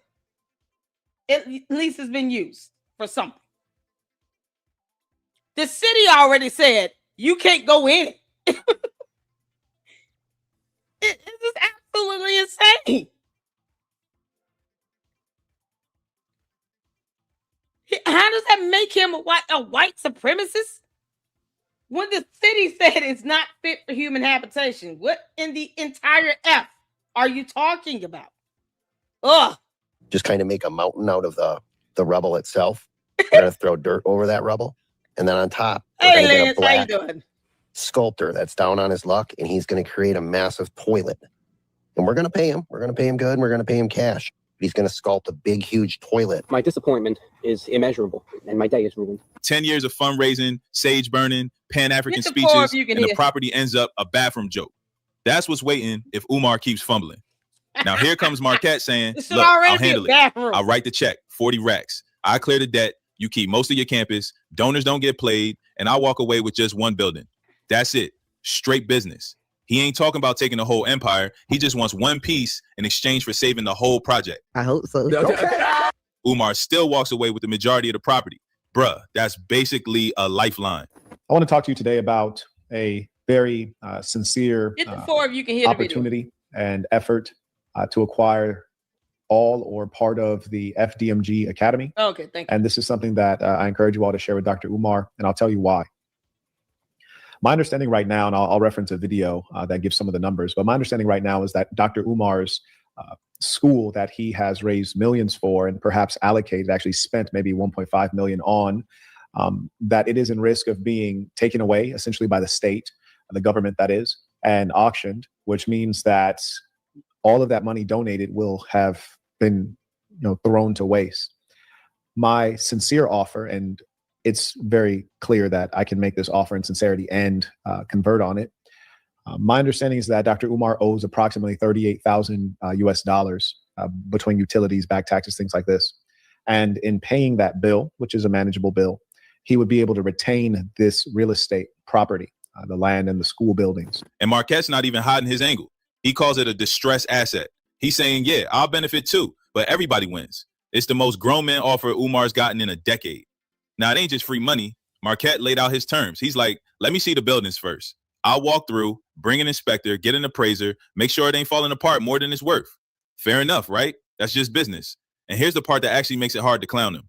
He promised to keep it all private. Like, yo, Umar, I won't even air out how bad your school looks. The inspection, the appraisal, all that stays confidential. If we can make a deal, cool. If not, I'll just say we tried. Nobody got to know the details. My offer is to, I would want to know the details. pending, of course, an inspection, and this can all be private between Dr. Umar and I. Yeah, hit that like button. The inspection, the results of the inspection, the state of the actual buildings, all these things. Because I do acquire distressed assets. This is clearly a distressed asset, and I think that we can do something that'll both benefit potentially students that could learn there at the FDMG Academy. It'll certainly benefit the donors who want their dollars honored and not wasted. It will make sure that Dr. Umar is able to continue on the journey that he's on. And of course, there'll be something in it for me. As I said, it's a distressed asset. So essentially what would happen is this. My sincere offer is I will write the check for, $40,000 or so, however many dollars it is. I'll write the check for $40,000 if you would allow me to just obviously tour the properties. And, if they meet at least a reasonable condition upon visual inspection, then I'll send a proper inspector through to see what the true challenges are of the buildings. What is the actual quality of the HVAC, the electrical wiring, and all the things that are needed to get the buildings functional. And pending the inspector coming back to me with a report that doesn't have anything too egregious, meaning too costly, such that the actual value of the buildings would be less than $40,000, which I don't foresee being the case. That's respect. That's a man saying, I'll help you out and I won't embarrass you. And the kicker, he said he'll fly Delaware on his own dime, get the inspection done, and cut the check within 24 hours if everything like. Let me be honest. I don't see any difference between this guy and the other guy that said, I'll buy it, turn it into a toilet. If you buy the properties, you can do what you want with it. That doesn't make him a white supremacist. I'm still not understanding how he's a white supremacist. Period. When the city condemned one of the bandos back in 2020. So I'm assuming this Marquette one did not know that the bigger bando had already been deemed unsafe and that it was not fit for human habitation. And that's why it was still boarded up. So I assume he had not seen that violation report for the bigger bando. Umar had no intention of opening the bigger bando either, but he's been fundraising and lying to people and telling them that he's going to get it open. He made it clear in a separate interview with this Father Baba Yaga that it was never the agenda to open the bigger bando. Just a smaller one, see how it goes, and then go to the big one, and then go from there. But he said all of this after the city came in and inspected the building and saw that it was not safe and it was not fit for human habitation. And it's been that way since 2020. So that goes to show you that Umar hid this violation report. And because the public didn't really get the foyer in to get any inspection reports until KKC got the one that we just went over, no one really knew the extent of what was going on with the bigger bando. All we kept seeing was videos of people going up there showing that it was still boarded up. And then, of course, the throwback video where he admitted it was black mold growing inside the gym. We saw the backflow of the plumbing issues with the dirty, nasty water in the gym. They didn't have any electricity on. That means there was no air flowing. And then, of course, you had on the inside, it looked bad. You had the black mold. It was a dead bird found in there. We all those issues we heard in one video.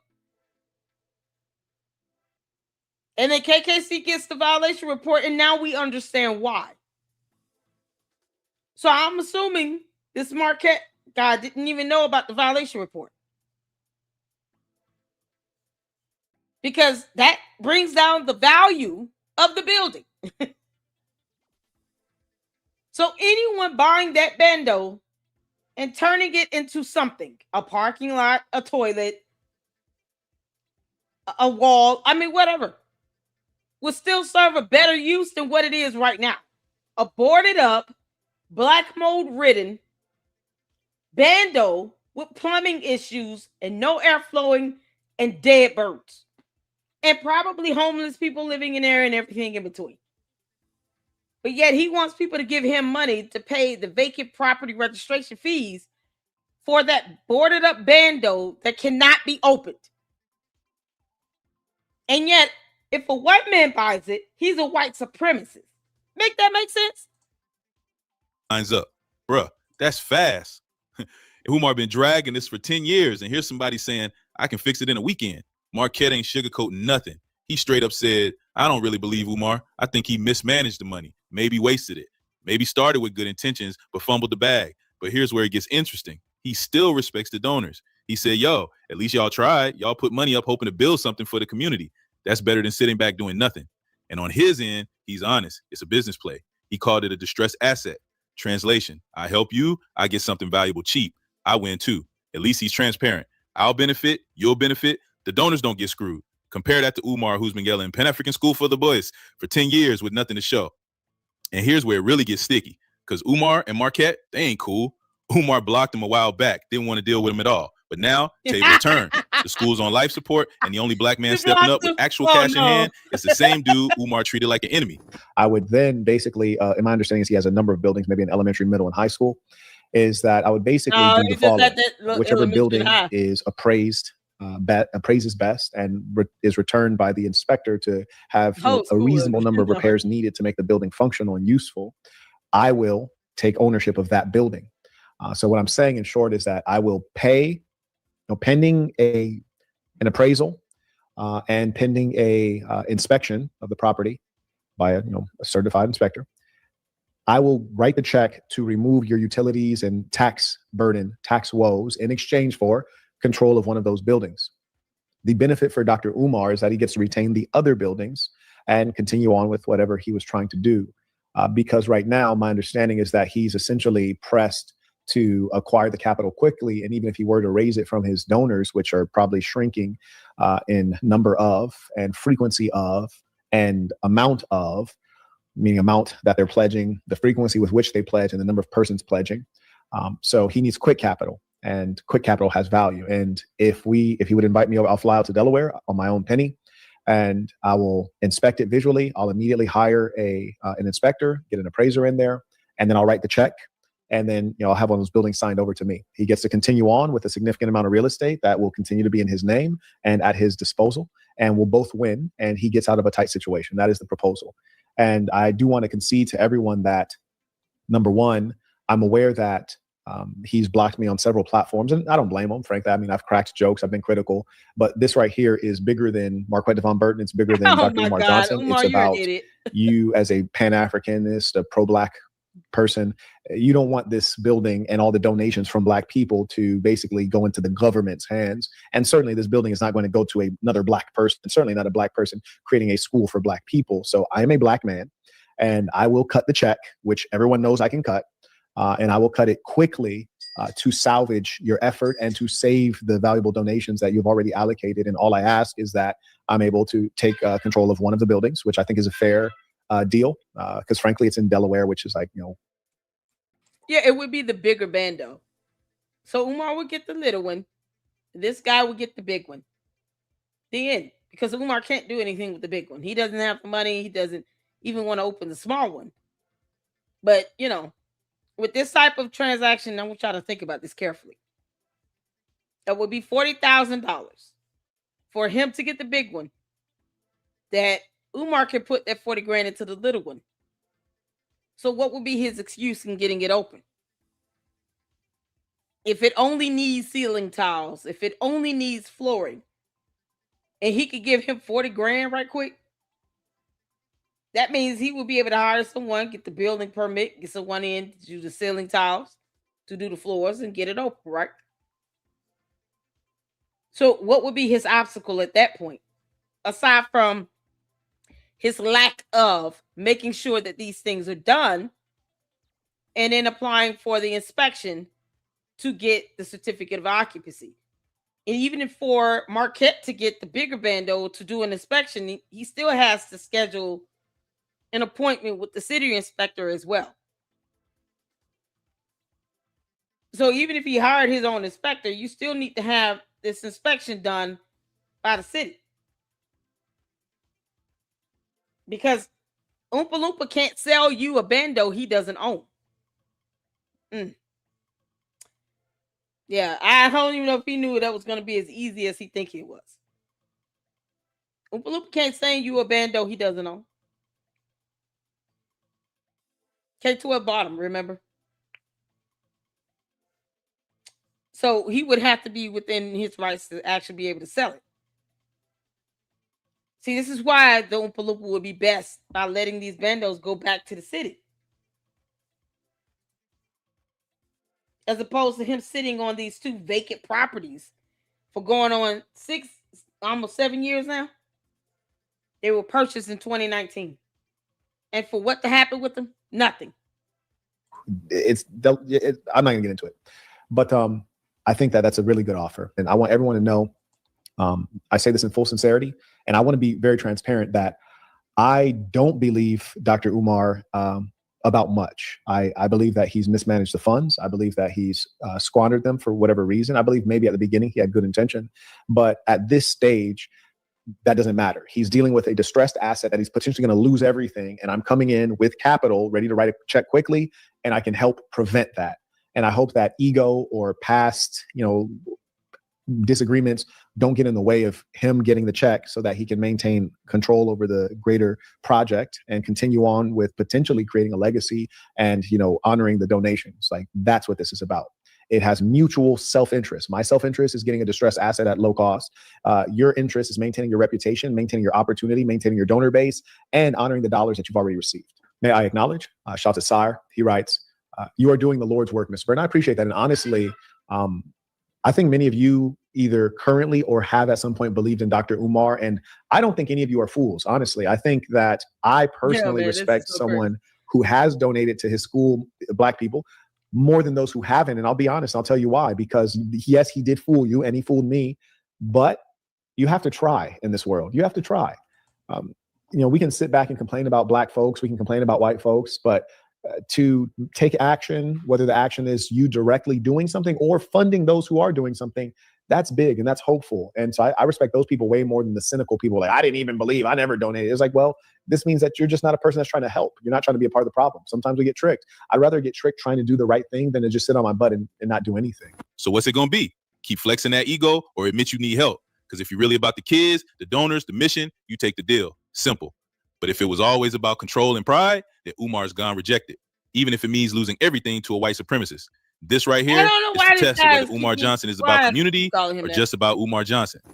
My sincere hope is that Dr. Umar can see this as something that is fairly easy to do, something I'm absolutely willing to do, and I'll invest my own money to do the requisite research to find out if it's a viable deal. And I surmise that it is a viable deal, and there's a good amount of profit margin that will allow us to get the deal done. Meaning, like, maybe it needs tile, maybe it needs an HVAC, but the foundation is good. I'm assuming since it's in the city, it's on public sewer and public water, which is a great advantage. And there's some things that I can use this building for. As you guys know, I'm raising capital for a training and event center, which our estimates from our architects, we've had just for the architectural plans, like the full shebang on the architectural plans, we've had estimates as high as $300,000 just for the plans.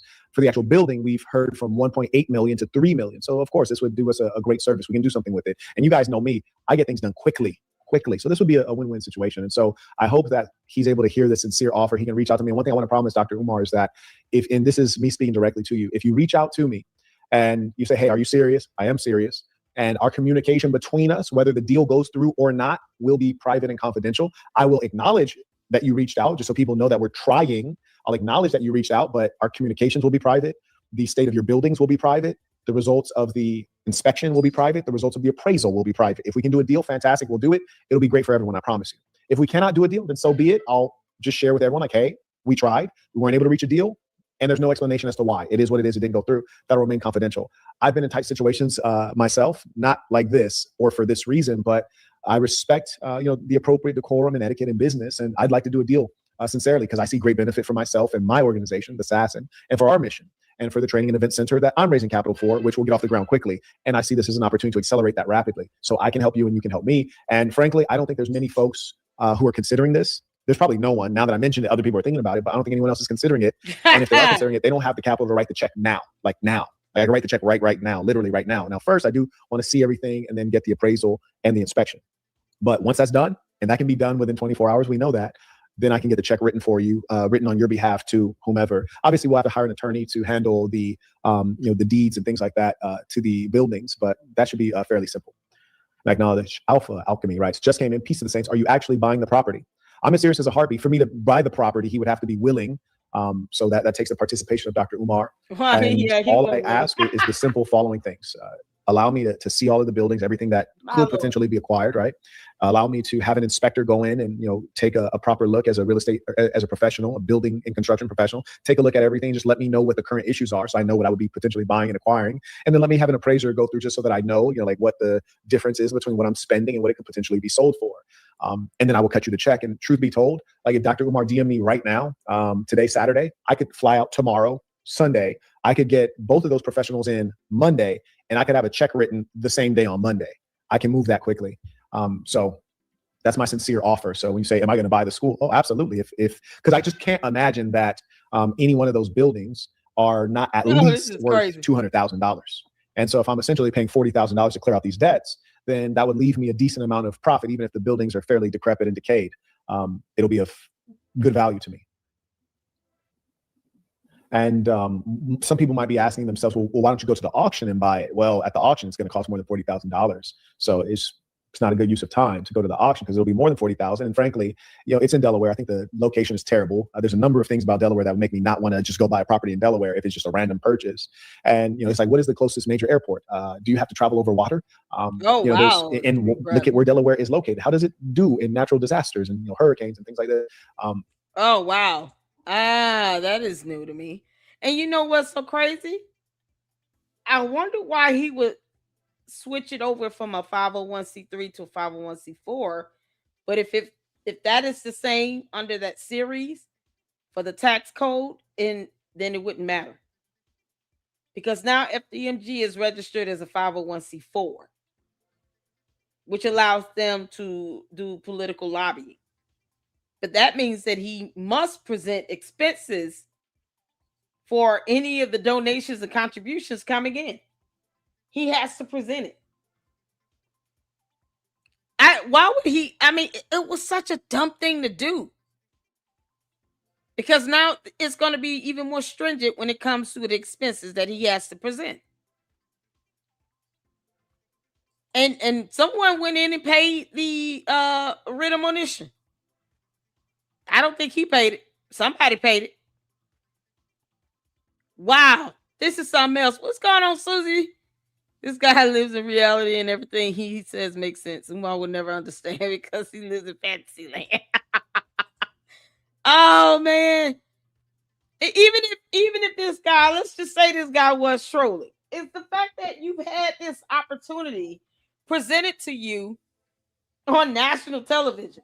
You can't say you didn't see this video. You've had this guy blocked, so you know who he is. And you're talking about a matter where you could have had one of the bigger bando, taken off your plate because you can't do shit with it anyway, Umar. And you were still dumb enough to turn this down? Make it make sense? This is insane. Can you even sell these bandos, Umar? I just don't think Delaware is the ideal place unless I'm getting a hell of a deal, which is what is possible right now. I also acknowledge Morris writes, hope Dr. Umar puts aside his ego and accepts this offer. Thanks for doing this piece of things. Yeah. And, I'm not here to accuse Dr. Umar of having an ego, and I'm not here to suggest that I don't have an ego. What I am here to do is to say this is a legitimate bona fide offer that we can execute on within a matter of days. And I'm 100% sincere. And you have my word, and people the world over know that my word is gold. And that if we can get those things done, you will have a check to pay those bills straight away. You will retain your school. You will retain the respect of those who currently respect you. And you can carry on to attempt to do what you said you're going to do. And it'll be under good circumstances. And at some level, you'll kind of be partnered with another Black person, and things can go from there. And I think it'll be a good deal. And, frankly, I don't think there's anything wrong with partnering up with someone who can support you, because the alternative is you lose everything. You lose your respect of your followers. You lose your building that you took years to raise capital for and to acquire. And, this is a dream that is yet to be completed. And to be honest with you, as I stated, just in full transparency, I don't believe the stories you've shared. However, I do believe that this experience for you probably is a kick in the butt, and it'll get you to actually try a little harder to achieve what you've stated. And I think you can get it done. It's within your capacity. right? The gentleman says, can Umar afford to not take this deal? Exactly. If he's using common sense, this is the best deal. And I frankly don't think there are other people who are rational enough, who have the experience and the capital and are willing to do the deal with Umar, given the track record. So I think that this is a golden opportunity for both of us, and I'll absolutely get it done. And one thing I also want to put on everyone's mind, especially Dr. Umar's mind, is that what I'm presenting you is not a challenge. It's not a challenge. It is a opportunity, a real opportunity. And there would be nothing worse than you missing the opportunity that I'm offering for us to mutually benefit, for us to save your project, save the valuable dollars donated by the people who support you. And if you don't take my offer and you allow the school to go to the hands of those you would consider the enemy, this will be probably the end of your social media career and your ability to raise capital. It'll also be, the end of people having faith in those who would pose themselves as public figures. It'll damage you beyond repair, but it'll also damage the movement that you value. And so I just want it to be known to the public, and please do share this because it's sincere. Don't miss this opportunity. You have a chance to save your school. And I don't believe your bank accounts are frozen, but if they are, you have a chance to get quick capital, no credit checks, no bank application, no nothing. Here's what's on the line. If Umar takes the deal, he clears the debt, keeps most of his campus, saves the donors from looking dumb, and gets another shot at building his school he's been preaching about for a decade. But if he says no, that auction's still on. And don't forget, there's a white supremacist already waiting to scoop it up just to clown him.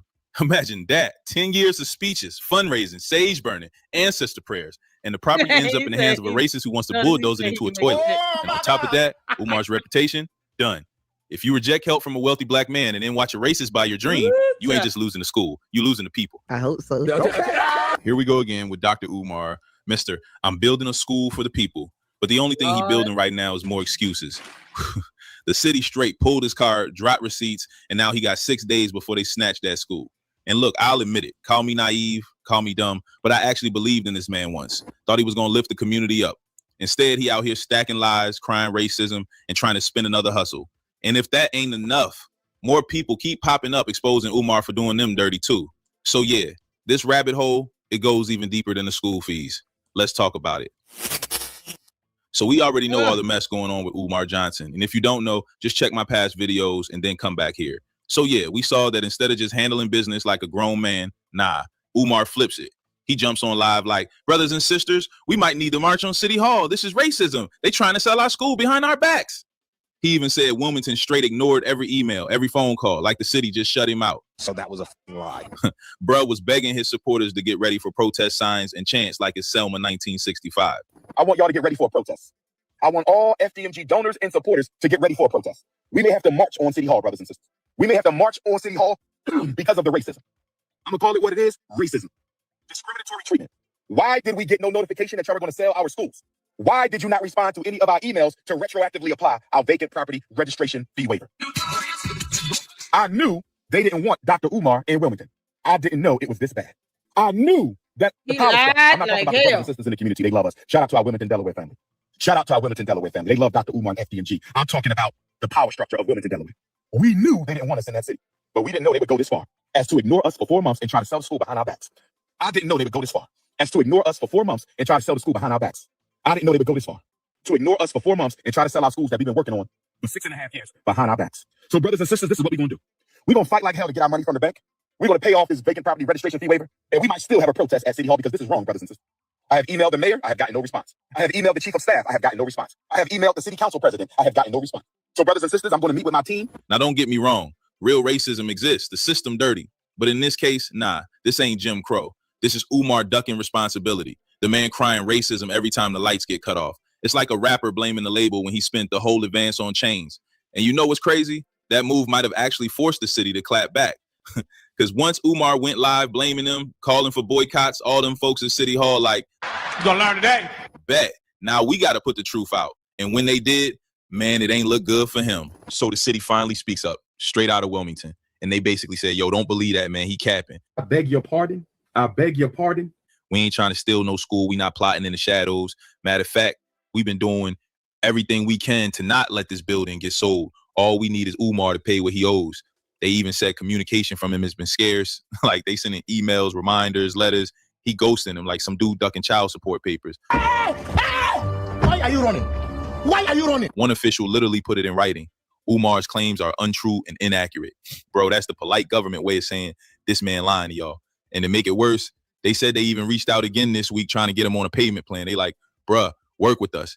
Just talk to us. We don't want to take the building. I reached out to the city of Wilmington, Delaware, and I had correspondence with with Daniel T. Walker, who is one of the managers and deals with communications and whatnot.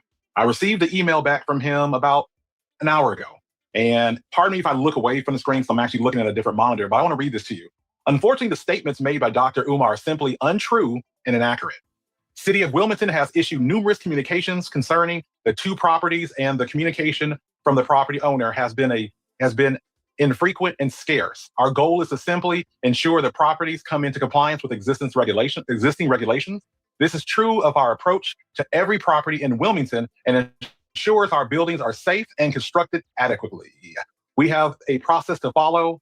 The motion notice he received is another step that we will process. We invite Dr. Umar, along with every property owner, to communicate with our offices and determine the appropriate next steps of any property that enters in this phase of enforcement. Even this week, our office has contacted Dr. Umar, and I want to scroll down a little bit. Y'all got to forget. The office has contacted Dr. this week, him once again. So he's lying to you, inviting him once again to comply with our regulations and speak with our delinquent accounts team and Department of License and Inspections to determine the path forward. So now it's looking less like racism and more like Umar just ignoring the bills while playing victim for the internet. Here's where the receipts come in. And this the part Umar didn't want to talk about. The city showed the whole timeline of their communication with him. And bruh, it's ugly. October 2024, they emailed him, told him straight up, fill out this waiver request so you don't get hit with new fees. Guess what? No response.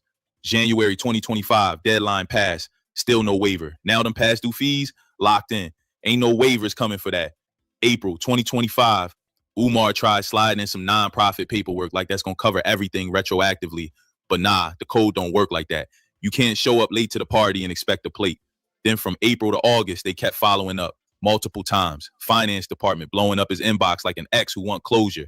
And Umar, crickets. Are you stupid or something? So by August, the city like, all right, enough's enough.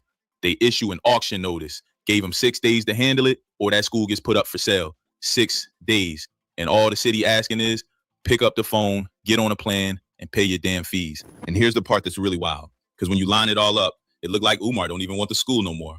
Think about it. Donations dried up, people stopped believing, and now he's staring at millions more just to actually open the doors. Teachers, staff, renovations. Whew, that bag ain't coming. So what's the easy out? Exactly. Let the city snatch it. Then he gets to cry, see, the white man took my dream. Play the victim card, run the same hustle again, and wait for folks to forget in 6 months. And honestly, he might not be done for that. Because if you never really intended to finish the school, the best exit strategy is blaming the system. That way you don't got to answer the real question. Where the hell did all that money go? So here's the $1 million question everybody asking, literally, where's the money? Umar pulled in 1.6 M's, bought the school for around $400K, but somehow can't scrape up $72K to keep it. Didn't You don't buy find it. that suspicious? You don't find that suspicious? You don't find that suspicious? Let's be real. Donations slowed to a crawl. Folks not throwing cash at him like they did back in the hype days. Why? Because every time Umar pops up in the news, it's not about progress. It's about some shady business move, another scam, another excuse. And remember, a lot of that money came in during the pandemic. You telling me Umar, who wasn't out doing speeches, wasn't booking events, just let that money sit untouched for the school? Nah, Nope. Bills had to get paid. Lifestyle had to get covered. I bet good money he dipped into those funds, which is why now he's stuck.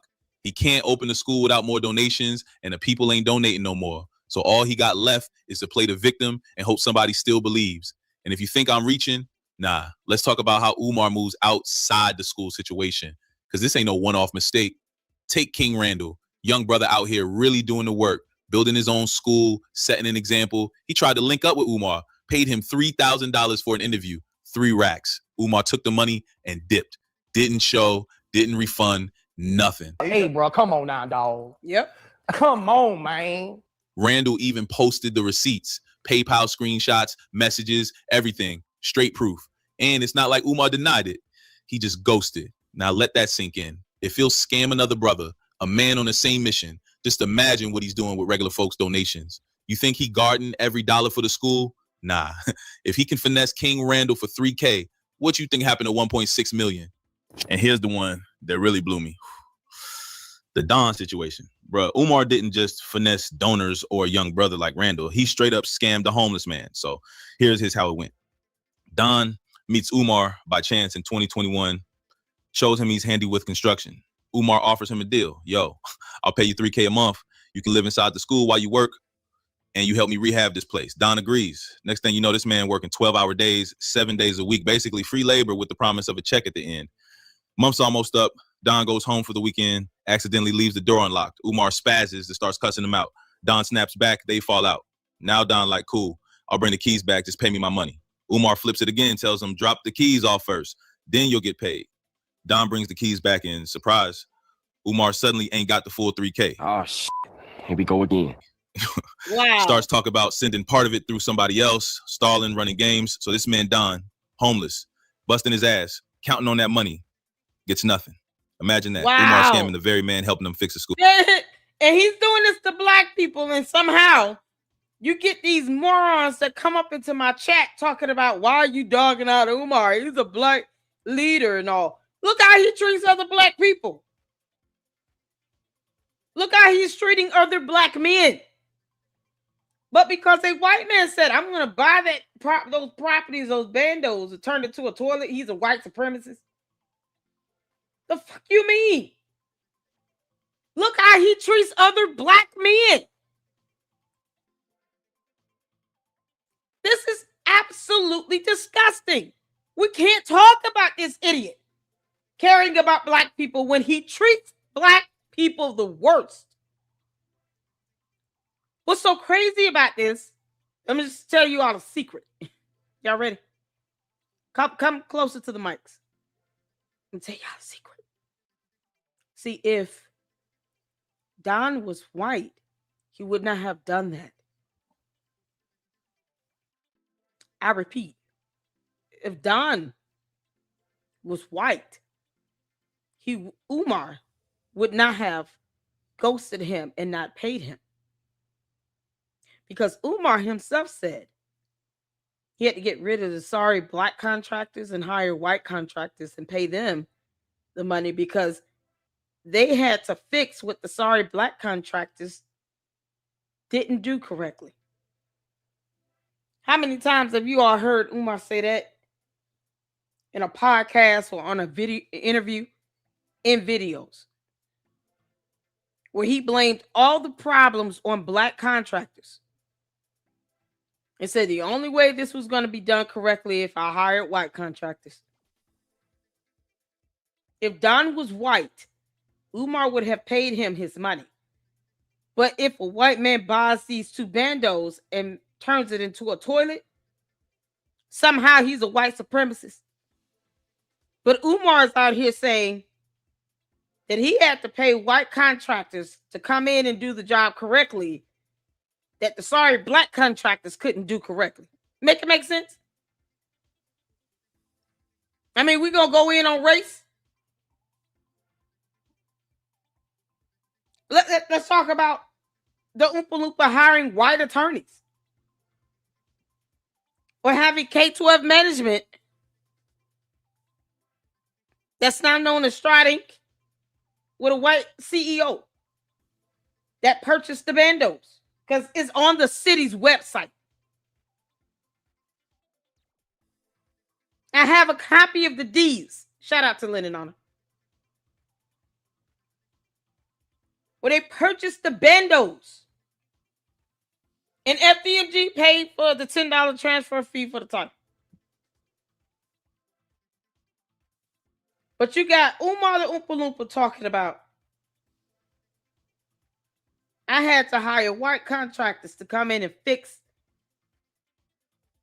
what needed to be done the right way because the black contractors came in and messed it all up.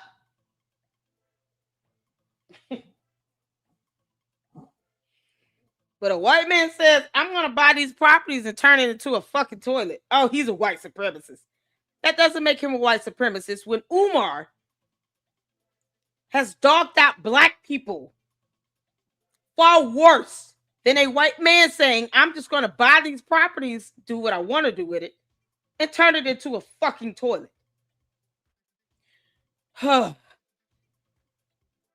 Crazy work how, you get Umar mistreat 2 black men back to back. Somehow he's not inwardly racist. I mean, can we call him racist towards his own people? Interracist, intraracial. They tried to say that about the guy that's the so-called inspector. Umar just lying his ass off about stuff. But look how he actually treats other black people. Black women. Ugh. His children's mothers. I mean, seriously. His own mother. But no. A white man says, I'm going to buy the bandos and turn it into a toilet. That makes him a white supremacist. Okay, so if I could buy the bandos, I would turn it into a toilet. And I am a black woman, and I don't give a fuck about how Umar feels. The end. Does that make me racist? Even though Umar has said he had to hire white contractors to fix a job that black contractors could not do because they did a bad job. Umar has said these things, and the Umar Tardians don't care. Francisca, you know what I thought about? Happy birthday to you, honey. You know what I thought about, y'all? It's just a thought. What if malware, because it's funny how she interviewed this Daniel T. Walker. What if malware is the one that paid the writ of monition? Think about it for 1 second. What if malware is the one that paid the writ of monition? He couldn't pay it on his own like that. They were almost auctioned. You're talking about the amount, somewhere around that $70,000 mark. What if malware was the one that paid the writ of monition for what was close to 70 grand? Because she couldn't prove any of the other bullshit she said about the lawsuits and none of that. What if she's the one that paid the writ of monitions? And she doesn't want to make it seem like she's still aligned with him. So she concocts this dumbass narrative about lawsuits and legal settlements. But what if he was reimbursing her for paying those writ of monitions? Because somebody paid him, not Umar. He never presented one receipt that he paid it. As a matter of fact, he was trying to get a waiver. If he had the money, he would have just paid it and been done with it. He would have went to court, paid it, and kicked rocks and kept living. What if malware paid the writ of monitions and the $68,600 was him giving her the money back for the writ of monitions? And then she came up with all this bullshit on everything else. And somehow she interviews Daniel T. Walker. Because my question would be, why would she want to interview the inspector? Why would she do that? Why would she care? Maybe because she's at communications with him. Maybe because she wants to show people she has some sort of rapport with them. Perhaps, and it's just my theory, because she paid the writ of monition judgment. Who else could he truly go to just throw out almost 70 grand just that quick? Because I keep wondering why that amount. 68,600. Why that amount?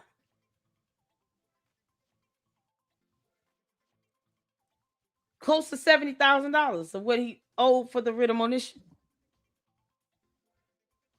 I'm just thinking out loud. And as opposed to her, trying to look like she's aligned with him and trying to help him out, she concocts this dumbass story about the lawsuit and all this other shit. But what if she was the one that forked up the money and went on ahead and paid the writ of monitions? Because you're not going to sit here and just call someone, right? And they're trying to sue you for $500,000 damn dollars. You still have a rapport with this man where you're able to call him. And somehow he wanted to take you to court. And the next thing you know, he reaching out to you to settle. And he's the petition, which is barely unheard of. What if she had to make all this bullshit up because she doesn't want people to look at her sideways when she could have been the person to pay the writ of monitions? And he was just paying her back. And she's got to sit here and let me paint it to where it's the worst of the worst. Oh, he can't say my name. I mean, does he have a reason to?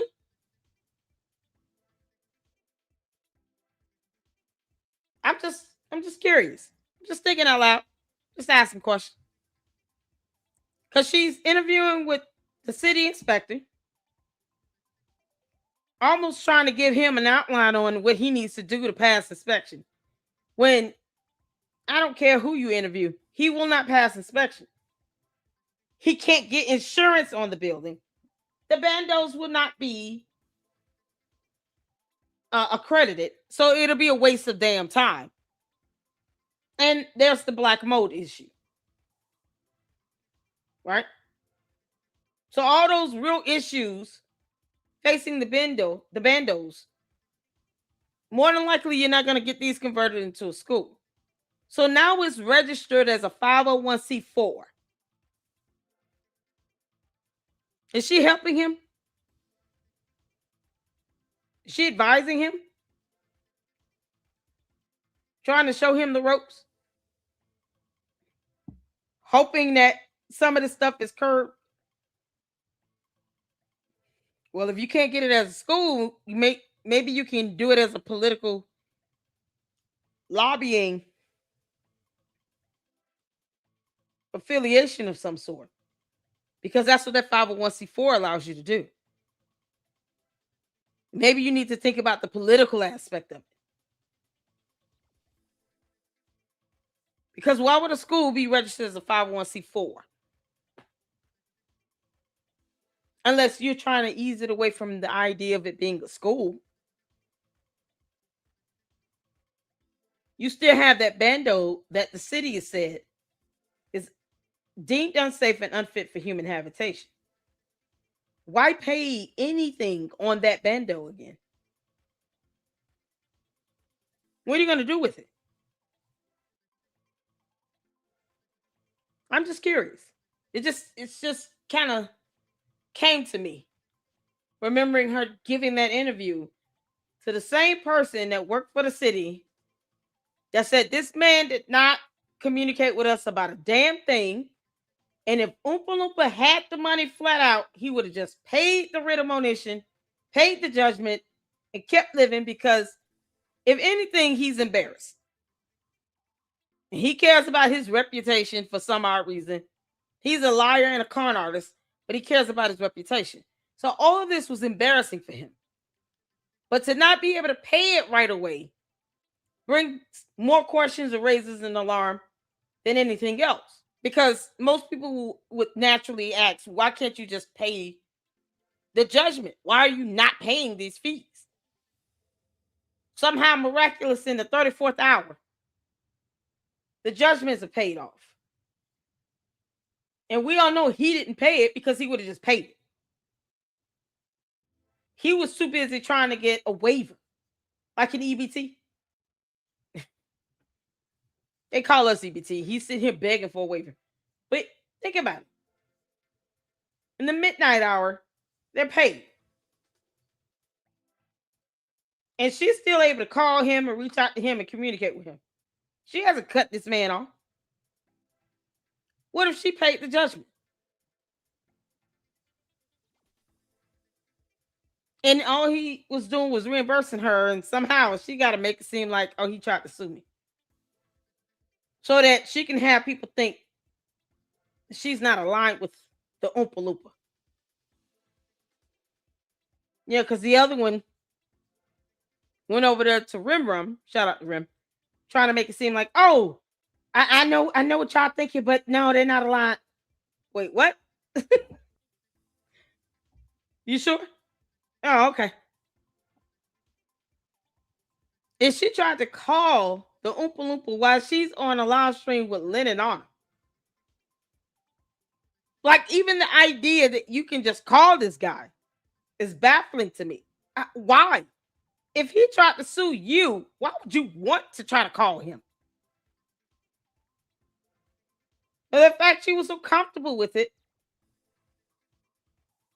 to me, I just don't get the sense that you are discommunicated or excommunicated, or you're disconnected from this person. I don't get that sense that you're disconnected and that you all have no communication when you can just call him and you're offering to call him on one of his biggest arch nemesis channel, like while you're live streaming.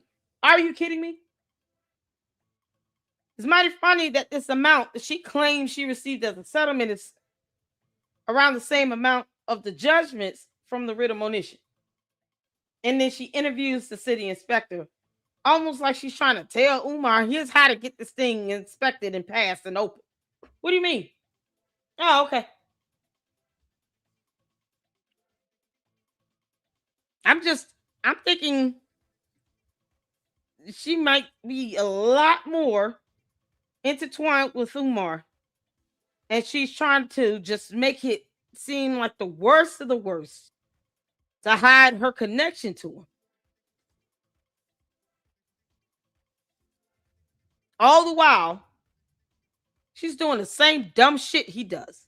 Sending out false copyright strikes, all this stuff. Talking about having people's personal information to try to dox them. That's a cybercrime. It's his whole MO. But it's that amount. And he was able to get that paid in the midnight hour. She'll brag about building a winery. And if she's a lick and she has money on reserves like this, who else could he really get to just pay that judgment off like that? Mighty funny how that was all occurring around the same time she claimed he tried to sue her. Somehow we got to pivot to you settling with me. Of all the donors in the so-called class action, I'm the only one that got money? What do you mean? 40 people in alleged fictitious class action. She's the only one that got her money back? But if she paid the judgment, that was close to $70,000.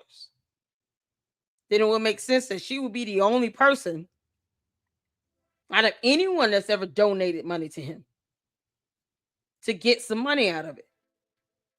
Because why else would you bring this up? You came out of nowhere. I want y'all to think about that. Of all the donors, she's the only one that's walking around here screaming and hollering about how she got money back out of him. And he has not debunked it. Maybe it was because it has nothing to do with lawsuits. Maybe it was because she paid the writ of monition. She paid off those judgments. The amounts are too close. And he was simply repaying her back. And she doesn't want that connection to be exposed, that she's a lot more friendly and kind to him than she wants us to believe. Now you out here interviewing city inspectors to help him get this building inspected and open. Are you kidding? That's all that was. It was like a signal.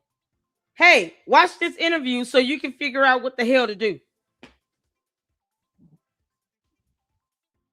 Mind-boggling. It's just my theory. Just my theory.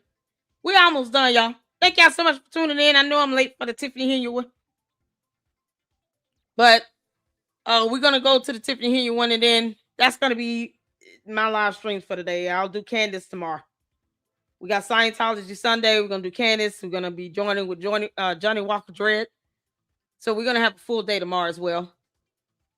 But after this, we'll do Tiffany, and then we'll be done and chill out and hang out with Rem, and he's going live this evening. So let's get through this. Y'all hit that like button. Thank y'all so much. I just had to get my theory out there because it just came to me. It's like hit me. Like that. This is so. It's a coincidence. So Don ain't just let it slide. He took Umar to court for that $3K. And what does Umar do? Instead of paying the man, he drags this case out for years. He ducked service, gave the court the wrong address, claimed he was sick, asked for continuances, pulled every excuse in the book just to delay. Like, you wasting lawyers, wasting judges, wasting everybody's time over $3,000. Stop it. Get some help. I was on my way to Delaware with no money, but I knew I was going to be obtaining some money. Get ready to get paid. So I knew I was going to be getting some money. And so I was going to set myself up to be in Delaware because I was supposed to be meeting up with this young lady. I'm walking up the hill. I'm walking. And I'm trying to hurry and get there, before, anything. And he's sitting right there on the stairs. And, on the phone. And so, he's on his phone. So, I'm letting him rock out and talk. And, it's just when he finally reached out to me to come and give him the keys, it's how he spoke to me with no respect to me and how he said it. But he said something really real not right to me in the wrong way. Real slick. I know what you mean. Yeah. You know what I'm saying, Lady Holmes? You already know, bro. So don't do me like that. Here's your keys. Wow. Where's my money? You have my money? And he said, like, I'm going to send it to Larry.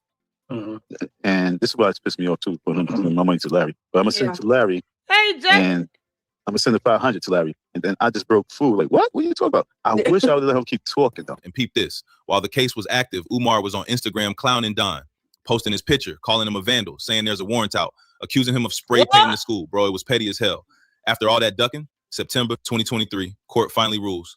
Judgment against Umar Johnson. Pay the man $3,000 plus interest, period.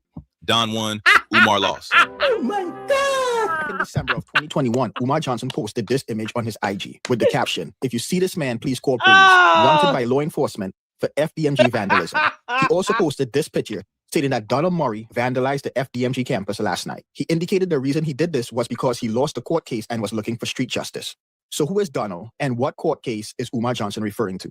Donald, who goes by the name Don, did some work at the property Umar Johnson purchased in Wilmington. Don said Umar Johnson agreed to pay him $3,000. However, Umar kept changing the terms of their agreement. Text messages between Don and Umar were shown during a live stream that substantiated Don's claim. So Don decided to sue Umar Johnson in order to get his money. Don also stated in a video that he did not vandalize the property. In regards to Umar Johnson, for him to bring me up and say, I didn't even see the video. But someone called me up and let me know that, he made a video and said that I vandalized the school. Then someone texted me, someone emailed. And a lot of people said that he said that I vandalized the school. And he's saying all this after he's saying that I lost the court case with him.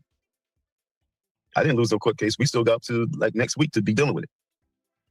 So for him to come out and talk about he lost the court case and he vandalized the school and I have an order of protection against some folks. For him to come out there and say, Don, someone said that he said my full name. I vandalized the school. For me to take time out to do some old little boy kid shit I don't even know what was put on the building. I don't know what was done on the building. I don't even know what vandalism, where it was vandalized. I didn't check it out. And here's the kicker. 2 years later, Umar still ain't paid him. Imagine that. You'd rather fight in court for 3 years and get embarrassed than just give a homeless man the money you owe.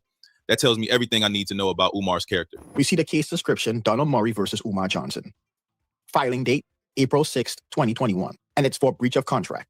Service by the sheriff was requested on April 22nd of 2021. On May 7th, the service was returned non-S. Based on the notes, they tried to serve Umar Johnson at the property in Delaware, but he wasn't there. He was eventually served on 9/10 of 2021.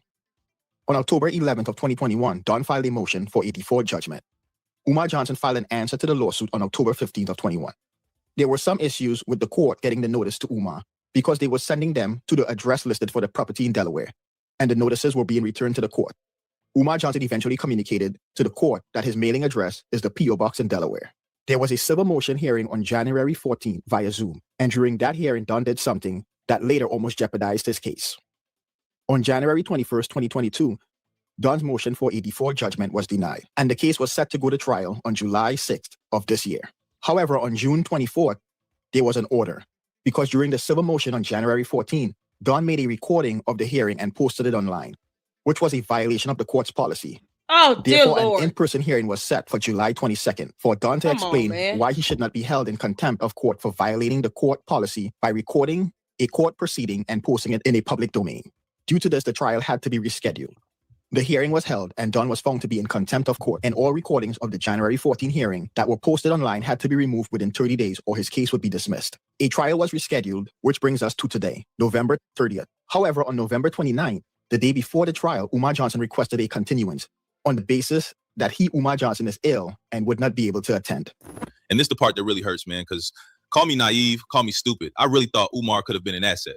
Our community already torn apart, already got enough division. We don't need more so-called leaders out here running scams and playing victim.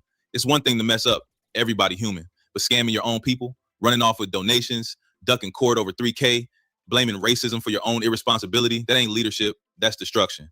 And it's sad because he had the influence, he had the attention, people wanted to believe. But every lie, every excuse, every dirty move, it just pushes folks further away from trusting anybody who claims they're doing it for the community. Nah, Umar done lost it. This man begging women for $500 just to sit across from him at lunch talking about it's a donation to the school. And then he tries to flex like, oh, don't worry, sis. I'm going to pay for the food. Like, what? Bro, what are you talking about, man? Bruh, that ain't a flex when she just dropped half a stack to be there in the first place. And the crazy part, he sells it like it's some special program. Lunch with the doctor, private, exclusive, any restaurant in Delaware. But let's call it what it is. This man panhandling with a suit on. And instead of fixing his mess with the school, he out here running side hustles like a rapper who fell off. It's embarrassing, bro. Embarrassing. Our community don't need another fake leader begging for cash. We need somebody real. And Umar, he proving every day he ain't that. So here's the setup. Umar went live pitching this brand new program for the ladies. He calls it Lunch with the Doctor.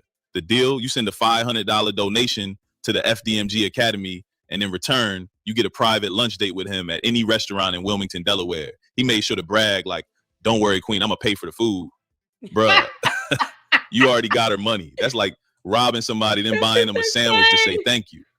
And what makes it worse, he said it over and over like he was trying to hypnotize folks. Lunch with the doctor. Lunch with the doctor. Fam, that's not a program. That's desperation. This man turned GoFundMe into Tinder. And then Umar took it to another level. Instead of just saying, yo, it's a lunch date, he started threatening dudes like, don't hate brothers, because if I ask your wife if she want that luncheon, if I ask your baby mama if she want that luncheon, we know what she gonna say. Bruh, that ain't professional. That's some greasy late night club talk. He even called women romantic prisoners. Like, what kind of language is that? Then he hit the ego switch, bragging about being 6'3", dark-skinned, North Philly beard, Pan-African king energy. Even said, don't make him take off his shirt and turn into King Kong beating his chest. Like, what? You to lunch, private lunch, any restaurant you want in the state of Delaware. It's called Lunch with the Doctor, and it costs you $500. You don't pay for the lunch, I pay for the lunch.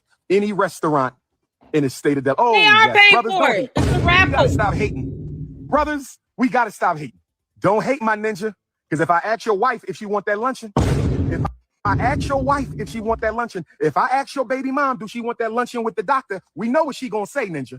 Don't test my intellectual gangster. If I roll up on your girlfriend, your live-in prisoner, you call a girlfriend. If I roll up on your live-in prisoner, your romantic prisoner, you call a girlfriend, who ain't there because she want to be, she there because she got to be. If I roll up on your romantic prisoner, my brother, if I roll up on your romantic prisoner, you call a girlfriend who living with you because she got to, not because she want to. Do she want that lunch date with the doctor? Do your wifey want that lunch date with the doctor? I think we all know the answer to that. Me and you are not the same. I keep telling you that. Me and you, we not the same. You not 6'3", dark chestnut Cocoa Brown with the North Philly beard, Leo King, ninja. You ain't Pan-Africanist number one. Nobody flying you to every continent to hear what you got to say. Only me. Don't make me take my t-shirt off and turn into King Kong right now. Don't make me beat my chest. Don't make me beat my chest. King Kong. Stop. At this point, It don't even sound like a leader. It sounds like a dude trying to be a mix between a scammy preacher and a B-list influencer. The lunch date ain't about the school. It's about Umar feeding his ego. And this right here is the pattern with Umar. Every move he makes got a price tag, and it's always dressed up as a donation. One day it's send money because my account's frozen. Next day it's donate so we don't lose the school. And now it's pay $500 for a private lunch. Like, bruh, just admit you hustling. At this point, he the self-proclaimed prince of panhandling. And instead of building a real system, selling a product, or showing us where the money goes, he's out here passing the hat like a street performer. Only difference is a street performer actually gives you a show.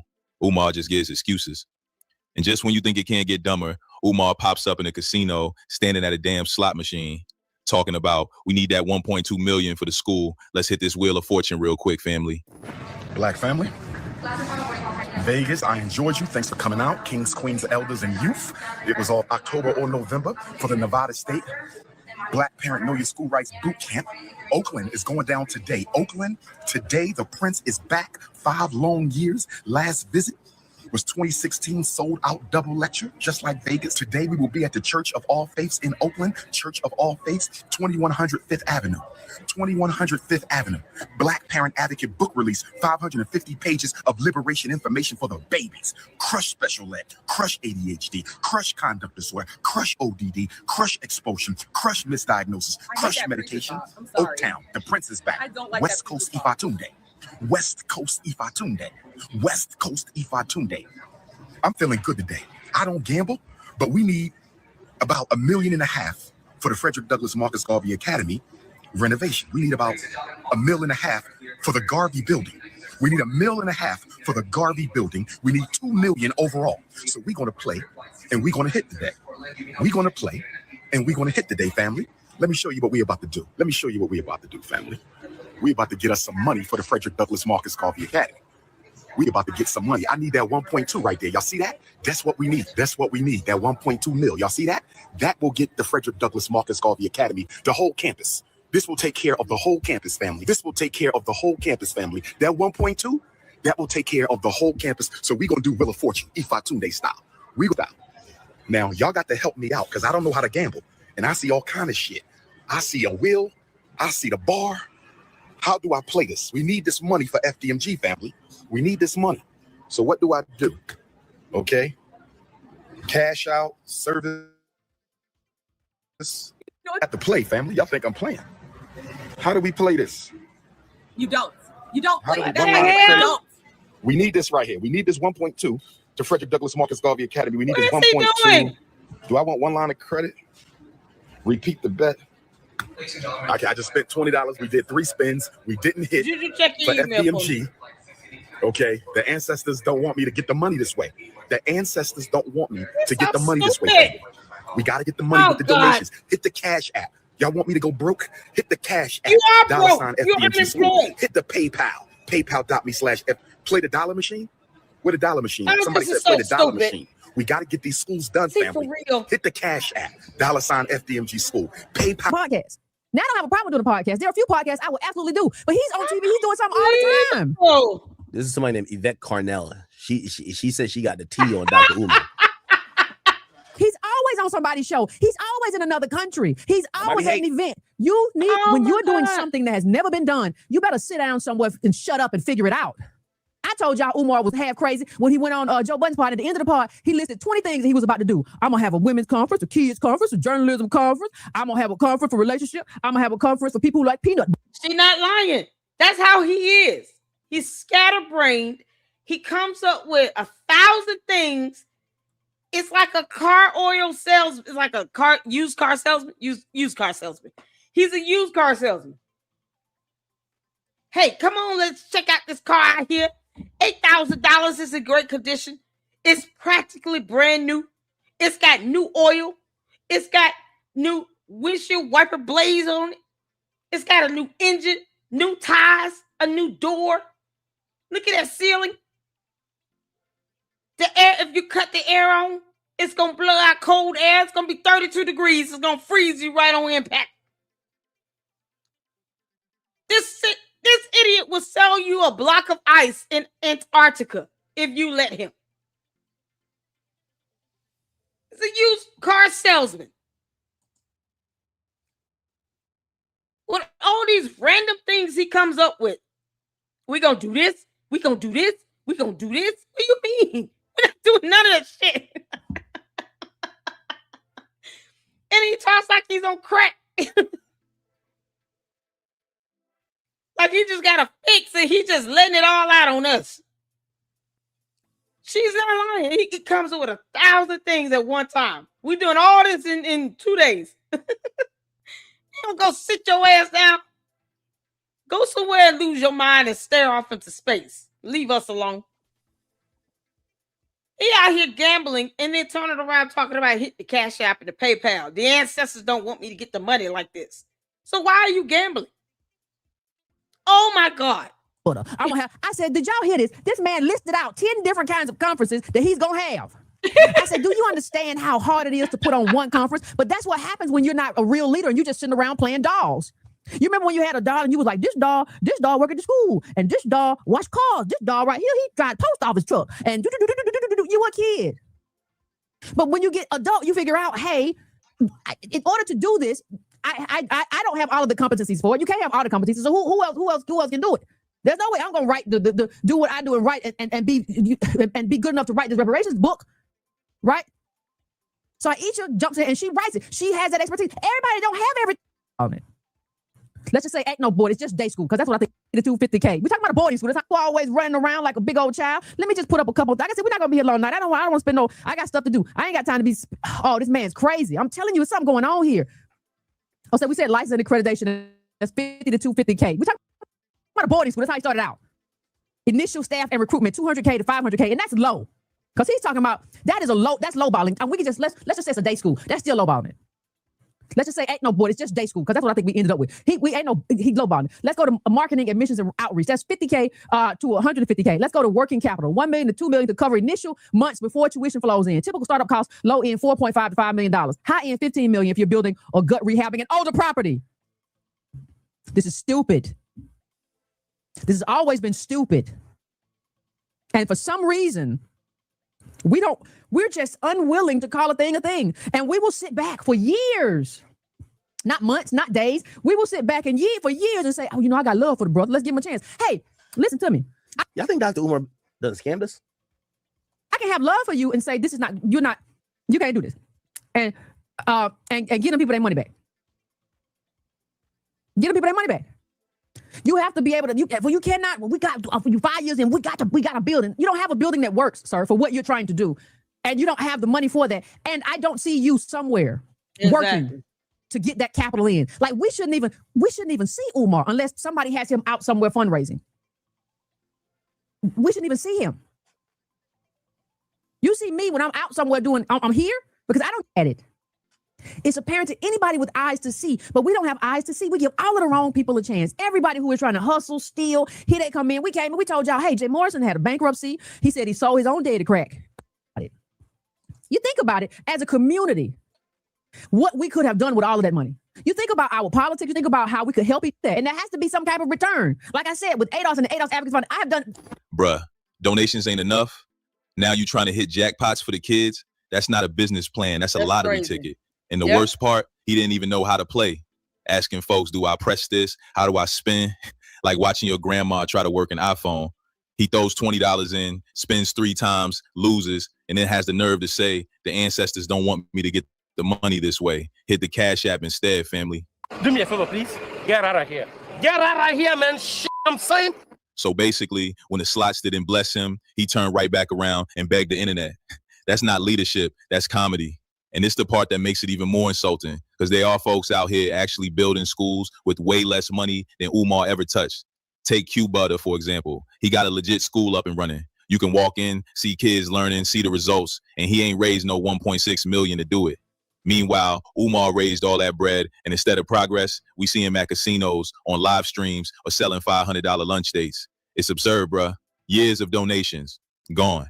No transparency, no budget breakdown, not even a real website to track what's coming in and what's being spent. Everything's running through Cash App like he hustling out the trunk. Ask the people for $1. I have never asked the people for $1 in my life. So hit that Cash App. Let me see who on the Cash App. Where them donations at? Nabiha, $1. Nabiha, You thicker than a snicker. How you only giving me $1? Your hair costs more than that, Nabi, huh? That suit you got on costs more than that. Built like a brick house. Give me $1. Hit the Cash App. All my rappers, hit the Cash App. Sean Carter, hit the Cash App. Beyonce, hit the Cash App. Ice Cube, hit the Cash App. Dr. Dre, hit the Cash App. Brothers and sisters, give me your grit money. Give me your weave money. Give me your perm money. Your Jordan money. Your Alizé money. Your 40-ounce money. We need the money, brothers and sisters. I'm gracious, but I'm not content. Because I know y'all got a lot more to give me than some $250,000. Ask the people for $1. I have never asked the people for $1 in my life. I have never asked the people for $1 in my life. I've only asked you to donate to the FDMG Academy for boys. I don't have any sons. I have 2 daughters. How much you spend on your weave? How much you spend on your nails? How much you spend on lunch? How much you spend for entertainment? How much you spend at the white restaurant? And you want a $1 refund, a $2 refund, a $10 refund? People still defending this man. Like, nah, give him time. Time, he been at this for a decade. If it ain't up and running by now, it ain't never gonna be. And look, people love comparing Umar to other so-called leaders, but the difference is clear. Tariq Nasheed said he was gonna open a museum, and he actually opened one. Yeah, folks can clown that he turned it into comedy nights or whatever, but the building exists. You can walk in. Meanwhile, Umar, he been raising money for a decade and still ain't got nothing to show.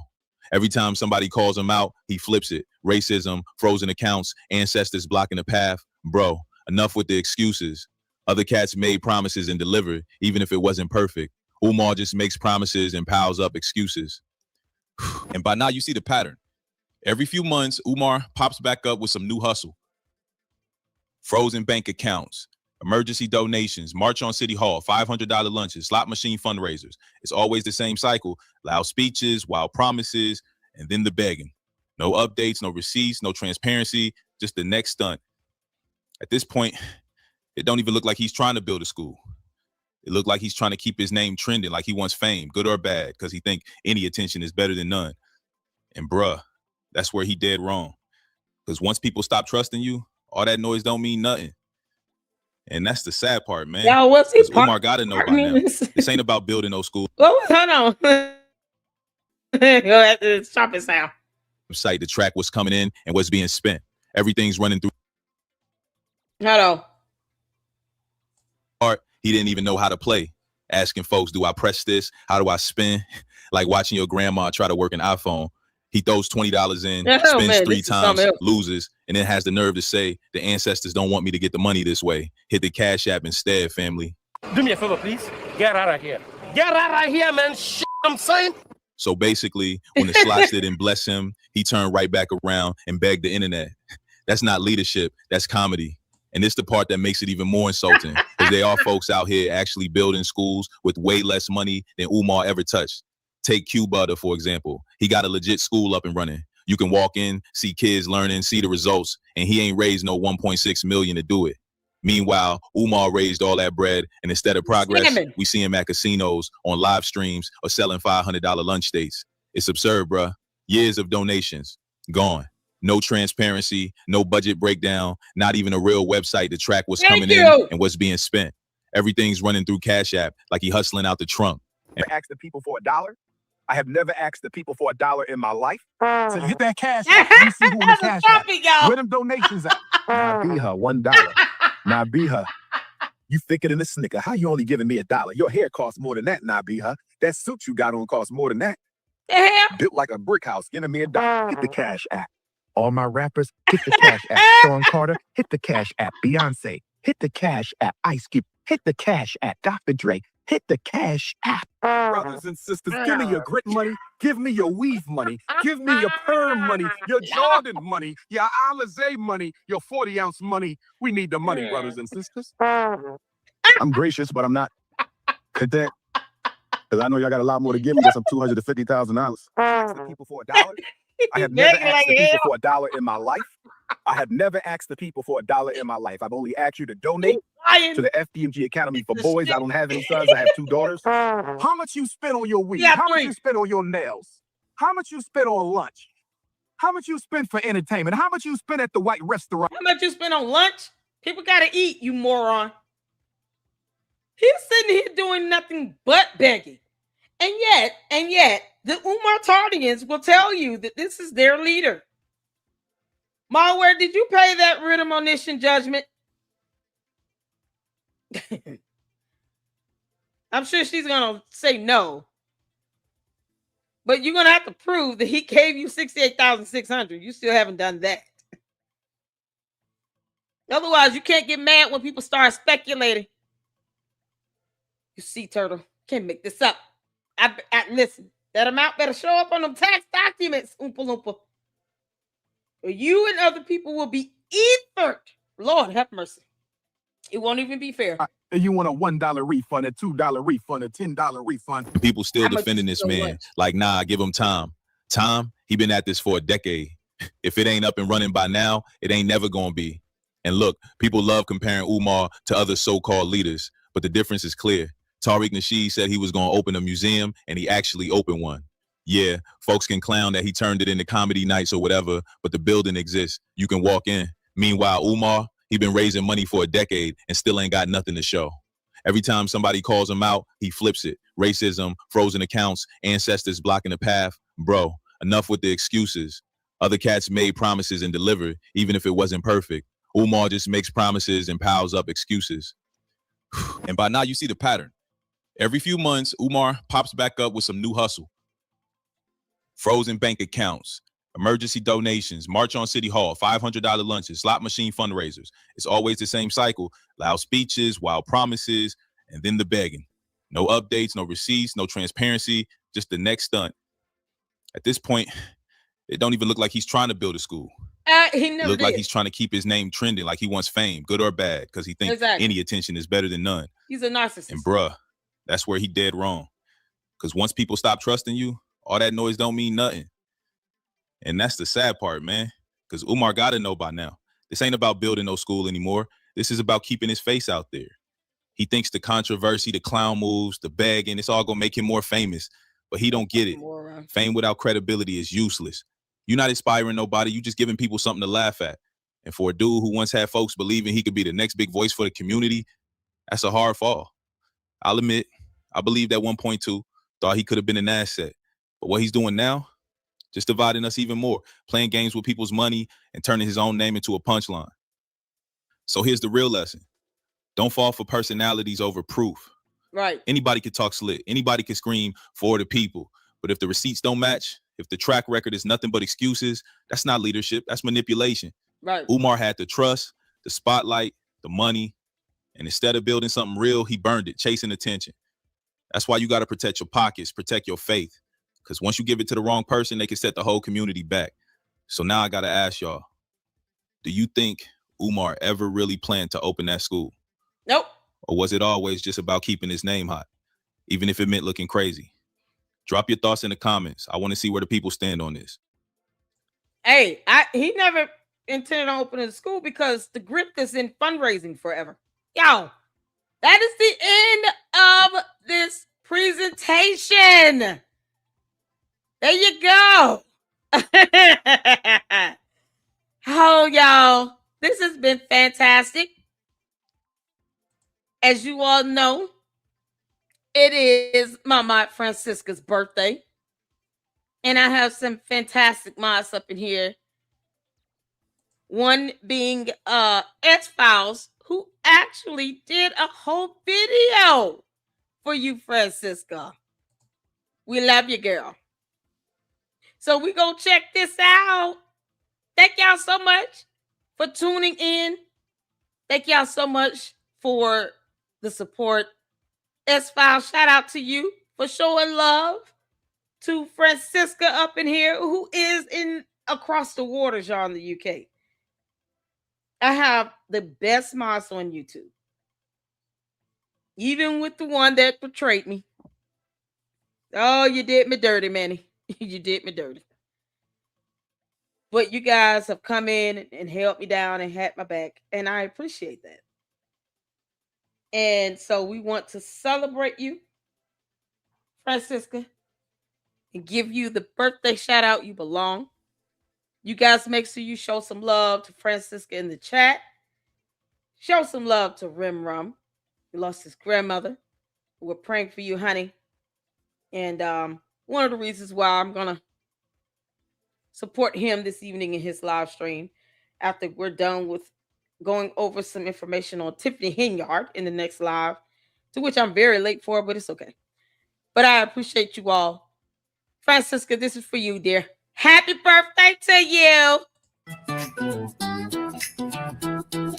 Hit the phone, you can hear. Glow from the screen light. You hold it down, keep the chat right. Every message, every vibe you bring feels like home when you're in the scene. You got patience, yeah, you got grace. Keep the peace in a fast-paced space. From the first hey to the last goodbye. You've been love, you the reason why. We don't just log in, no, we belong. You've been the heart in every song. Through every laugh, every hard day too. We got each other and we got you. Happy birthday, Francisca, shining bright, no one realer. Lady Luck Club, yeah, we family. And your love means everything. From the chat to the real life glow. You're the light that we all know. So tonight we celebrate you. Happy birthday, Francisca. Hey!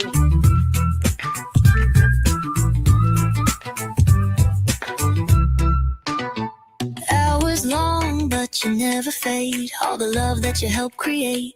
Every stream feel a little more sweet. Cause your energy's hard to beat. When it gets wild, you calm the storm. Keep it safe, keep it warm. Yeah, you're more than a mod to us. You're the reason we got this trust. We don't just log in, no, we belong. You've been the heart in every song. Through every laugh, every hard day too. We got each other and we got you.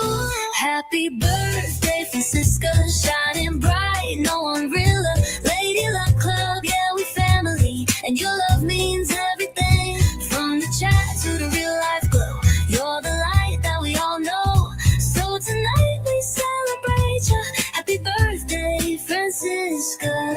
Raise a glass in the live stream light. Sending love through the screen tonight. Every comment saying the same thing true. We appreciate you. Happy birthday, Francisca. Queen of vibes can't be duplicated. Lady Luck Club forever strong. And you the soul that keeps us on. Yeah, from now till the end of time. You're a part of this heart of mine. So we sing it loud so you feel it. Happy birthday, we love you, Francisca. Hey, hey, hey, hey, hey, hey, hey, hey,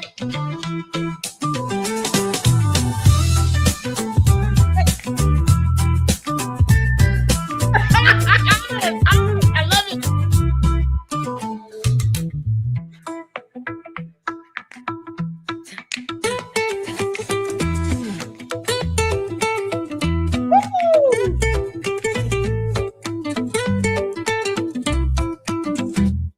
Yeah!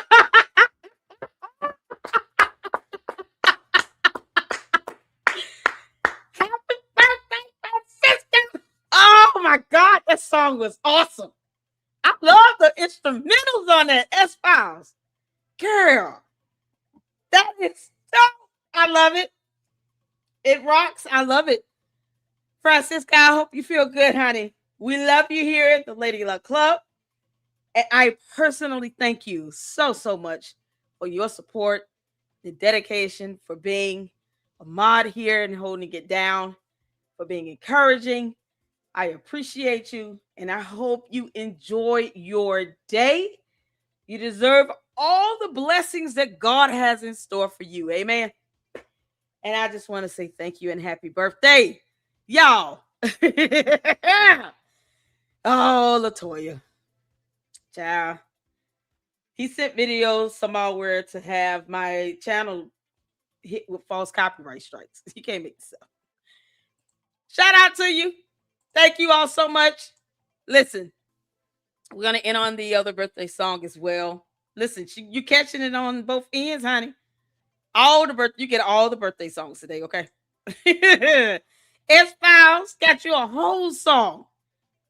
We have to play that in the next live too. Shoot. And we're gonna do the birthday song here as well. Girl, you finna get all the birthday songs today. You getting all of them today, girl. So this is what we're gonna end out on. I want y'all to hit that like button as well. Shout out to S-Files. Shout out to Rembrandt. Shout out to Francisca. Any other person celebrating birthdays, y'all just let me know. And we're going to show you some love. I appreciate you all. Hit that like button on the way out, y'all. We're going to end out on this. And then if you can, join me in the next live for Tiffany Hinyard. If not, I will see you all in the next one. Let's get to it.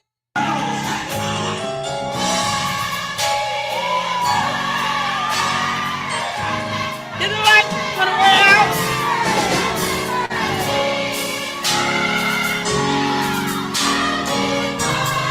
Show me your altos.